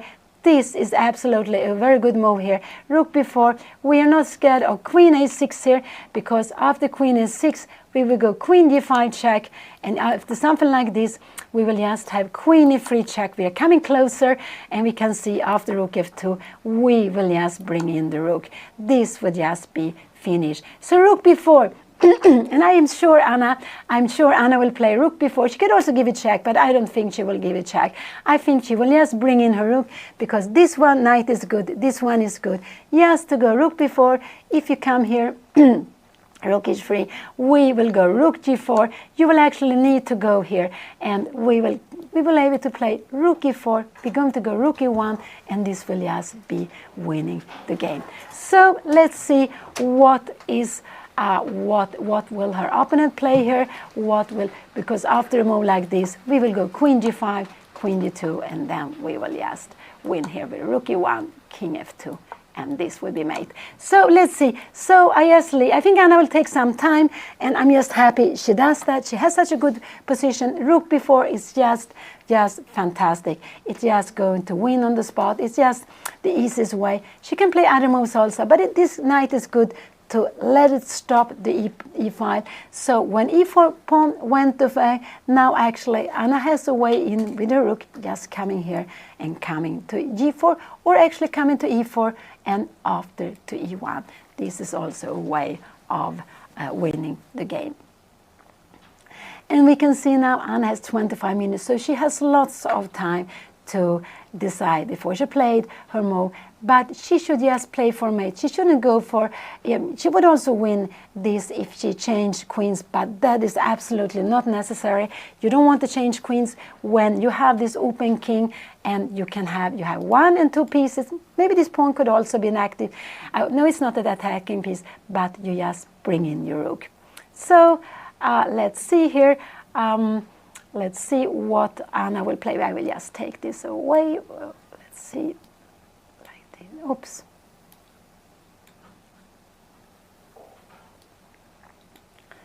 And we have so many arrows, so oops. We can just go back one move, and this rook f2 was played, and put it like this. So, yeah. I guess I hope Anna is very focused. She must be, because it's so important. And it's just so lovely to finish a tournament with winning.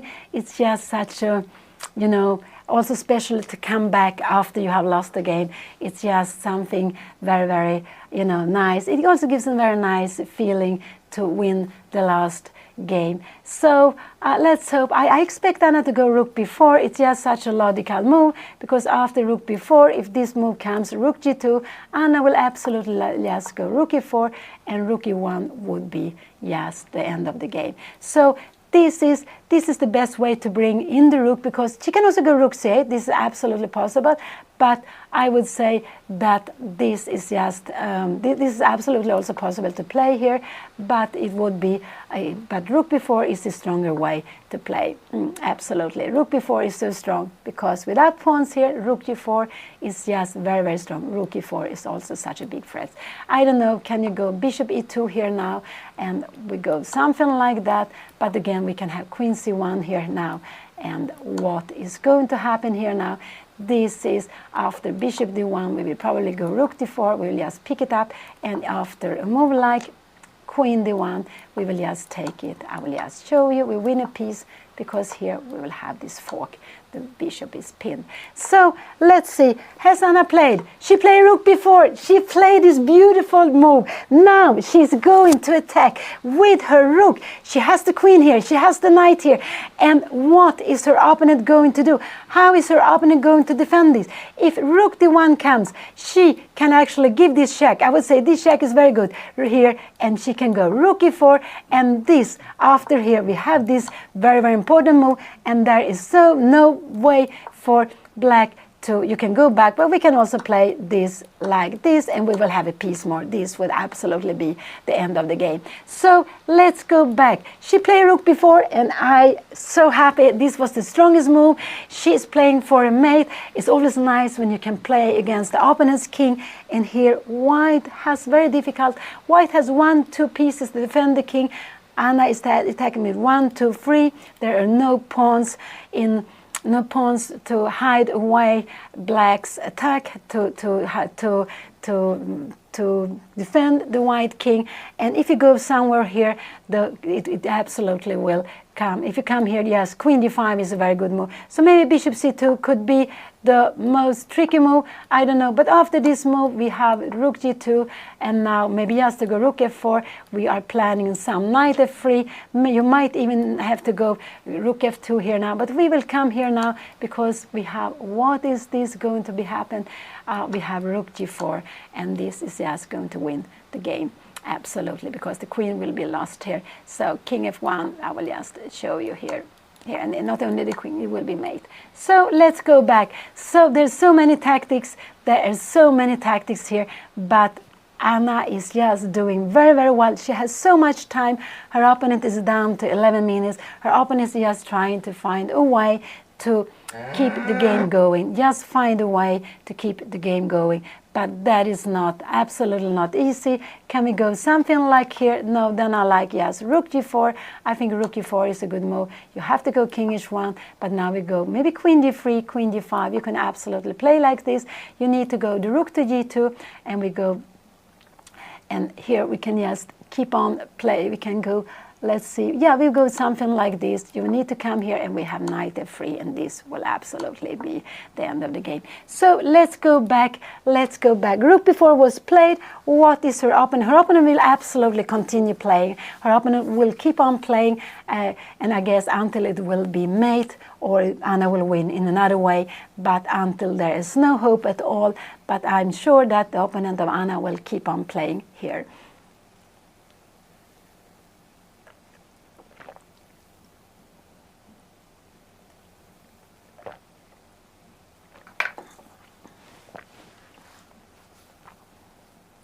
So it's so nice to see this position. It has been a very exciting game, and as I said, Anna has been playing well these 9 rounds here in Rilton. She has been playing well. She has found very strong moves, and it was just yesterday that it went wrong, but these things happen, and it's so important to just keep on playing, just keep on doing your best, and just believe in yourself and to learn from what happened. So she has 6 out of 8 points. She is shared 5th place before this game. If Anna wins, she will be absolutely minimum sharing 3rd place, I would say. Would she be sharing 3rd place? Yes, I think she would be sharing 3rd place if she wins this game. And then this would absolutely be a very nice finish. And Anna would be so, so happy, of course. And so, yeah, I don't know what has happened in other games. I have no idea what has happened in the other games in Rilton. And now this was played. This was played. And what was the... Now Anna can actually go rook g4. The plan is to go queen c check here. She can play so many moves. Actually, the best move is maybe rook, this little slow move, because this could be moved. You're defending, but I'm sure we will see a check here. I'm sure we will see a check. I think we will see rook g4 check.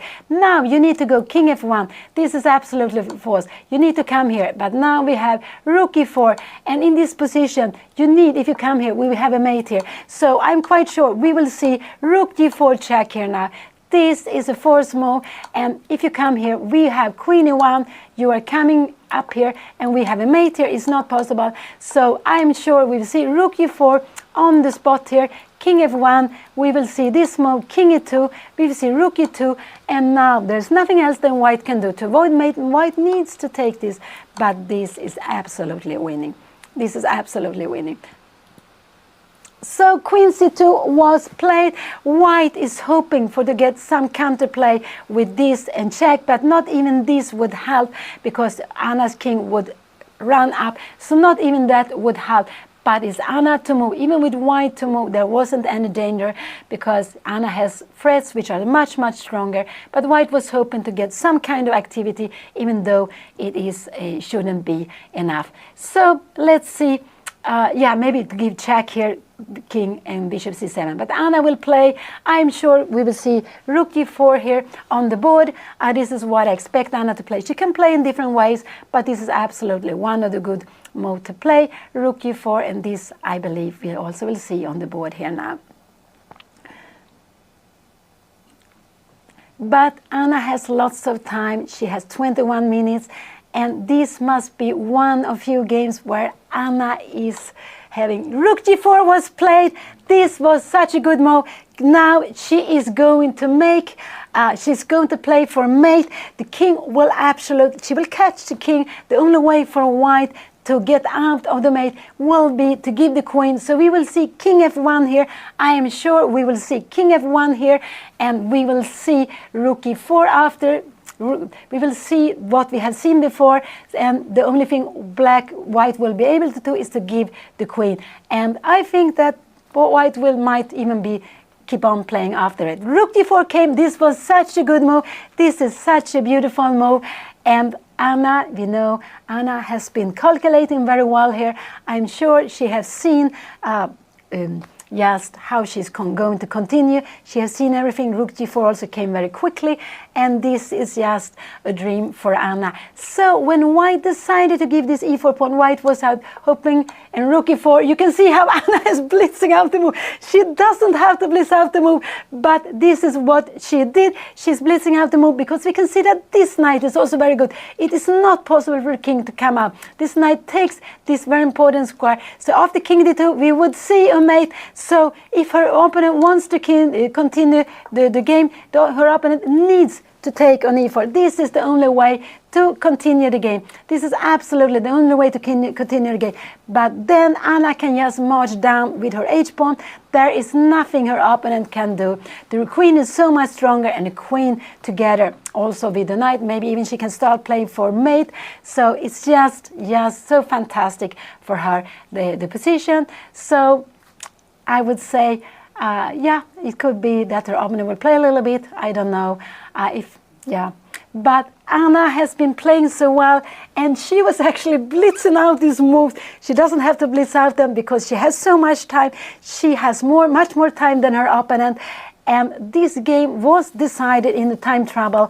It was decided in the time trouble when it was about equal, the position, but her opponent made a very big mistake. Her opponent changed one of the knights, and Anna could even take back with the queen. So she got threats against the opponent's king, and like that Anna won 2 pawns, and not only winning 2 pawns, she got an open king side. And here we can see that she is playing for mate, that is going to be mate, or Anna will win the queen. And this is just so nice to see. I'm just very happy to see how nicely Anna has been playing here, and to finish the last round with a game like this. It's only move to take with the queen. If you come here, king d2, we have queen e1, mate. You can see the king cannot go out because the knight here takes the square. So the only move is to take here. And now Anna won. She won that game. Her opponent decided to resign. Anna won the last game. So she took 7 out of 9. She's going up to the top. She is finishing very nicely. Now this was great. This is what she said. She said yesterday, I lost the game, but tomorrow I will come back. I just need to win tomorrow. And here she won the game. But it has been a tough fight. And I must say that her opponent has also playing very well. Her opponent doesn't have so high rating, but had been playing very well. But in the time trouble, things was getting in the time trouble. The opponent made a big mistake, and Anna got a huge advantage. And here we can see how Anna finished the game. Anna will come here, so just stay here a little bit longer. She will come here. This was the last round in Rilton Elo, the last round in this whole festival. There are still some games going on.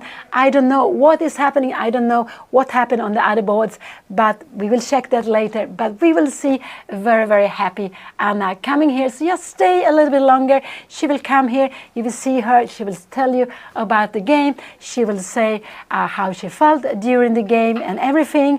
And just stay a little bit longer. So such an exciting 9 days. It's just quite exhausting to play. It has been exhausting for me, but it's so much more exhausting for the players to play a tournament like this. And here she is. So she's going to sit down here together with you. She is going to be here now. She is already here. Way, hello. Yeah, guys, I am so happy. I just blundered a pawn. The a4 pawn, I just blundered it. Yeah, you needed to make it the other way. Start with rook b8 and then instead. All of a sudden she takes it, and I'm like, wait a second. I literally just blundered a pawn. Like, I was panicking. I completely forgot that pawn could be taken. No, I understood that. Because it's very common that in time trouble you want to give a check, but it's more better not to give the check, to keep the check. Yeah, to keep it. But I was scared that she would go like bishop e3 and take control of the diagonal. That was why I did it. But in that moment, that is the only moment you are worse now, because she had bishop d7. after you go rook b8. So it's just, everything works for her then. Oh, so I could have lost then? Then you could have lost, yeah, if she got bishop d7. But after bishop b3, you play this h5, very beautiful move, then you're absolutely fine. You're absolutely, it's about equal, the position. Wait, I'm so happy. I finished on 7 out of 9. What? That is actually really good. I have no idea how the other games went. By the way, thank you so much, MX Farch, for the 25 gifted. Thank you so much. I have like no, I have no idea what has happened. I'm gonna check the standings, and I'm actually later gonna analyze the game with my opponent, which is really fun. Yeah, that's very nice. Yeah, your opponent wanted to analyze. My opponent wanted to analyze after the game. So that's very nice. So that was very nice. Yeah. So we talked after the game as well, which was very nice. But yes, I'm really happy. So I'm gonna check out. I need to check the standings. This is crazy. What is going on over here? What is going on? I can't believe. I think this year. I think I just did so much better than last year as well. I can't remember what points I did last year, but I feel like this year I've played pretty well. Like, I think the only big mistake I did was yesterday, the endgame. Just, I should not be able to lose that. Like, that endgame I should never in my life be able to lose. But apart from that mistake, I'm like really happy with.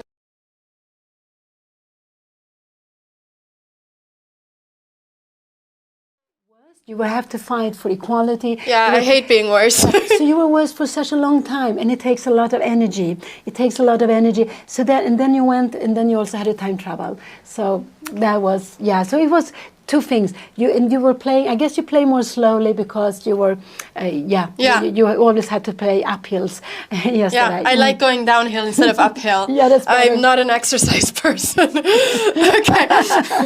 Okay, I think this is let me do an exclamation mark standings. Can someone do exclamation mark standings? I need to check what is going on here. Guys, I am so excited. I am so excited. There's still a lot of games going on, I think. But there we go. This is Anna. You can check all results here. Okay, let me check the results. Okay, so what has happened? Let's see. First, I don't even know the money prices. Oh, this website is beautiful. Wait, who created this? I think it was it one of the mods? I think it might have been Blue. Blue, this is amazing. What have you done here? This is beautiful. Okay, so Anna's results. Let's go ahead and check it out. All standings. This is actually beautiful. So after round 8, let's see round 9. I just want to see the results. Okay, so my opponent from yesterday, I suppose, does he win the whole thing? Yeah, and then it's, so you will, he won it. So actually... Or is it Margot? She got 7.5. Yeah, so they will share first and second place. No, there's no sharing, I think. No, maybe not for first place, but they are, no, one will be better, one will be better. But they are both having 7.5, and then you will be third together with some other players. You will be third with, there were so many...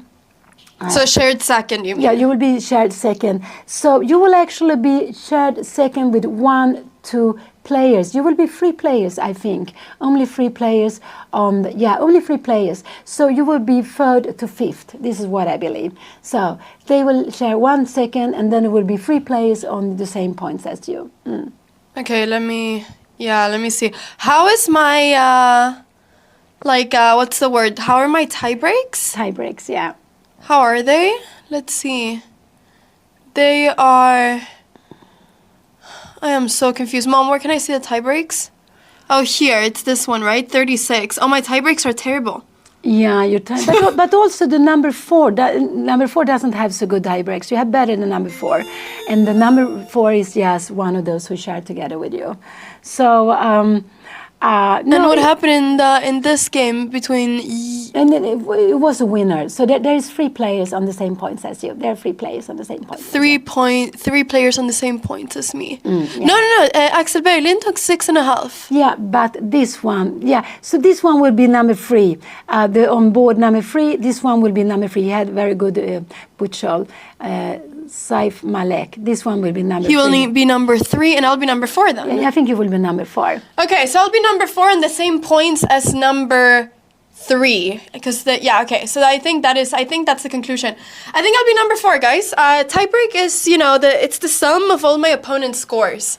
So I believe that the other guy has a bit, better tie breaks than me, which means that he's played against a little bit stronger opponents, basically. But I think I'm going to get fourth, which is really good. It's still top 5, which is, like, amazing. Wait, what are the prizes? Can you win several prizes, Mom? Is there best woman prize and rating prize? Can I collect prizes? Yeah, but Margot will win the best woman prize. Margot will win best woman. Because she won it. So that was also very nice. Margot is a junior girl here in Sweden. So, so she won the game she is chairing. So she will win the best. And she will also, you cannot win junior prize because you're not a junior in the No, I know I'm not. I know I'm old, Mom. Thanks for telling me. No, I'm not telling. No, you're not old. You're very young, but you're not a junior. Okay, thanks, Mom. No, I was talking about the rating. I was talking about the rating prices, not the age prices. The rating price, I don't know. I think actually she's lower rating than you, so I think she will go for it. Who? Maybe Margot, because she is. But she's 1900. There's a 2000. It could be. It could be. But it depends on your opponent also. This opponent, he's 2100. Yeah, so maybe you have a chance to win the rating prize. It could be you have a chance to win the rating prize also. Let me check out the prices. Let's see. Wait, does anybody have an exclamation mark prices? Does that exist here? Let's see. Exclamation mark prices. Where do we have it? Wait, there we go. Good stuff. Chat, you're amazing. Oh, here we have it. So first place. Okay, so I'll get 3,000 crowns. Plus. Oh, they don't have maybe here. You can't see I'm gonna check the rating price. I don't know. It's five. Maybe it's 5. I'm gonna check it here. Okay, so Rilton Elo rating prices. 2,000 crowns, 1,500, and 1,000 crowns. So you need to see how the rating groups are, but have you seen them? No, Mom, I have not. Because it's not sure they are. It could be that if you're in the same group as some of the players who are before you. What do they mean the highest rated players are ineligible for rating prizes? Yeah, so it could be like the 10 first is not possible and you're seeded 7. So I don't think you will not be able to get the my rating group! What? No, that is so sad. Wait, the rating group. Oh, this is very confusing. Very confusing. Okay, this No, this is you were looking, you have to look up here. You were looking at wrong. You have to look at Rilton Elo here. Yeah, I'm looking at Rilton Elo. Okay, that was good. I didn't see that. Yeah. No, okay, that's a little bit confusing. Okay, I guess that I'll see at the prize ceremony what I won. Yeah, but I think actually you can have a rating prize because you were looking at you were reading from the wrong side. Yeah. But let's see. Yes, well, see. I'm ending 4th though, which is really good. I'm very, very, very happy with that. 4th out of like 170 something people. Plus, we are gaining like 20 points of rating. I present to you a 2100 rated Pia Cramling for the first time in years. Oh, yeah, that's great. That's really good. But it's also such a wonderful feeling to win the last round. Yeah, so that is great. But but you have been playing well. You have played so well. So it's just to. No, I cannot believe it's 7 out of 9. Yeah, that's great. That is actually really good. Yeah, that's really, really good.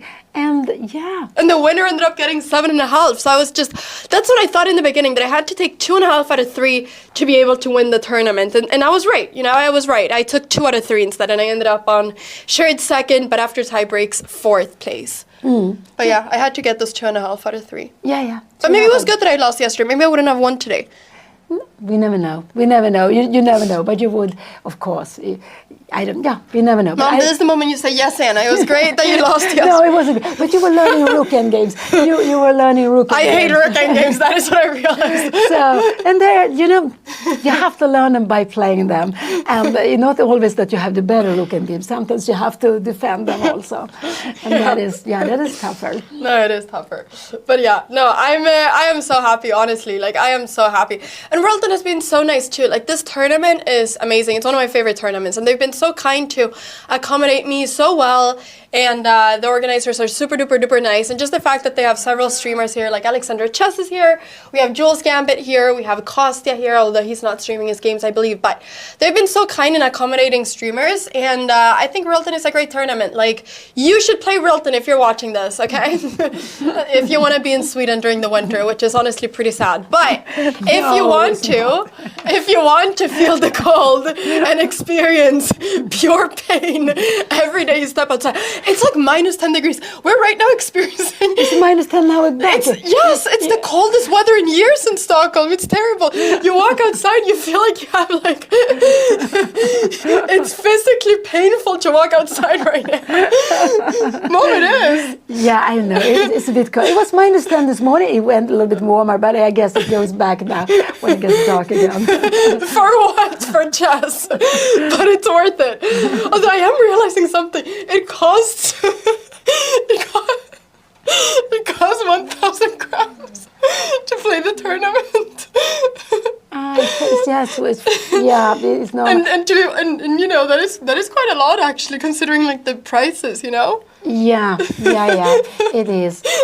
But it's because they are more concentrated with the prices in Rilton Cup. Yeah. Sorry, I was just laughing because I realized that like the last the 10th prize of the tournament is literally less than what it costs to participate in the tournament. I think it's like 999 and it costs 1,000 to participate. So it's just you have to get top 10 to, you know, get your money back, basically. But you can win rating prizes also. You can absolutely win rating prizes.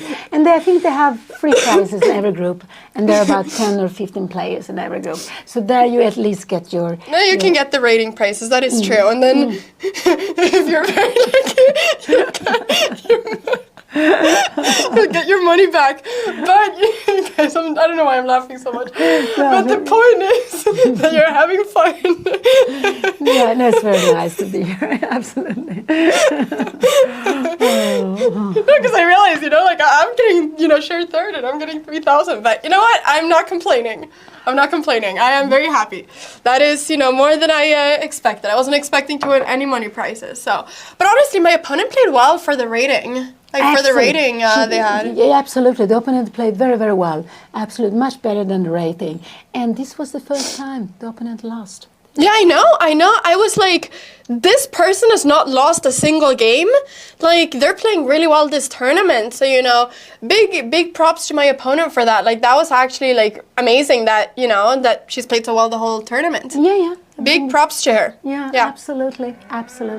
So that's why we shouldn't look too much at rating. We have to look how the games have been, the results someone is doing. So a rating can sometimes just not be the correct one, actually. So but yeah, really been playing well here. Yeah, no, for sure. But you have also been playing very well, yes. Thanks, Mom. Thanks. Yeah, I am actually very happy with my. I am actually very happy with my games. I cannot believe that it's over. Like, this is sad. This has been my life for the past 10 days. What am I going to do with my life now when I'm not playing chess?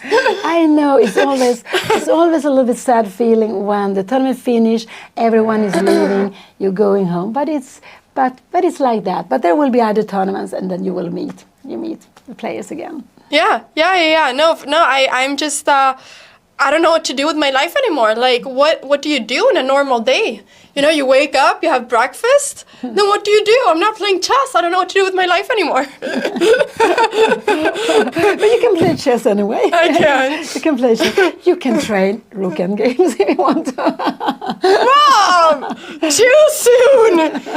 Too soon for those jokes. No, it's too soon. I know, I'm sorry. I would never it's have just been one day. I know that. No, I'm sorry. I know. I have also lost some rook and games I'm not very happy about. So don't worry. You're not the only one. There are lots of people. You're trying to save it, Mom. No, yeah. But I would not have said if you were not so happy today. I would not, of course, not have said that. So not now, but maybe later on. Maybe after some months or something. Yeah. After some. No, I will study chess. But yeah, guys, there's still going to be some time before the prize ceremony. So what I'm going to do is that I'm actually going to film the prize ceremony, and it's going to be part of my recap. So you guys will be able to see me getting the prize on my recap. It's going to be filmed. Before that, I have a man waiting outside of this room to interview me. So he is right now, it's literally sitting right outside of this room. He's, hearing me right now. And he's waiting to interview me. And then I'm doing 2 interviews. Guys, what is going on? This is crazy. I'm doing 2 interviews. But luckily, when they ask me, how did you do today? I can say I won. The worst part is when they interview you and they ask you, how did you do? And then you say you lost. It's very sad. It was really funny because the other day in the elevator, I talked to like one of my previous opponents, the guy that like blundered the piece, you guys remember, like with castles? And I was like talking to him and he was like, hi, how did you do? And then he said, whoops, sorry, actually I already know the answer, you lost. And then I said, yes, thanks for asking. How did you do? And he said, I can't remember. I can't remember if he won or lost. But then he said, by the way, Anna, your mom was right. I thought that there was a check that would make me lose the rook. So that was the reason he did that. That's what I thought. Queen e4 check. That was the reason why he played it. And then he wanted maybe to play on your time already from then. No, he said that was the reason. So he was. So I told him that he played really well after, because like he was trying to do the best of the situation after he like gave up the piece. Yeah, absolutely. He tried to create some crazy things there against your king and everything, and it was very tactical, really very, very tactical. So that was the idea. So it was really fun that he actually told me this. Yeah, so that was great. So the mystery is solved. But yeah, I think I ended up getting like 20 points of rating, 7 out of 9. I only lost 1 game and then I drew 2. I drew 1 game in which I played against this Finnish guy, and I just ended up, at one point I had 1 second left on the clock, so that was very lucky that I drew that. And then, what's going on? Why are there balloons? Is that balloons? It looks like it, yes. Wait, why are there balloons here? Yeah, frusit igen. But there's balloons. Are we celebrating?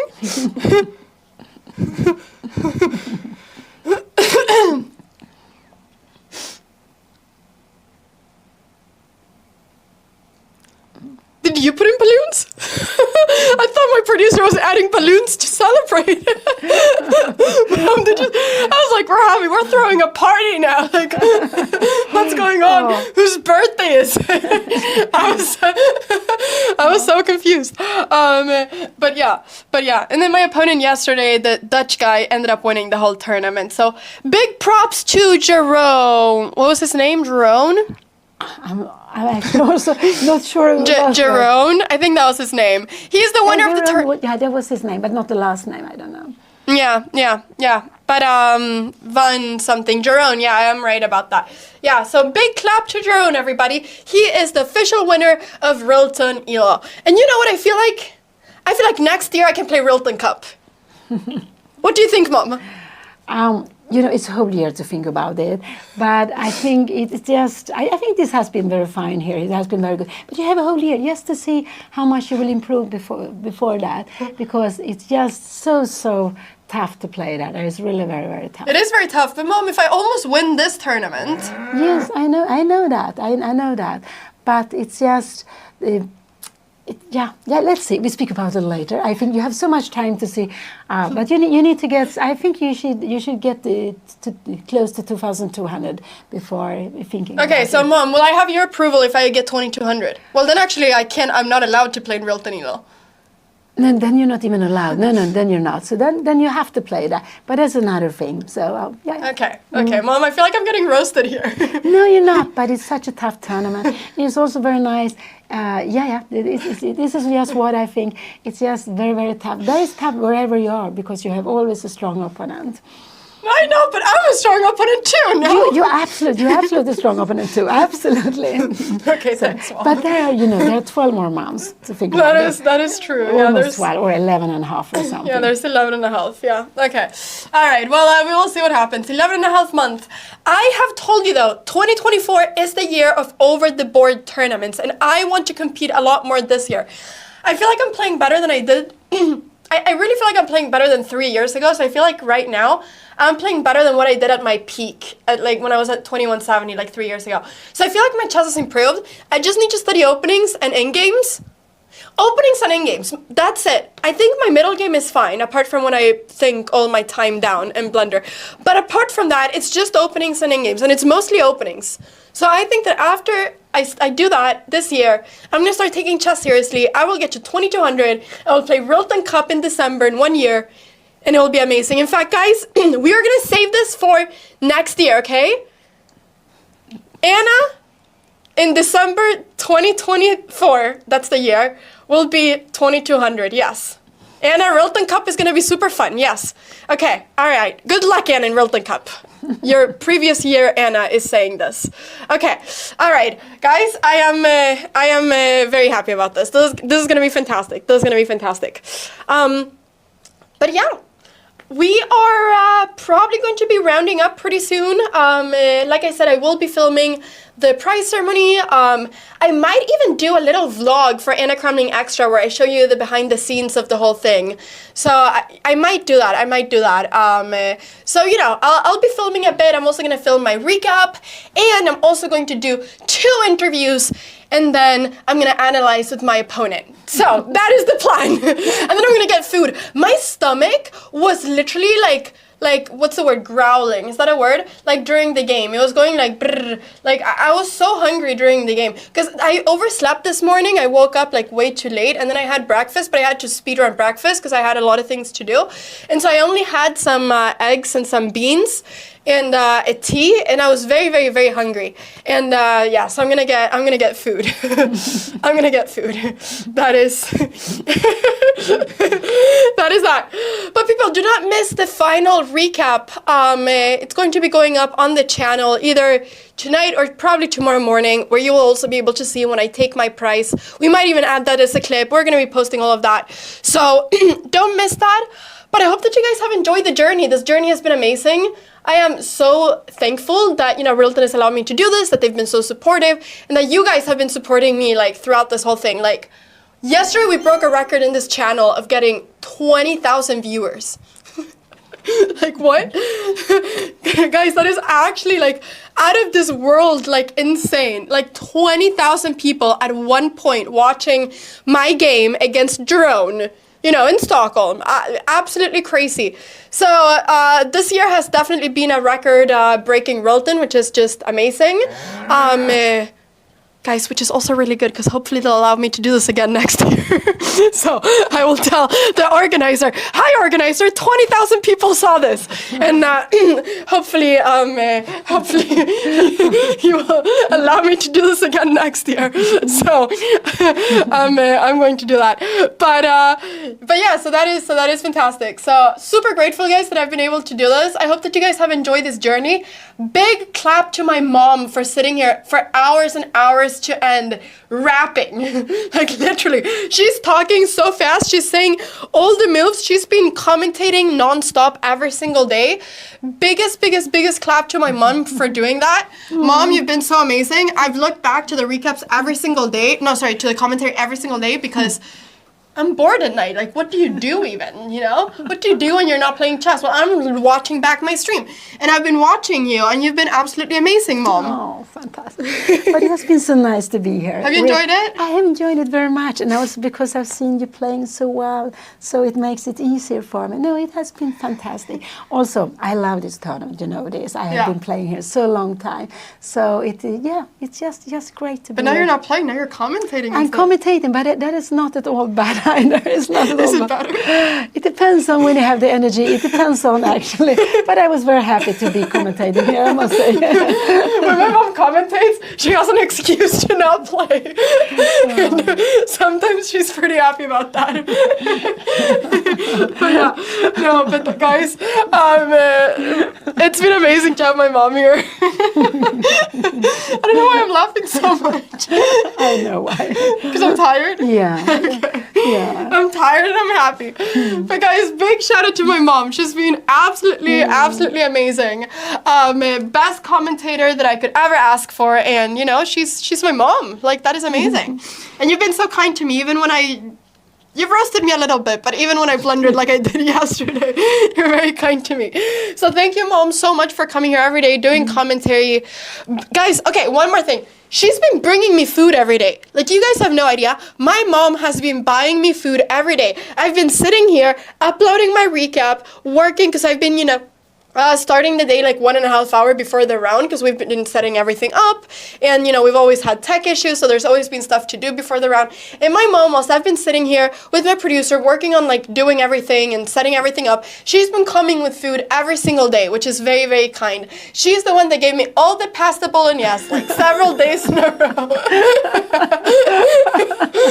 It must have been boring to buy the same thing every day. My mom bought the same food every day. She came here with food before the round every day, which is which is very kind, because I would not have had the energy otherwise to play. So very kind that you've done that, and just everything. But guys, big shout out to you as well. Like, thank you so much once again for supporting me throughout this journey, watching the streams every day, watching the recaps, watching everything, subbing. Guys, we've been getting so many subs every day. It's absolutely amazing. It's absolutely amazing. Thank you so much to each and every one of you that has subbed, that has used your primes over here. Absolutely amazing. I'm super grateful. It really helps being able to produce these sort of things again. And, we move forward to more tournaments and more broadcasts of tournaments, because I truly think that, I truly think that this, one, makes chess tournaments more visible, but also just makes tournament chess more hype. And I think that tournament chess is just an amazing form of chess. I love classical chess, and you guys know it. So, like I said, I hope that more tournaments, start allowing streaming and start, being open to it, because I truly think that it's great for the game. And it's a lot of fun. Even if whenever I make a bad move, thousands of people say, Anna, how could you do this move? Anna, how could you blunder the simplest rook endgame? I would never have blundered that. You are so bad at chess. Even then, it's very worth it and very fun. So,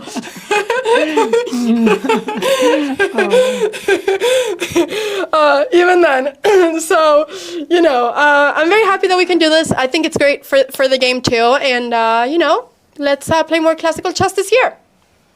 Mom, do you like my speech? That was my speech. Yeah, it's very good. I'm very happy to see you playing classical games, to see you playing all kinds of games, but especially classical. Mm-hmm. Amazing. Okay, well, I think my speech is done. I'm now going to do the interview because the guy's waiting for me. Let's go ahead and rate someone. Thank you guys so much once again for following me on this journey. We broke a record this Rilton, and we are going to be playing more tournaments this year. I will let you know when my next tournament is. I'll probably be taking some days off from streaming now because I have a lot of things that I need to take care of, but then I'll be back streaming as well. But I will still be uploading on YouTube and stuff. So, do not miss the YouTube. Sub if you haven't already. And that is that. Let's see. Let's see, who should we raid, guys? Who should we raid? And if you want to see the prize ceremony once again, I will be filming it. So it will be coming up on the recap of the last day. Okay, so is Lula streaming right now? Is she streaming? I think she is. Lula, I think she is. I did raid Phoebe the other day. Oh, Julia hit 2,000 here. That is amazing. Julia, she went from 1800 to, she went from 1800 to 2000. That is actually amazing. So she won today. She must have won today. I guess, yeah. I guess she did. Yeah, that's incredible. She won more than 100 points. Yeah, that's fantastic in one tournament.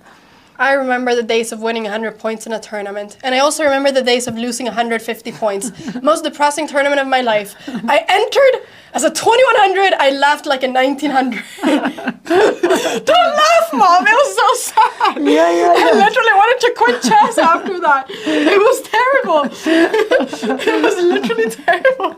Don't laugh. It was actually very sad. You were laughing, so. But this is just, it has happened before. Yeah, so it won't happen again. Because it's not possible. No, it's not possible because now I'm an adult and I don't have K40 anymore because I'm over 18. Okay, everybody. Thank you so much for watching the Rilton streams. We will be back very soon. Do not miss the VOD coming up on Pia Cramling Extra and the recap coming on my main channel as well. Bye-bye, everybody. Thank you so much for supporting me throughout this whole tournament. It's been so fun. 7 out of 9. 4th in the tournament.